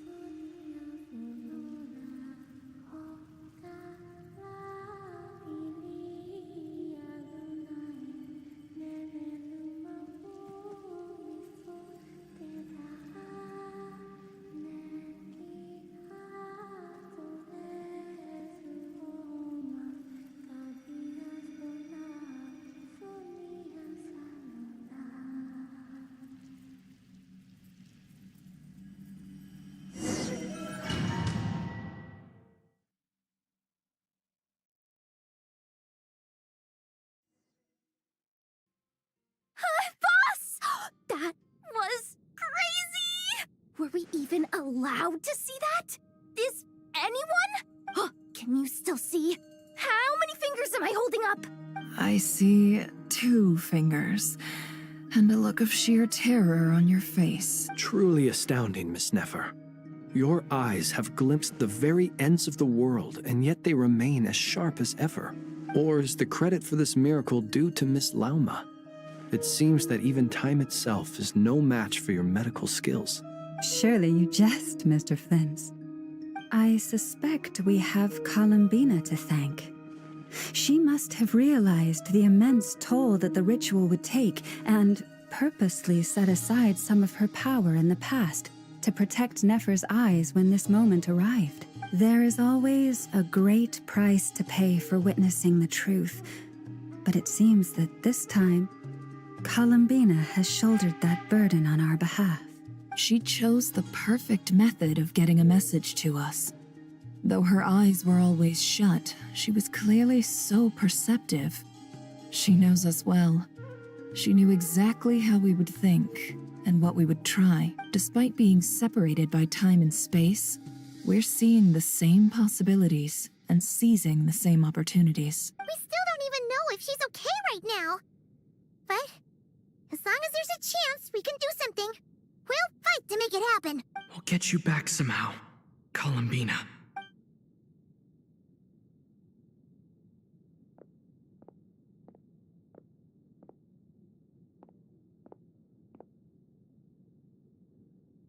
Well, based on the information we now have, let's figure out our next moves. Thanks to these gentlemen, we have a much clearer picture of the situation with Dottore. The civilian population has been moved to safety, so we no longer need to hold back. Miss Androne, how are the calculations going? So far, so good. I'll keep seeing how far I can push the system, though. Can't have Hatman being powered down for nothing. There's still a long road ahead. Where should we begin?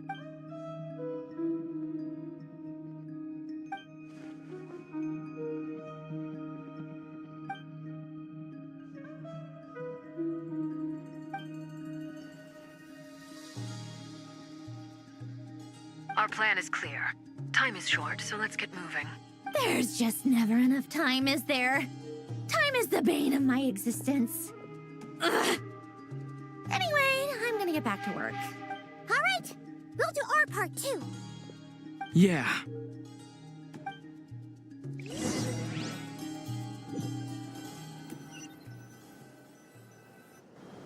Albedo's theory says that elemental energy can dilute the light realm's power. But I'm no expert in building elemental defenses. Sounds like something out of the advanced elemental theory section of the library. Whew.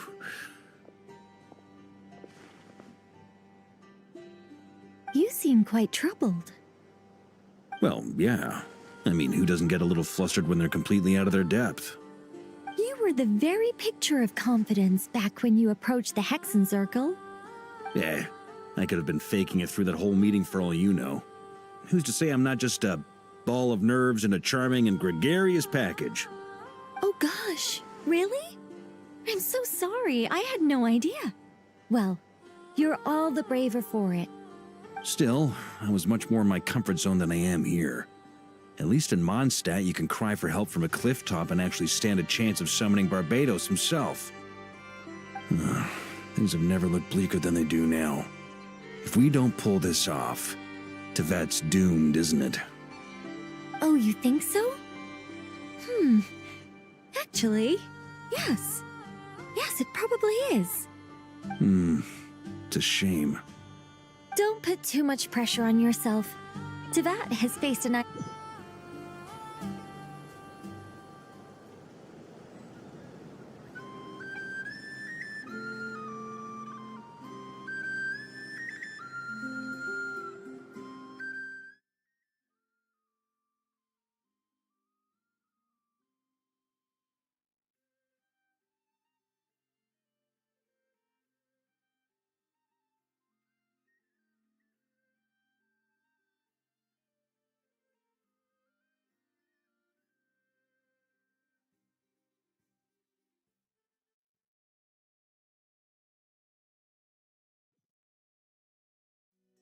Albedo's theory says that, but I'm no expert in building elemental defenses.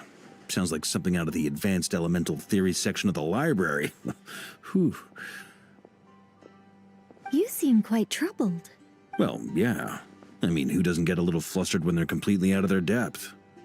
You were the very picture of confidence back when you approached the Hexen Circle. Yeah, I could have been faking it through that whole meeting for all you know.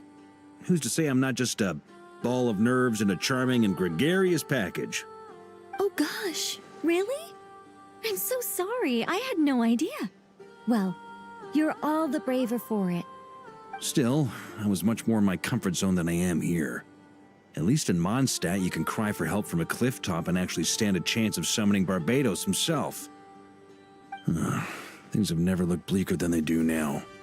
If we don't pull this off, Tevat's doomed, isn't it? Oh, you think so? Actually, yes. Yes, it probably is.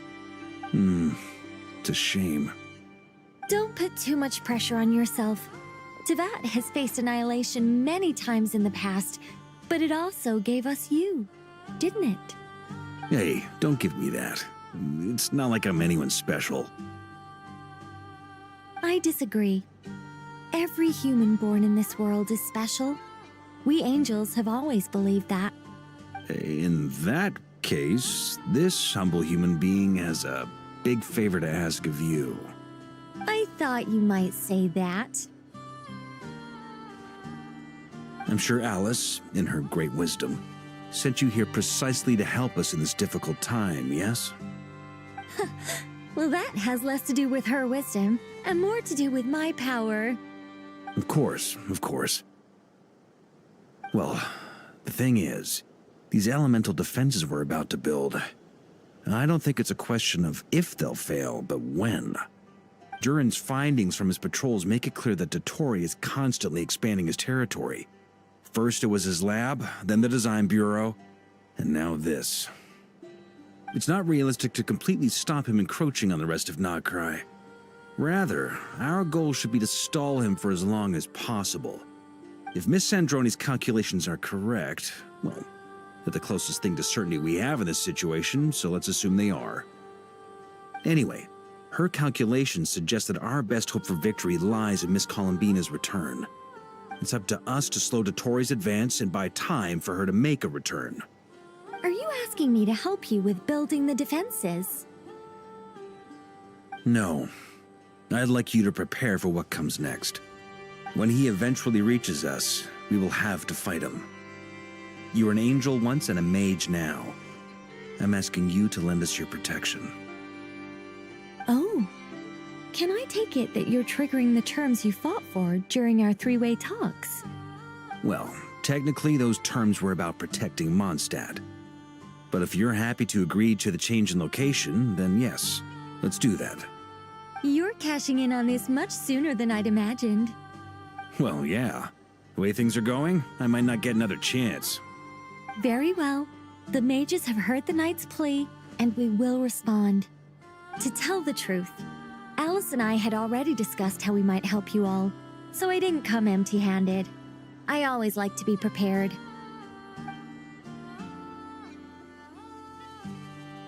This is... wow. Yeah. This is great. Seriously, thank you. It's been many long years since I had a chance to dazzle humanity with a little divine intervention. To humbly serve as a reliable and responsible guide. Anyway, Knight of Boreas, please accept this gift in recognition of your great virtue. Go now. May the angel's blessing deliver you safely to your destination.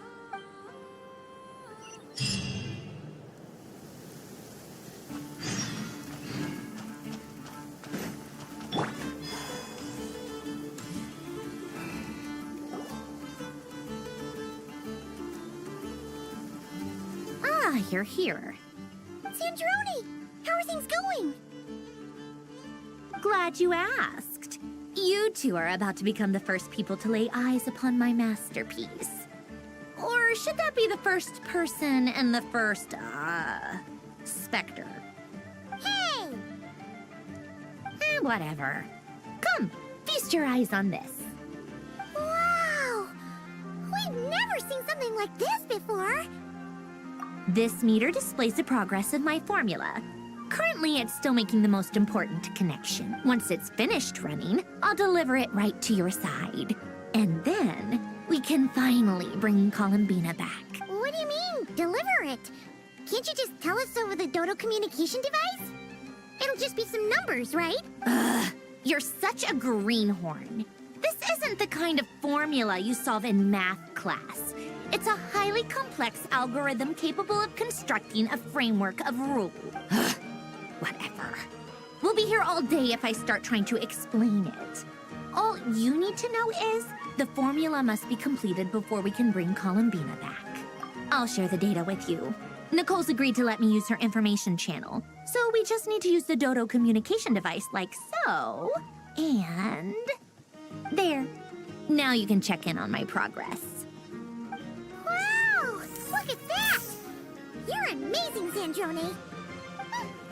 About time you recognized my genius. Took you long enough. Anyway, that's all for me. You should check on the others if you have time. Make sure we don't have any weak links in the chain. That might sound harsh to you, but close supervision is a common practice in a Fatui. Not looking to catch anyone out. I just care about everything going smoothly. That's all. I'm kinda stuck here while the formula's running, so I need you to be my second pair of eyes in the meantime.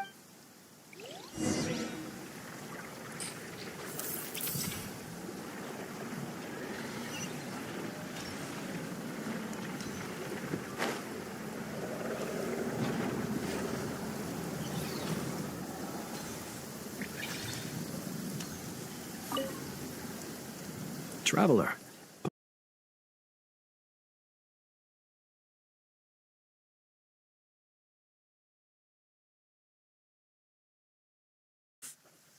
Personally, I am ready to confront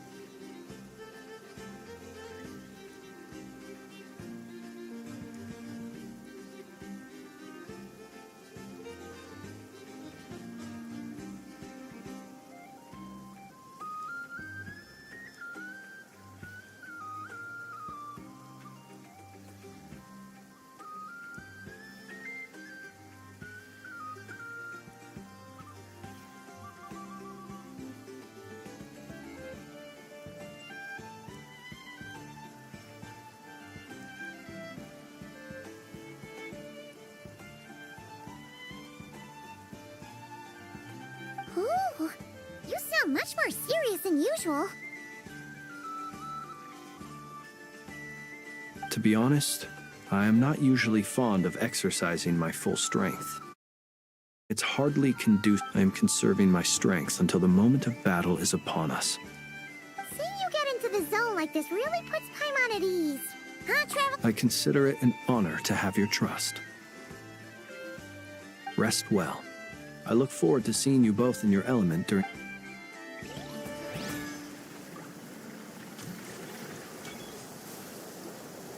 Thankfully, Miss Nicole has come to our aid. Nasha Town is now looking very well defended. Golden Flame. Yes, that's Nicole's power, all right.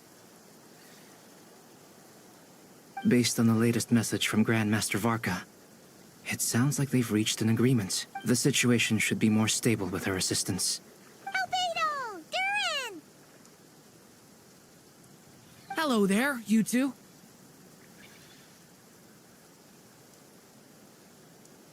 Are you well rested? That's good to hear. As per the plan, Albedo and I will be in charge of Nasha Town. As Dotori's energy field expands, it's creeping ever closer in that direction. But we will do our best to hold our position. We fought side by side many times before, and always with great... I believe this time will be no different.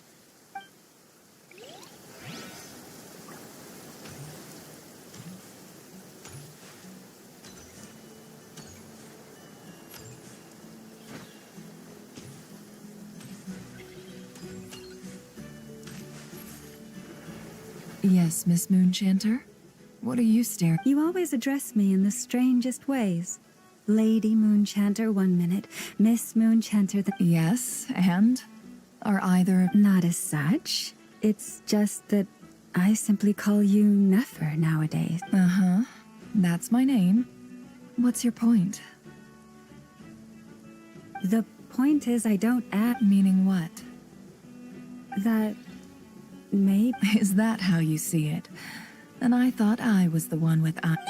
Wilma! Paimon, Travel. Just swinging by to check... Don't worry about me. And I give my all to... Ah, yes. Hold on. You're both in good shape. You're welcome. Paimon will keep an eye... I'm glad to hear it. Sure thing!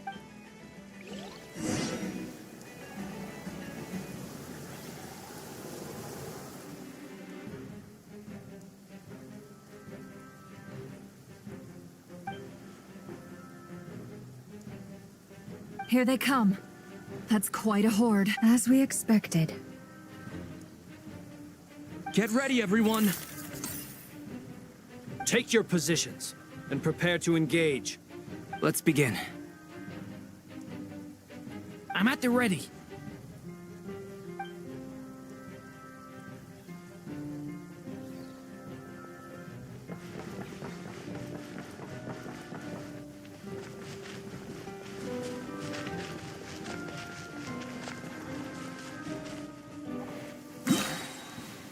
Waste of time. Change of plan. Bombs away! The night cometh. Close your... Observe. Another one. Be silent. Night falls.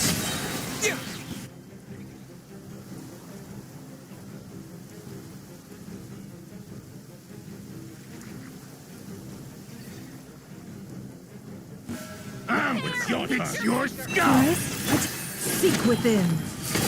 Can't hide the truth. These creatures cannot stand against us.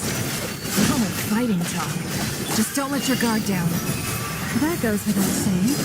I'm hardly the risk taker in this game. Excuse me? Oh, Forest, take my broken crown. Ends here. No more lies.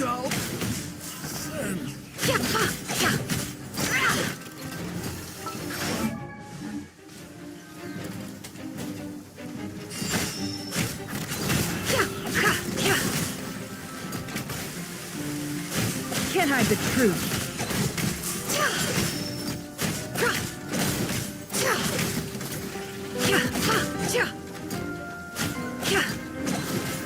No more lies. The mystery unravels. Can't hide the truth.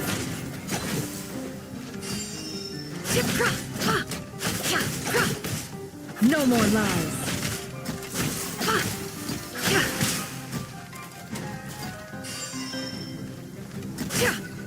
Can't hide the truth.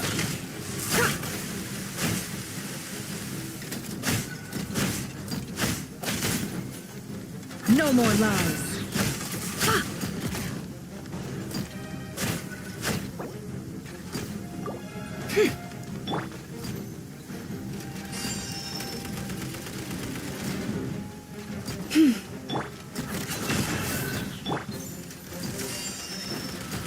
Branch is a song. Seek within. It all adds up. Can't hide the truth.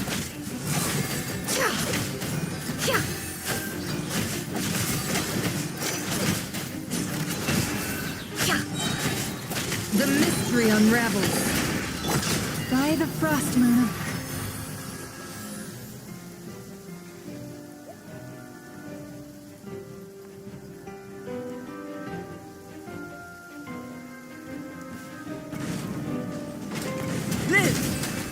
Decay!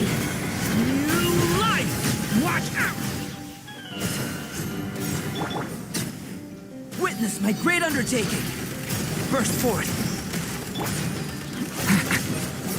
That was easier than I thought. Naturally. What do you mean? Is it because as created beings go, we're of a higher level than them? Very good. You understood.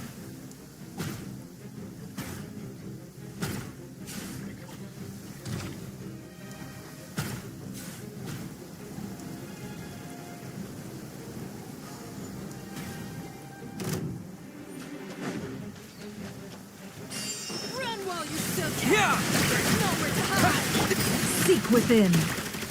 It all adds up. For the everlasting forest. Receive my... Beware the creatures of the night. People have always used fire to drive away wild beasts. Wouldn't a lantern work just as well? You read my mind, my dear friend. I was just about to say that. All right then, dear friend. Bring the light! Lush as the moonlight. Observe. Close your eyes. Observe. Night falls. The mystery unravels. Can't hide the truth.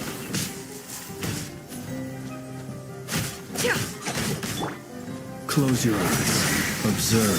Do you feel the...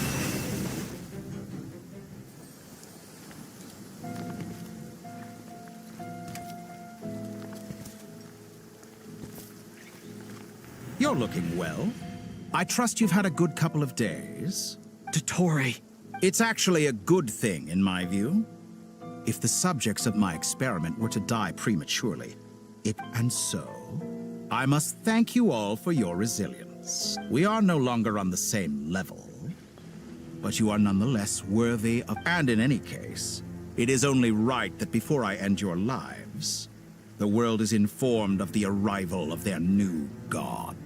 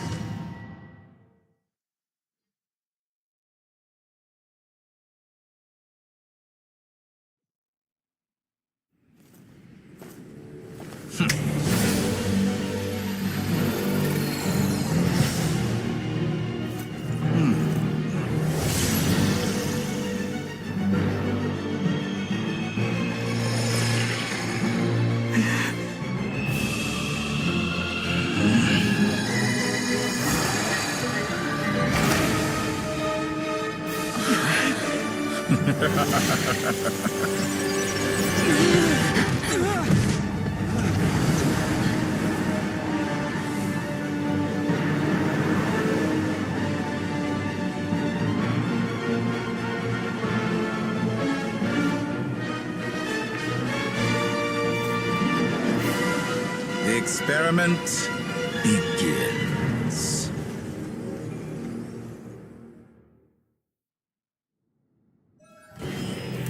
With the marrow of the 3 moons in my hand, behold the false moons fall!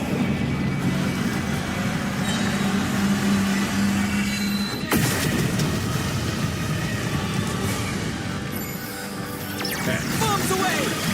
Water jet! Seek within. You cannot face me! Found!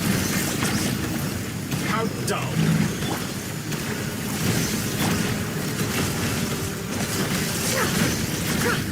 Be silent. Observe. Entropy bends.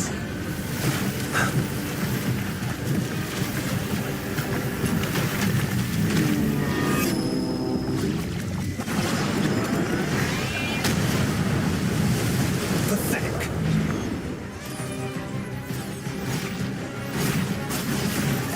The first, like an ant in my palm. I've been moved inside another space, and it's sealed off. Looking at the structure of it, it seems like the Torre intends to trap us here. There's no exit. Our endurance is about to be put to the test. Moon's remnants fall!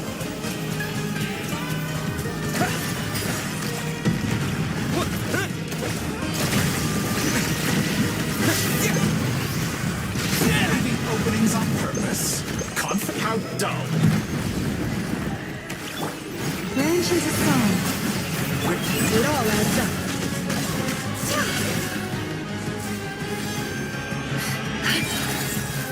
Entropy bends to me.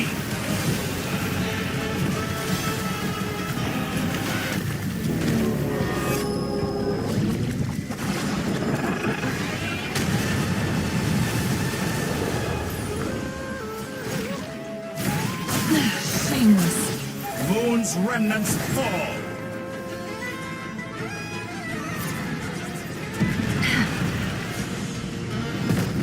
With the marrow of the 3 moons in my hand, behold the false moons fall!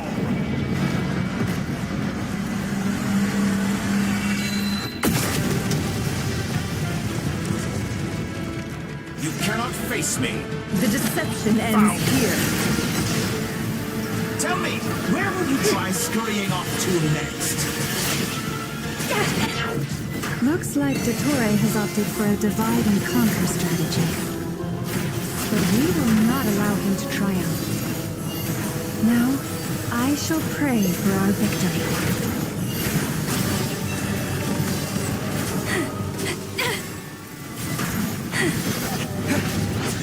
Entropy bends to me. That's more like it. Some results of value. Can't hide the truth. It all adds up. Pathetic.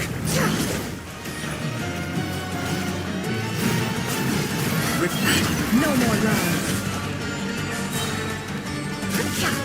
The mystery unravels. Wipe out! It all adds up. The deception ends here. No more lies.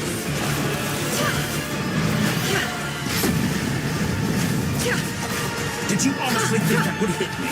It all adds up.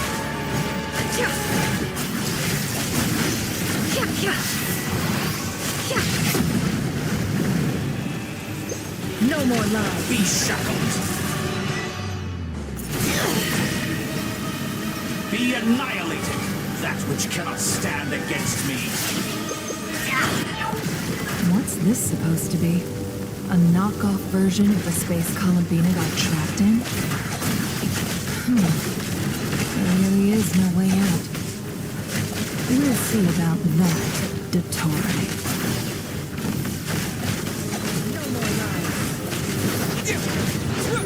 And my fault. I have not intended intended to take your teammates from. But you have a choice. Obey and I will release them. An excellent deal if you ask me.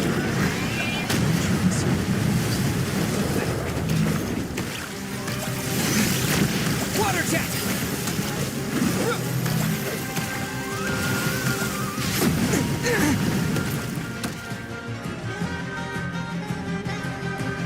I'm aware you've been working on some little tricks to surprise me with, but it appears that none of them have come to fruition. My guess would be that you're trying to bring Columbina back. But then, where is Sandrone? Or are you trying to buy time for her?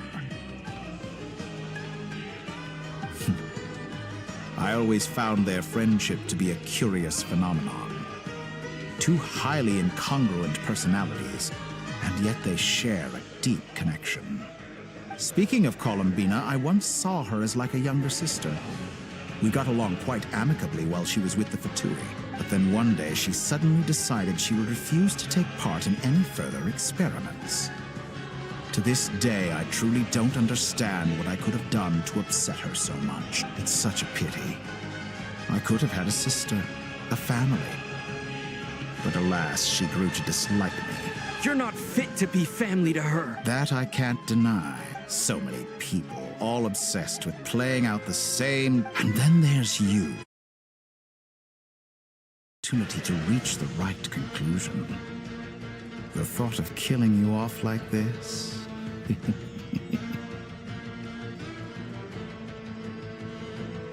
But I maintain that I approached you in good faith, so I will offer you another chance.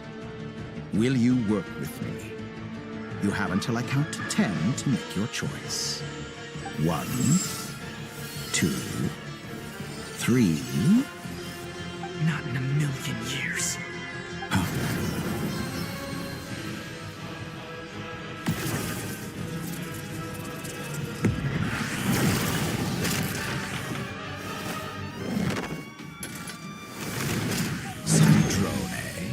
What a pleasant surprise.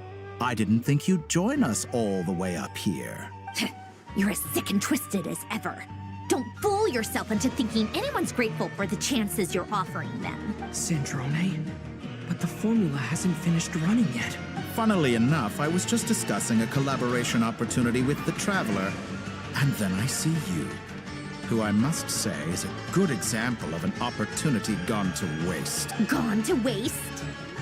I said that everyone would get one chance, and you've used yours to march right back into the lion's den.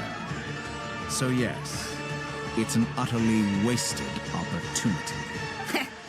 And what makes you think I believe a word that comes out of your mouth? I was planning on disposing of your little formula after wrapping up more urgent business here.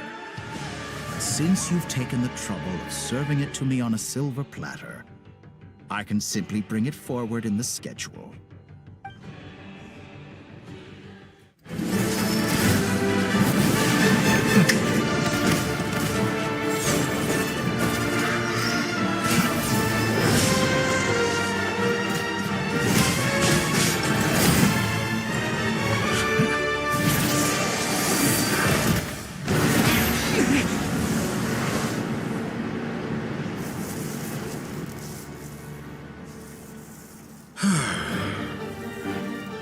Is this your life's work?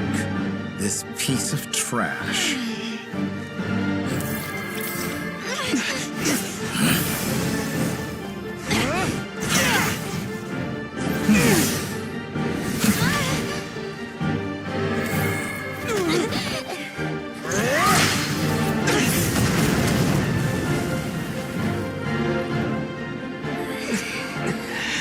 Your formula runs too slowly, Sandrone.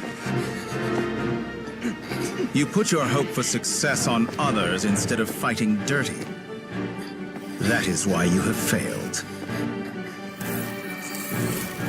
Now, whom should I slay first? Any volunteers? No one? How nice of you to leave the decision to me.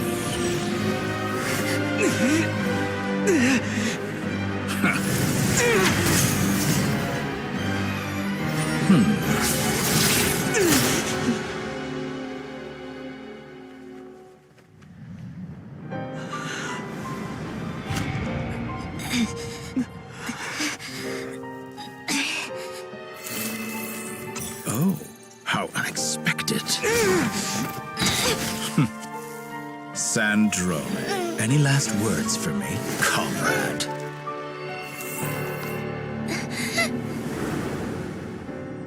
Is there anything you wish for? Not really. But I've always known what I don't want. Go to hell, Dottore.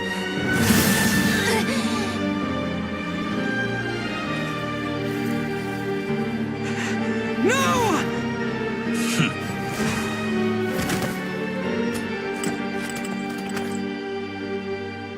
And now, you have failed.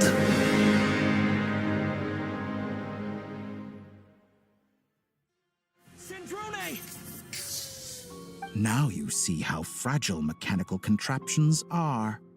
Just a gentle tap, and they fall to pieces. However keen of an inventor Sandrone may have been, her death spells the end of the formula that was running inside her body. Of course, I have to commend her for making it this far. As her colleague, I have to admire her stubborn tenacity. Now, it is time for you to take your place by my side. My count was interrupted, but the second chance I extended to you still stands.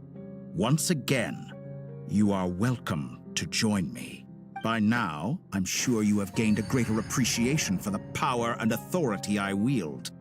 What is stopping you from embracing a new world of endless possibilities? Not in the mood to talk? As you wish. You seem less talkative than usual today. I'll change the topic to something more apropos. Sandrone was always like this, never trusting anyone, always so reluctant to share her research with them. Objectively speaking, she had her strengths. It is remarkable how she extracted and even optimized the world formula from so much data. But her inability to trust was her undoing. Had she allowed someone else to monitor or run the formula for her, you might still have a chance at victory even now. But regrettably, she was a stubborn fool. As much as it pains me, she had to go. Dottore, maybe this is news to you, but people can change. Columbina surprised you when she escaped. And I think Sandrone would surprise you too. Change? You can twist the truth however you want, but I see it clear as day. You're the one who can't trust other people. Is that how you see me? By this point, what can you hope to do about it?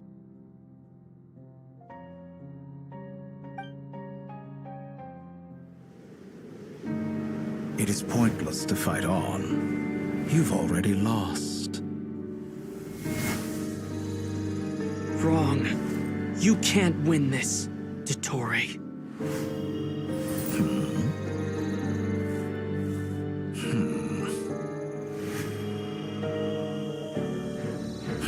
What?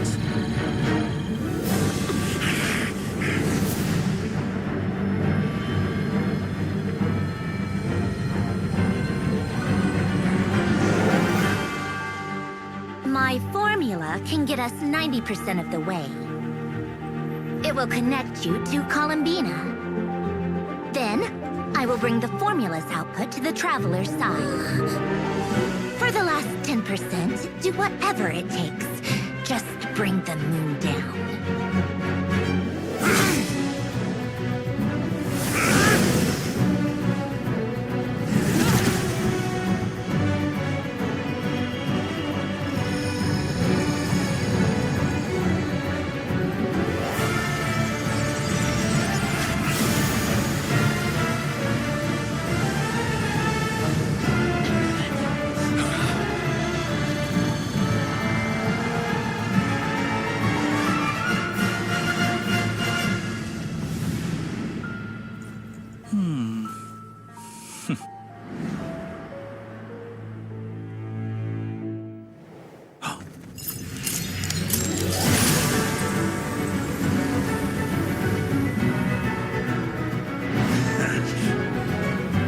The moon will never be yours!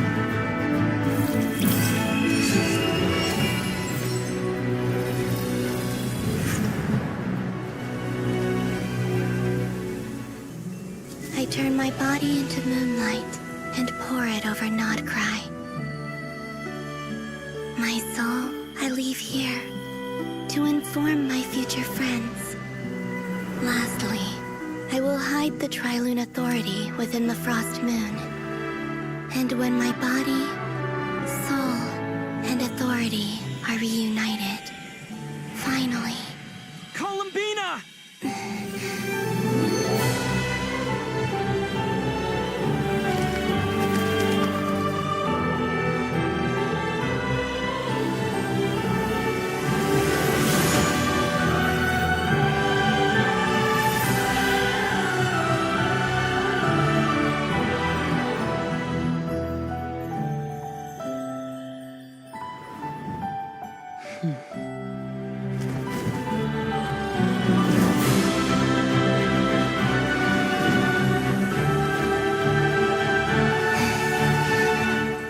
It's been too long.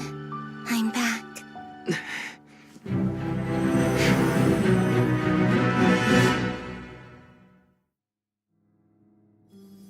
Stay focused on the battle, Traveler.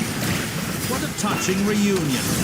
Though I personally find myself repulsed by the sight of weaklings huddled together for war.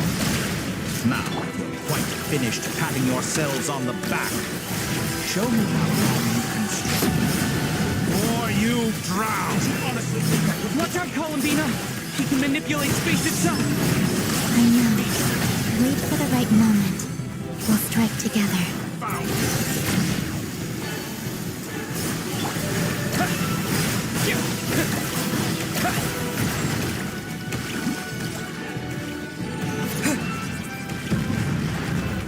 Pathetic!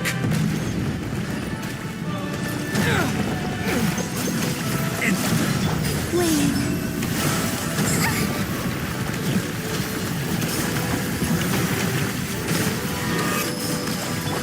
Wipe out!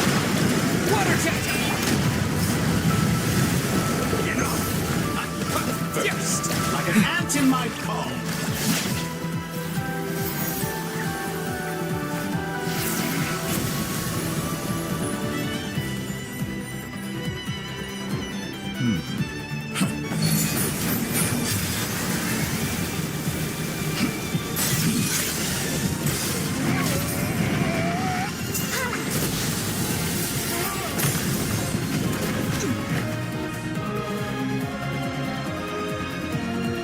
I grant you the new moon's blessing. The new moon shines upon you. I am growing weary. It's over, Dottore!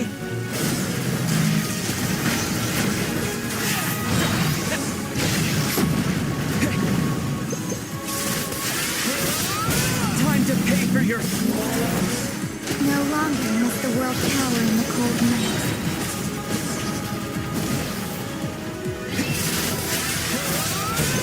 Future is... Let the moonlight dispel the darkness. Decaying world! Everlasting as the moon.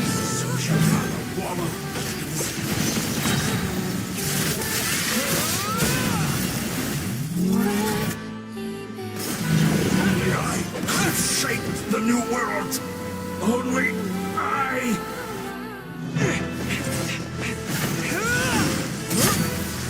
Willfully blind.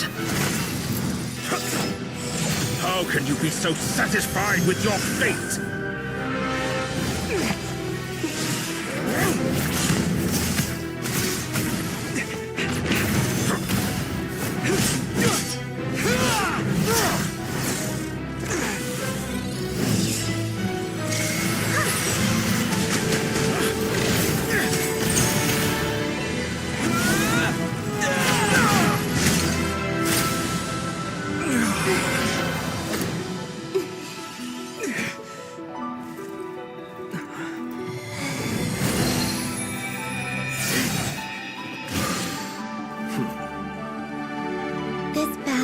never about fate.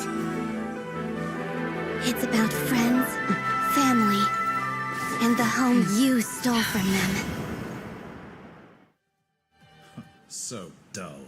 Only the weak rely on each other for comfort. You should see.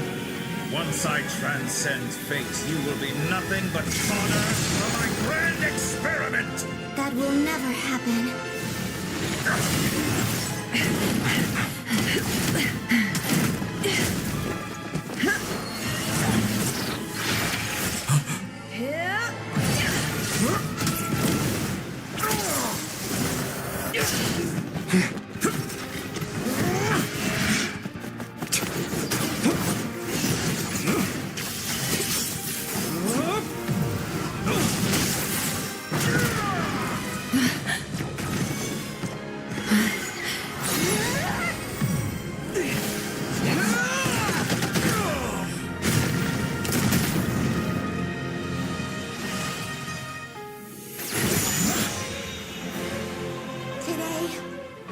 The moon lights up this world once more!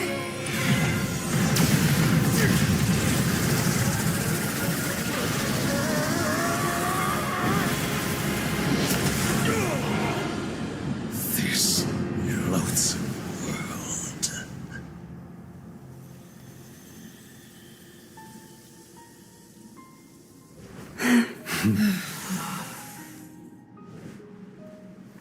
No. This world is our home.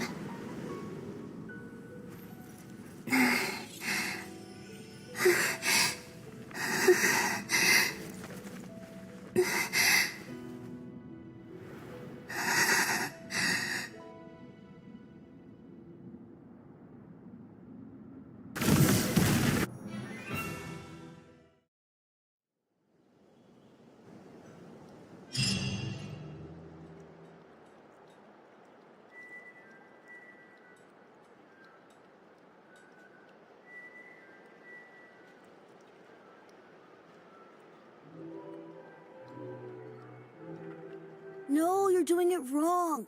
The moon looks like this now. What are you drawing, children? The new moon, Mom. It looks different than before, doesn't it? Also... Can I go buy a sugar sculpture today? Please? Just one? All right. I suppose today is a special day after all. Almost like a festival. Extra, extra! Get the latest Nasha Express here! Post-disaster report! Nasha Town reborn beneath a new moon! The voyage begins today! The future looks bright thanks to the League. Want a copy? I knew things would be different. But I didn't think that would include the moon. They say a new moon goddess has been born. A new moon goddess? Who's saying that? The Frost Moon? I guess so. I'm not too clued up on the details. As far as I'm concerned, the moon's still in the sky and it's business as usual. Hey, since we've come all this way, shall we grab ourselves a free meal while we're here? Are you a convert now? Or are you just here for the free lunch? Oh, come on. What does it matter? After everything we've all just been through? That smells good. All right, that's it. I'm hungry. Time to eat. Come on! We gotta get there early, or there won't be any good spots left! Shh, keep it down. This is a residential area. What if people are still sleeping?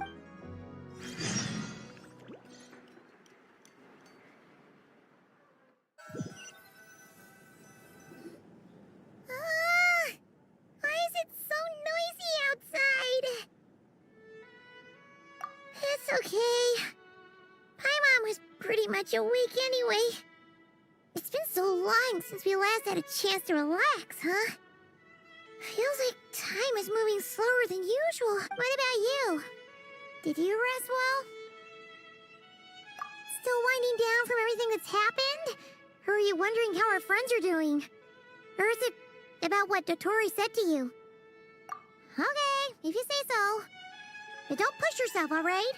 Let Paimon know if you need to talk. What we just went through was a lot. It's totally normal if you need some time to get back in your groove. Luanatar disappeared after Columbina came back.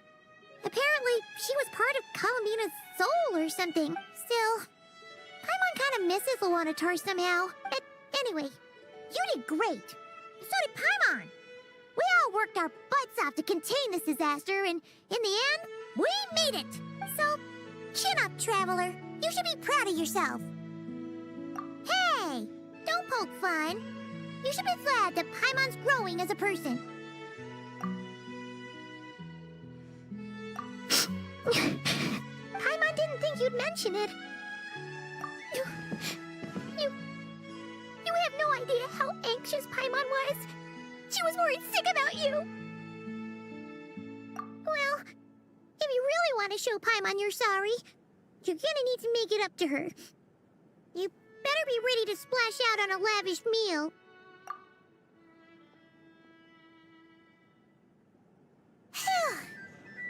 Okay. Paimon's full now. Huh? Oh, well... Hey there, Traveler and Paimon. Good morning. Morning, Yehuda. Here for some breakfast? Oh, I've already eaten. Just need some water. I was mostly worried you might forget what day it was today. So, I came over to remind you. Careful there, Paimon. Too much food will make you drowsy. Don't let anyone catch you hiding at the back and nodding off during the league meeting. Yeah, she'd probably be saying that to Aino. She's the baby of the group, if anyone. True. You know, I'm surprised that all these competing groups are actually coming together to try to solve things together. Definitely a first for Nodcry. Well, nothing like a region-wide calamity to bring people together. After that, surely even the most self-interested people have to realize that going it alone isn't worth the risk, right? Try telling Boss Neff that. She's not exactly convinced that people are gonna get with the program. Really? But if she's so pessimistic about it, why'd she agree to be the Curatorium's representative in the league? Probably 'cause even though Unity sounds like a pretty far-fetched idea, the benefits it would bring make it worth a shot. I think things will work out, though. I swear, Nodcry feels like one big family now with everything that's happened. Paimon's with you on that one. And it seems like plenty of other people agree, too. Just listen to the bustling streets. All right. Everyone's been rebuilding these last 2 weeks, and the evacuees have been coming back in droves. Life's slowly returning back to normal. Which means my workload's probably gonna shoot back up. Were you about to head out? There's still some time before the ceremony begins, you know. Yeah, we were gonna take a stroll around the square and say hi to some friends first. Sounds good. See you later then.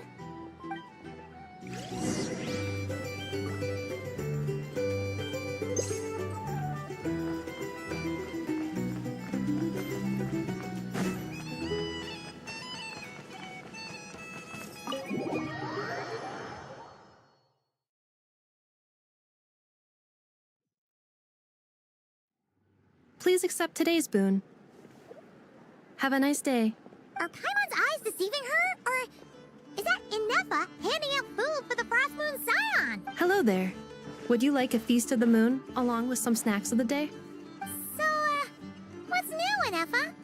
It was only a few days ago when we last saw you, but it looks like you've joined the Frost Moon Scions in that time. And Aino, too? What are you talking about, Paimon? We're just here to help. Duh. In the wake of the disaster, it's all hands on deck. We responded to Lama's request for support. At times like these, the smallest good deed can inspire others and help them through the hard days ahead. And we're using eggs and heating tubes to make that a reality. In true Krumkake Crab Shop style. Enough! Did you hear that? The Traveler said I did good. The Traveler! That's because it's true, I know. Proposal.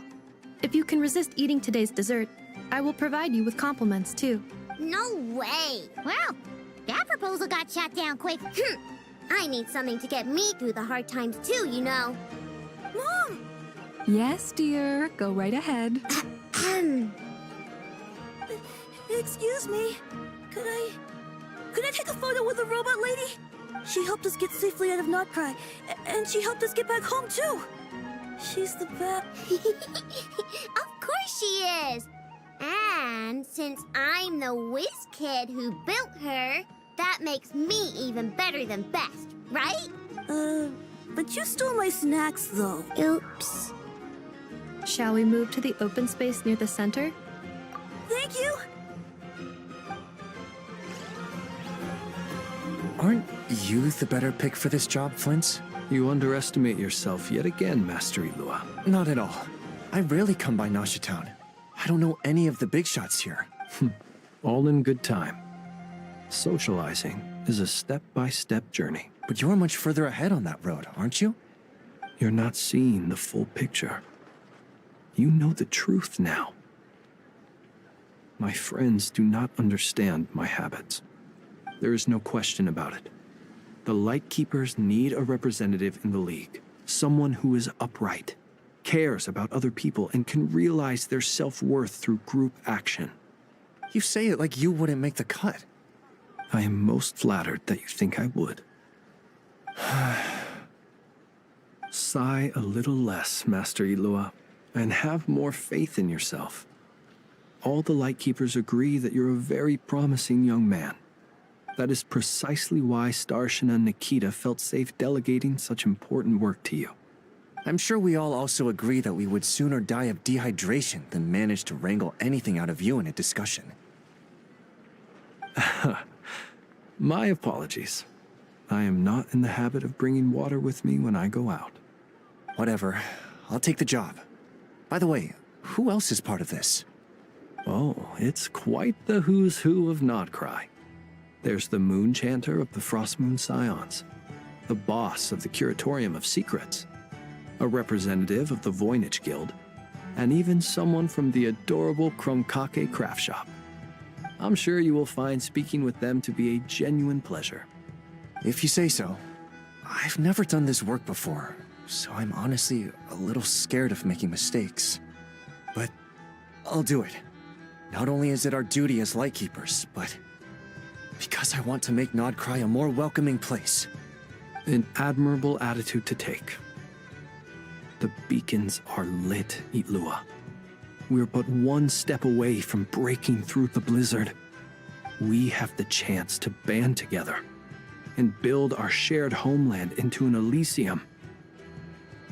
This is unprecedented for Notcry. An opportunity not to be missed. Yeah. You're right. I'll do my best. Quite a few familiar faces have arrived. Let's go, shall we?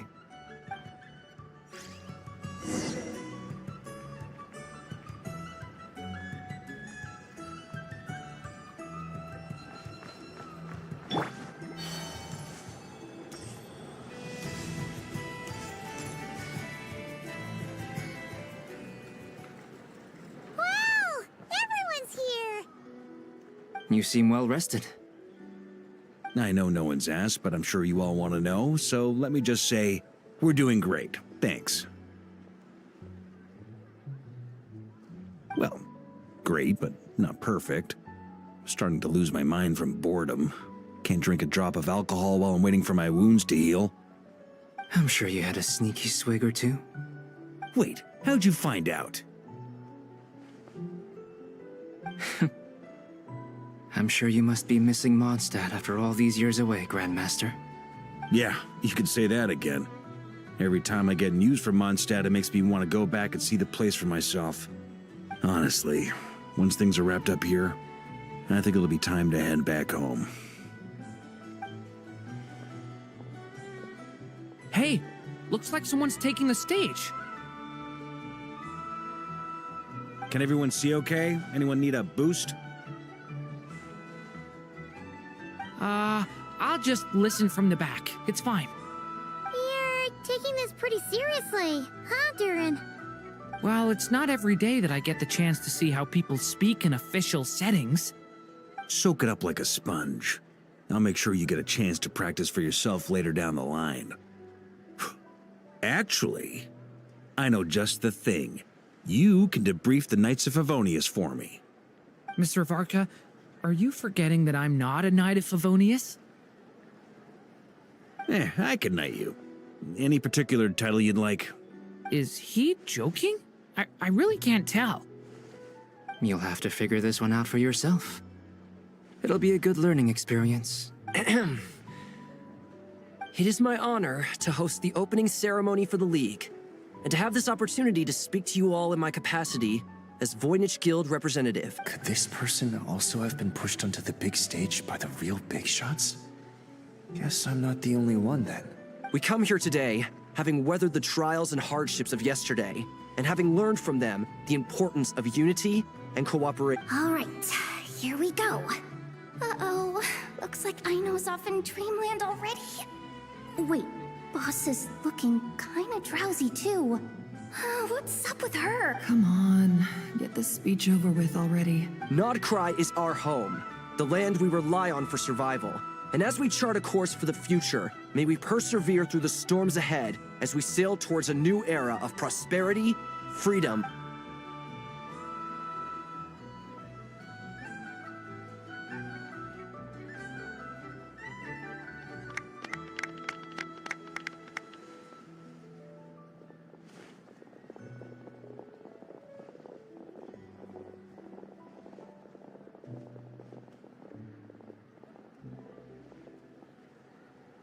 Looks like we'll have more opportunities to travel in the future. I'm sure you'll cope, Lady Moonchanter, given how fleet of foot you are. Unfortunately, I suspect I'll be too busy at the curatorium to act as your host. We have a busy schedule, not to mention an international network of contacts to manage. It'll be all right. I'll just check your schedule with Yehoda well in advance. And if she's not available, I can simply ask Ashru. You... So giving my employees extra workload isn't enough for you? You're really going to drag my cat into this too? I thought you'd approve. Aren't you forever increasing your employees' workloads? That's a bold statement. Are all the Frost Moon Scions feeling more audacious now that your moon goddess has returned? Columbina's return has brought joy to all who care about her. That includes both you and me. As for the Frost Moon Scions, we are learning how to thrive independently, without relying on the moon goddess. It is up to us to make our home a more livable place. Joining the League is one of the steps we are trying towards that end. I like the word try. It's nice and non-committal. You can opt out at any time and still say you tried. You don't see a bright future for the Frost Moon Scions? Or did you mean the League? I'm just not as optimistic as you. The Frost Moon Scions should count themselves lucky that they have a leader as stubborn and enterprising as you. But Nodcry's a big place, with all kinds of people. Most of them don't enjoy answering to a leader, or even listening to reason. Well, that's where you and your methods come in. Unless the Curatorium of Secrets is only here for appearances. For now, yes. And that won't change until this venture becomes worth my while. What would make it worth your while? Getting out more than I put in. Right now, I'd barely break even, but I'll grant that it's a good start for Nodcry. Then maybe it's worth a try. All right, you can stop now. Or do I have to join the Frost Moon Scions before you'll get off my back? You'd be very welcome to join us. Hey, you two! Congrats on all your hard work! What are you chatting about? Nefer was trying to dissuade me from adding to her employees' workload. Also, she's considering joining the Frost Moon Scions. Sorry, what? Your conversations are always the most interesting. Would you two care to join me for some tea before heading to your next destination?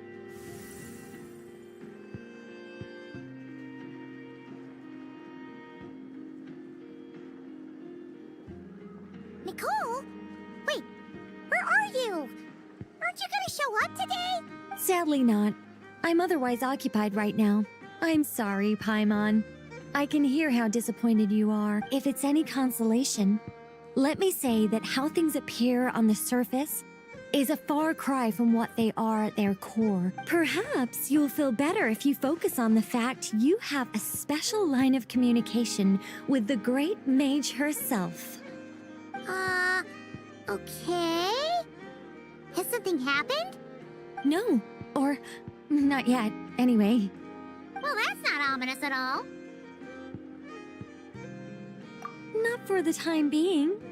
Just think of this as a general check-in to make sure this communication system is still running smoothly. Besides, it's good to chat once in a while if we want to maintain our friendship. You could have just said so. Paimon got all worked up for nothing. Still, the best friendships are built through face-to-face interaction, you know? It's never gonna stop being weird having tea with you when you're not there and just talking to thin air. All right, fair point. I'll bear that in mind for next time. Yeah. Any update on that crisis at the world's borders? Owls just informed me that they had their work cut out for them. And now everyone's thoroughly exhausted. But they did finally get things back under control. Still, we can't let our guard down yet.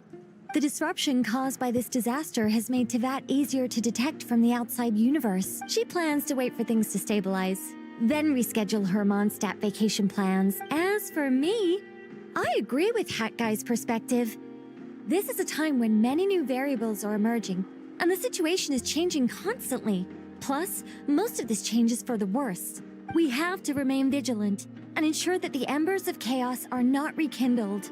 I did notice that the energy in Nodcry changed somewhat after the War of Funerary Flame, but since it was still aligned with the Light Realm, I never gave it a second. It looks like I'll have to examine the connections between phenomena I observe more closely in the future. Just doing my duty.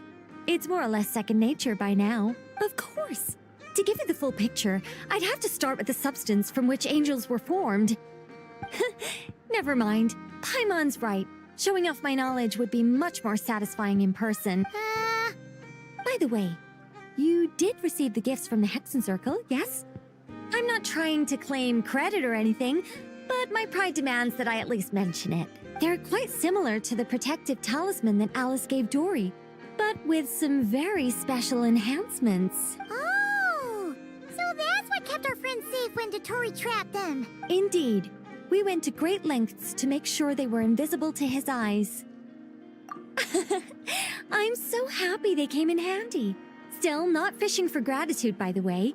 I just want you to be aware that sometimes your friends may be protecting you in ways you cannot perceive. Anyway, I'll contact you if anything else crops up. If not, you know what they say, no news is good news. Oh, my angelic instincts are tingling. They say you should head to the docks next. Your friends are about to board their ship home. This place looks perfect.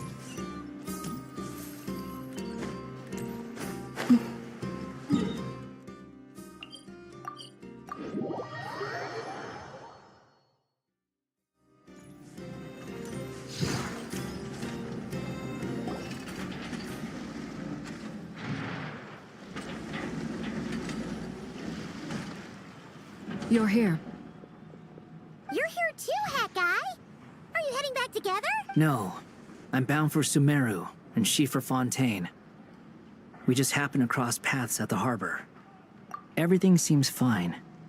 Sandrone may have an abominable temper, but she's always been very responsible with important calculations, and things entrusted to her by valued friends. You always speak as if you know us inside out, Mr. Hat Guy. Maybe I'm just a good judge of character. I certainly hope that's all there is to it. Regardless, you have been a significant help in this matter.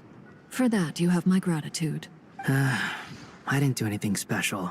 Sandrone's the one who completed a seemingly impossible formula and turned the tide of the entire battle, even giving her life in the process. She's the one we should be thanking. Even we were unaware that Sandrone had hidden the real formula inside Polonia's body. She managed to fool Dottore into thinking the formula was running in her system by installing an identical-looking decoy within her. She probably realized that she didn't have the strength to stop Dottore. But this way, she could at least get him to lower his guard. She always worked like that. Always had a backup plan. Well, that's why I'm traveling to Fontaine. She made a request of me long ago, and the time has come to fulfill it. Think of it as her will. She said that should she ever fail in a mission, she'd like me to deliver her core and Polonia's to the Fontaine Research Institute. She also mentioned that she had made arrangements for people there to set her affairs in order. Some of her personal effects, such as her notes, were left to me. I've decided to take them back to the House of the Hearth. For safekeeping, primarily, but also as mementos, I suppose. However, there is one book among them that I'd like to leave in your care. I'll have someone deliver it to your residence at the flagship at a later date. No, I was specifically warned not to tell her. This is her last wish, and I will abide by it. I can only hope so, but none of us here can know for certain. I bade farewell to Columbina earlier today. As promised, she turned the iridescent moon's marrow over to me. She spent a long time with Sandrone's body, saying her goodbyes. Oh, is she all right? Sandrone's passing has left a great wound in all of our hearts. It will take time to heal, but Columbina surprised me. She offered me some words of comfort before I departed. Despite being grief-stricken herself, she showed an awareness of the feelings of others around her. She never used to act like this. Clearly, she has grown. And I suspect that we have you to thank for much of the change we are seeing in her. After these recent events, the Tsaritsa has revoked the Pale Star Edict. Snezhnaya now realizes that the arrest warrant for Columbina was just a ploy by Dottore, who coveted her powers. I shall return to Nodcry to see her as soon as I find the time. I hope that from now on, she too will explore more of the world. Columbina Hyposelenia's journey is only beginning. My ship is here. Traveler, Paimon, we shall meet again. You too, Hat Guy.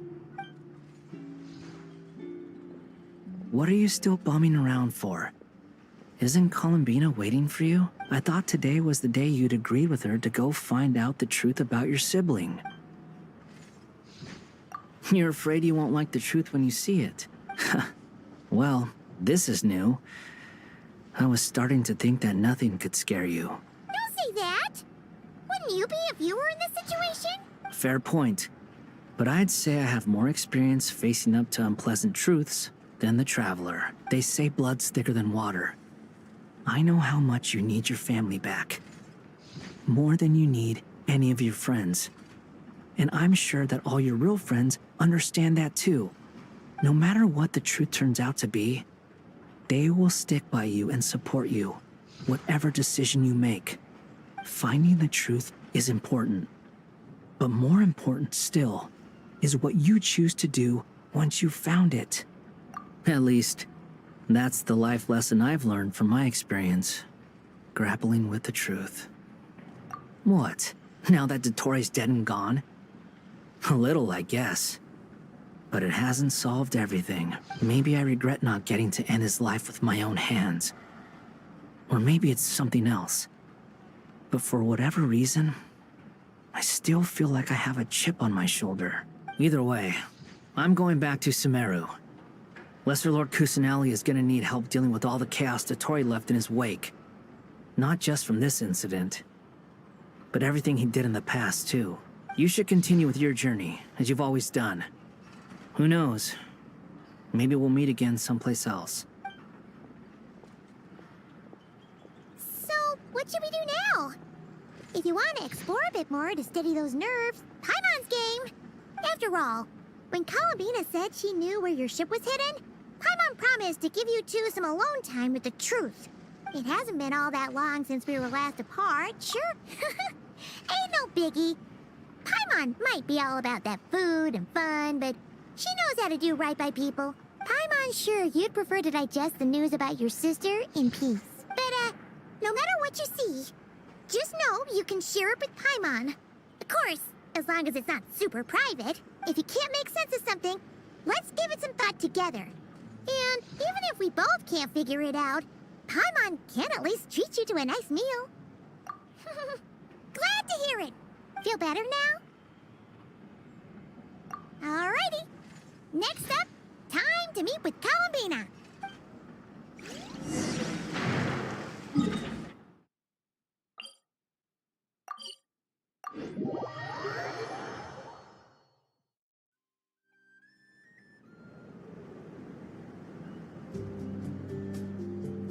Columbina, we're here! Can't quite believe we're meeting out here. We've gotten used to walking over to Silver Moon Hall whenever we go see you. Well, you're still welcome to go there whenever you want to see me. It's just, now that it's all over, I've decided to make some changes. Try and fit in with the Frost Moon Scions, like Lama suggested. The older generation are still timid around me. They don't dare get too close, and they bow their heads when I walk by. But things are much better with the children. I see more curiosity in their eyes. Hopefully, by the time the next Moon Prayer Night comes around, I can enjoy the festival with them as myself, without having to pretend that I'm only dressed up as the Moon Goddess. You'll do fine, Columbina. Paimon's sure they'll realize you're super nice once they get to know you better. You really think so? When we first met, you thought I was a little up in the clouds. We were just starting out then, come on! So Lama told you, huh? I'm only teasing. I know that I have you to thank for pulling me back down to solid ground. It feels good to finally stand firm on the earth where I was born. Oh, that's great!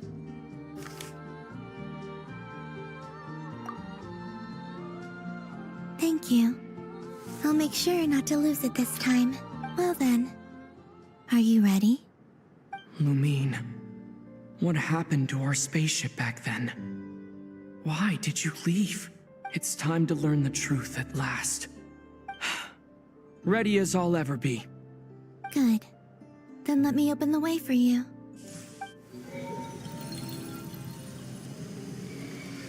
Where does this lead? To our shared destination. Huh? Do you remember me telling you about my missing prologue back when we just met? I said that my story began on the moon, but while I was inside the moon's reflection, I realized that my prologue was really hidden in the future. I just had yet to discover it at that point. The story of the time before I was born was in fact the story of my distant future. It's truly fascinating, but when I obtained the Trilunar Authority and returned to our present reality, I sensed something I hadn't expected. Your prologue. So you mean... Yes, your spaceship. All this time, it has been hidden on the Frost Moon, which lay beyond the sky. The great ruler of the firmament. The heavenly principles. Wait, them? Why would they do that? I don't know. Perhaps your ship contains something that is incompatible with Tevat. Or something that cannot be known. Oh, did I pick a bad time to say this? I know it must have been hard to work up the courage to do this. Maybe I should have waited until you were on the moon, with no chance to back out. That would have been kind of mean, you know. Take me there. Oh? Whatever is hiding in that ship, it belongs to me and Lumine. Those memories belong to us. No one else has the right to decide whether I should or shouldn't know about it. Not even the heavenly principles. Very well. Then let's go. You two take care, alright? And don't forget to come back soon! Rest assured, Paimon. We will. Traveler, after you. Thinking about the story that we'll find hidden on the moon? Yes. And hoping that it has a happy ending. Stories like that don't exist, you know? You don't believe in happy endings? I don't believe in endings.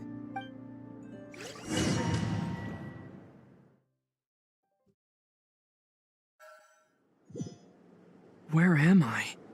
This is the pathway I built between Teyvat and the Frost Moon. The moon is very far away from us, so it could be a long journey.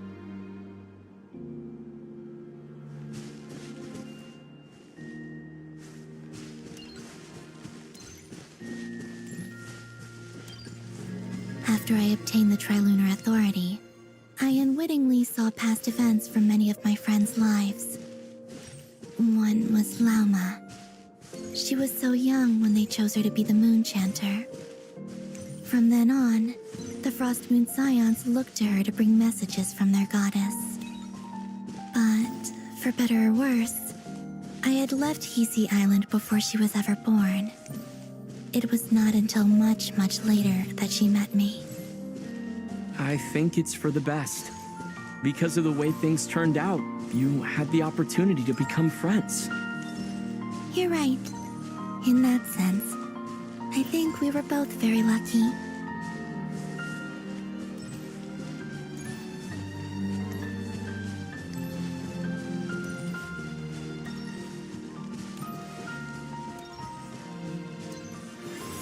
Oh, and about that mage, Nicole. I only recently learned that she has lived in Teyvat since the time of the Three Moon Sisters. The Moon Goddesses always had a good relationship with the angels. I suppose our friendship continues that tradition.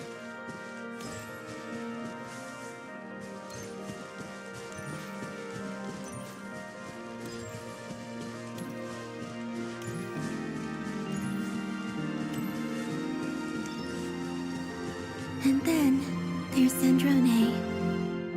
I never knew that much about her, beyond the fact that she was created by someone called the Lord Artificer. She, too, suffered for a long time before joining the VIII.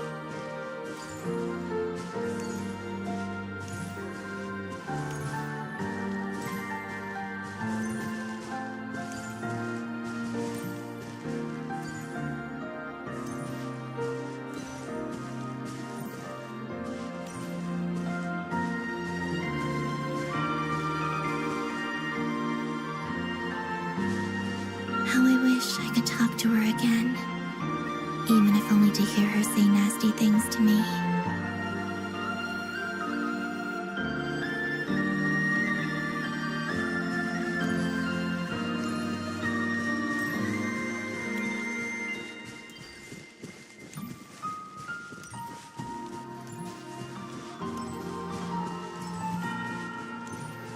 Also, I saw your sibling's story. I'm afraid I didn't see much. It seems that she rarely came to the surface, where the moonlight shines. But I did notice that back when you first set out on your journey, she would often appear nearby, gazing at you from afar with a guilty look in her eyes. Lumine.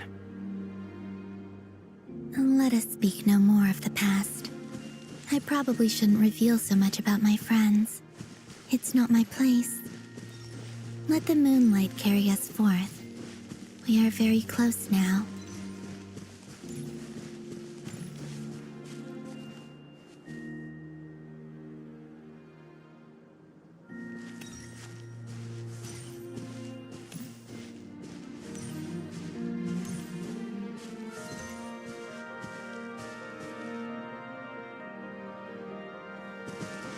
After this, I'd like to bring some Kuhenki to the moon as well. If they're willing, of course. What about your other friends? Will you bring them to visit too? Certainly. But I'll need to tidy the place up first. This home hasn't received any guests in a long, long time.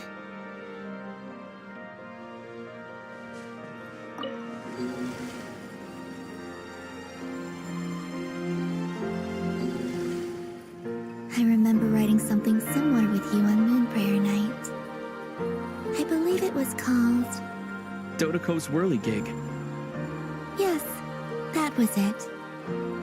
You asked me if I was afraid to return to the moon, and I said that I was. The idea that I had gained something precious, only to lose it so quickly. That frightened me. But I'm not afraid anymore. Besides, This time, we're traveling together.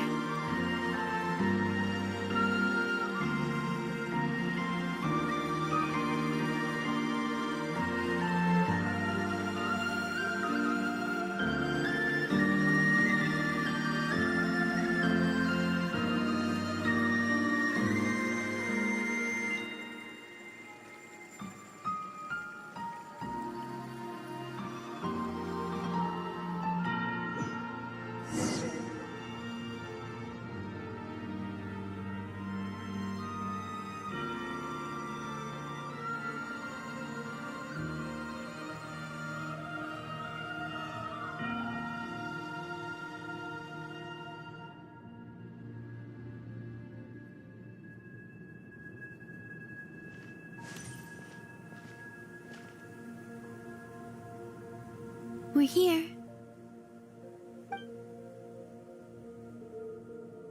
Over there.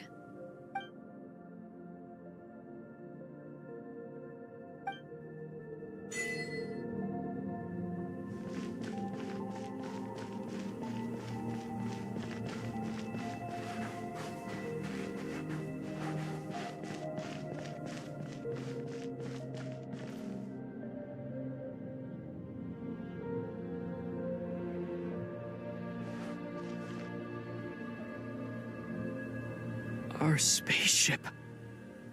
It's huge. I suppose that the moon is the only place one could hide it. It'll be all right. Huh? The way you feel in this moment, I went through it too, on Moon Prayer Night. The door was right in front of me, but I struggled to find the courage to step through. Solitude for me once meant living a life in which even I was absent. Before I met you, that was the only life I knew. But that night, solitude meant throwing away the life I had gained after meeting all of you. Columbina. Go. Retrieve the part of your life that was once lost. Trust me, you will lose nothing by doing so. Look, Teyvat is right there. All of our friends are down there, waiting for us. You're right. Thanks, Columbina.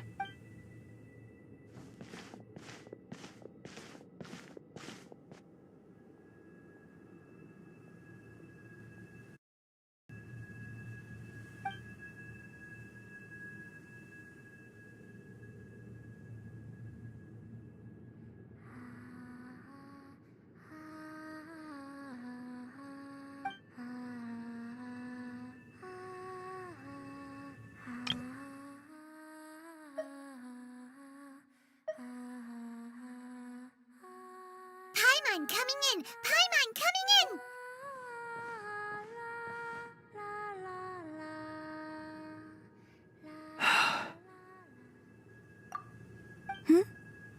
Finished? Yeah. Why did you take your eye mask off? Well, since my return, I've decided to take more opportunities to see the world with my own eyes. Besides, I've always wondered how Teyvat looks from the moon. And what do you think? It's beautiful. I could spend a whole day here just gazing at it. What about you? What do you think of the truth you found? I haven't looked at another person's expression in a long time, but I think yours is saying it was neither good nor bad. Keep this up, and it won't be long before you give Nephra a run for her money. Oh, I don't think that's going to happen. I'm much more used to sensing what's going on around me with Kuvaki. I think I'll save my eyes for seeing special moments I really want to remember. I read the spaceship's flight logs. I always assumed that this was my first time in Teyvat. I thought that Lumine and I must have been hibernating in space for centuries on end. But the logs show that our spaceship flew over the skies of Teyvat once before. A long, long time ago. Flew over? So you didn't land? No, the ship barely came to a stop before flying on again. After that, it continued traveling through space for a long time. Some of the data is corrupted, but I suspect that it kept flying for thousands of years. It was only after that that the ship made a forced landing in Nodcry. When Lumine found me, she came from outside. Could this mean that she left the ship long before I did? Maybe even during our first pass over to VIII. Are you alright? Yes, I can feel that the truth is coming together, one small piece at a time. I remember Lumine telling me that when she first arrived in Conria, she could not recall the past, so this might be something that even she doesn't know. Here, I made some space for you. Your mind must be racing, and this seems like the perfect place to relax and clear your head. Oh, wait, there's one more thing. What is it? Wait here a moment.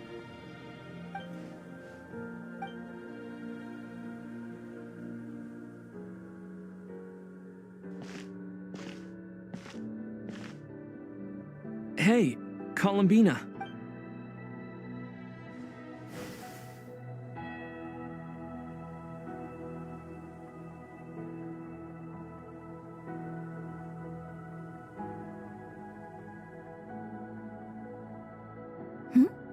Is that a new outfit? An old one, technically. It's been in a cabinet inside the ship this whole time. It's a matching pair with Lumine's. She always liked this set more. Huh. I don't think there's a huge difference. Really? Yes, it's still the same you. You're the same person, no matter... Only Columbina would make an observation like that. Traveler, do you consider Tevat your home? Home is wherever Lumine is. But then after all the time I've spent here, and everything I've been through, yes, I'd say it's my home. Would you change your answer if Tevat changed appearance? I mean, if the truth about Tevat turned out to be different than what you thought.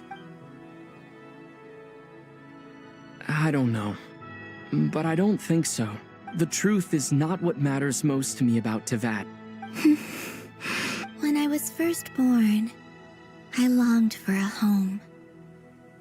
And when you get something before you're mature enough to understand the world, you just take it at face value. I thought that a home was a transaction. You give me what I want, and I'll do the same for you. But you and your friends taught me what a true home should look like. You never asked for anything, yet you gave so generously to me. That's because your friendship matters to us. It was worth it. In the past, I thought that my birth in Nodcry must have been a mistake. But after journeying to the distant past where the story began, I realized that it was I who chose Nodcry to be my future home. Now, I am glad that I made that choice. I'm sure your friends are just as glad. In fact, I intend to make the same choice today as I did back then. What do you mean?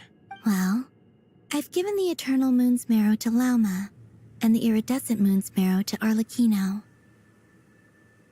And now, I shall return my Kuvaki to Nodcry again, that it may continue to protect my chosen home. Wait, but what about your body?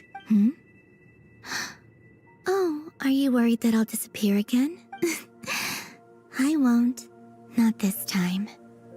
The Frost Moon has now entered the fall sky, and I am the Trilune Goddess. I am only returning to Nodcry the part of me that it needs. I am giving what I can, because my home is worth it. Oh, and I have something for you, too. For me? Yes. Come closer.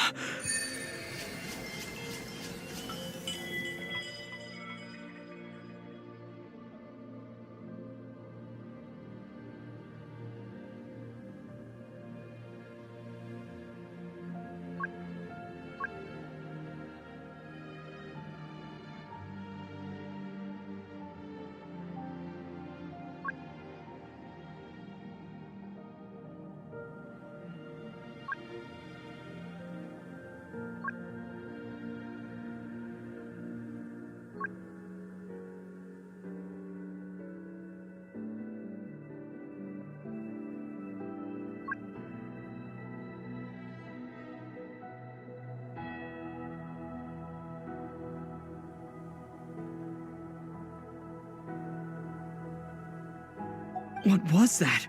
I lifted some of the restrictions this world placed on you. I trust this will help in your future adventures. My power. It feels like it's grown. I can use the elements more freely now. Thank you. This will be a great help. You're welcome. I see you as family, and after everything you've done for me, In fact, no.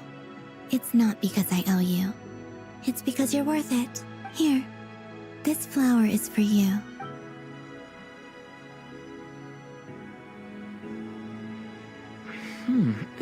Isn't this a moon prayer blossom? Yes. Don't worry. You will never see these flowers lose their color again. I'm finally discovering the joy of giving. How I wish I'd learned this sooner. Hey, better late than never. What are you thinking about now? Why don't you take a guess?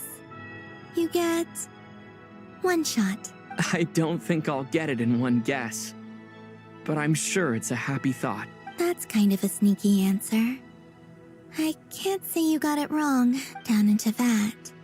The moon seems so far away. I felt it might always lie beyond my reach. But on the moon, everything feels so close by. The haze that once enshrouded the skies has finally been dispersed. I feel like a traveler on a winter's night, starting a new chapter in my tale by the warmth of a bonfire.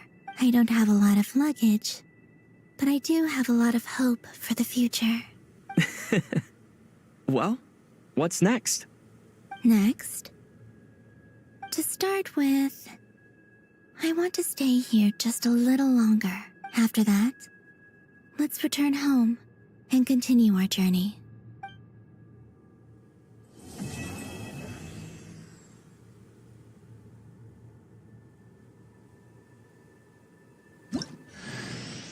These clothes bring back so many memories.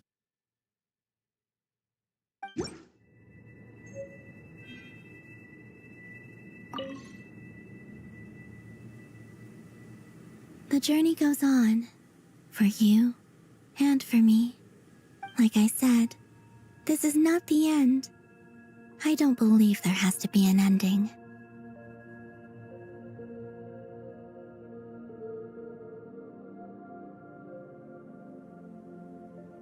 Oh, is that your next destination?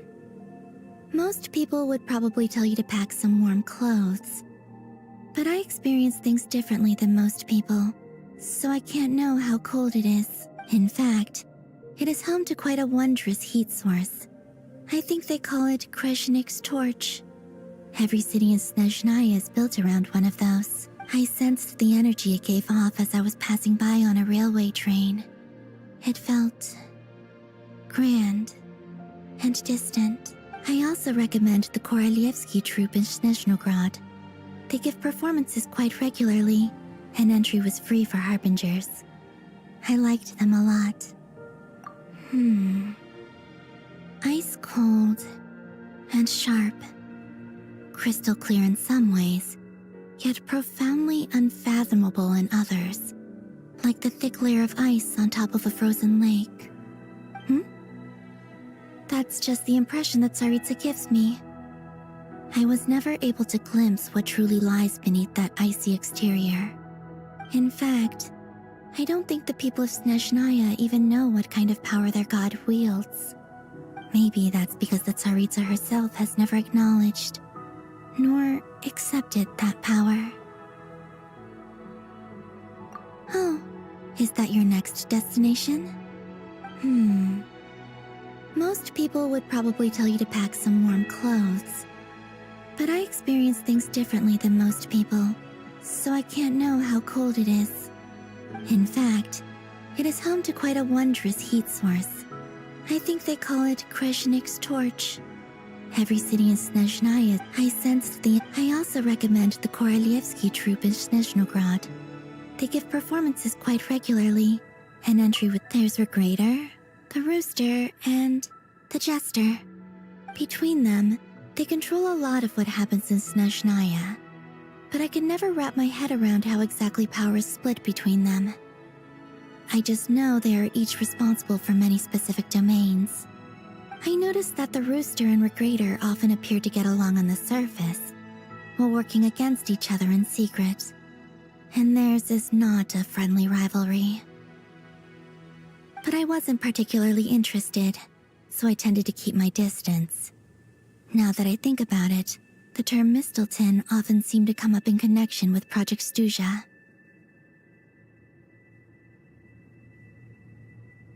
Once things settle down in Notcry, I'd like to explore the world beyond Snezhnaya.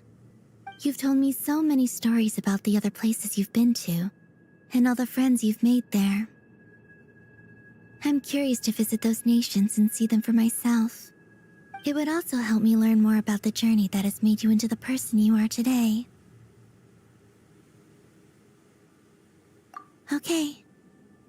As you continue on your journey, don't forget to gaze up at the moon once in a while. It is, after all, no longer an illusion. It shall cast down its true moonlight, connecting us in truth.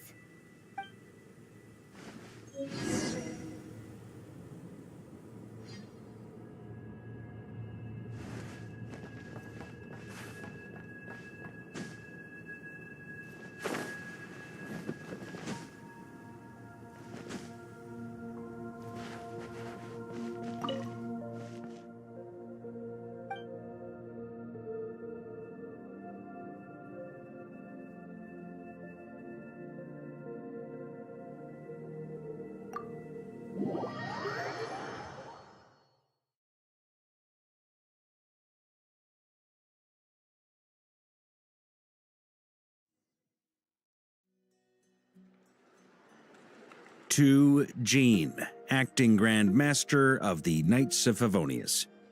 Ugh, this preamble is such a pain to write. It's probably high time we got rid of this acting business. I trust that Dern has updated you all on recent events. Hope we didn't worry you too much.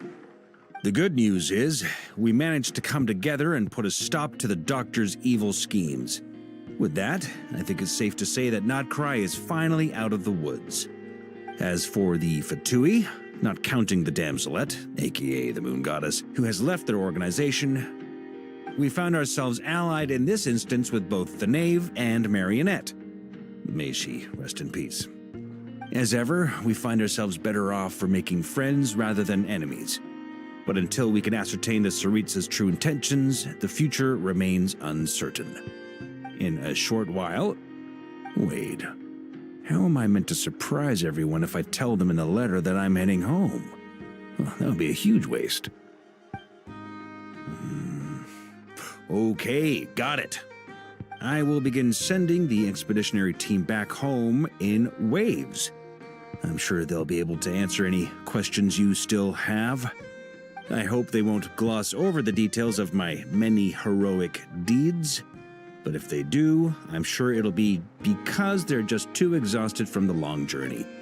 I think of Mondstadt daily. Please give everyone my best regards. P.S. The honorary knight went above and beyond this time. Are there any other honors we can give him? I'll leave it with you. P.P.S. Please be extra nice to Klee for the foreseeable future. I cashed in on the last favor that the Hexen Circle owed us, so we need to earn some more goodwill. If there's any serious problems, feel free to stick me in solitary confinement when I get back. I'll do the time for her. Whew. And that, as they say, is all she wrote. End of an era. And with the moon shining down brighter than ever, I think everyone is going to sleep well tonight.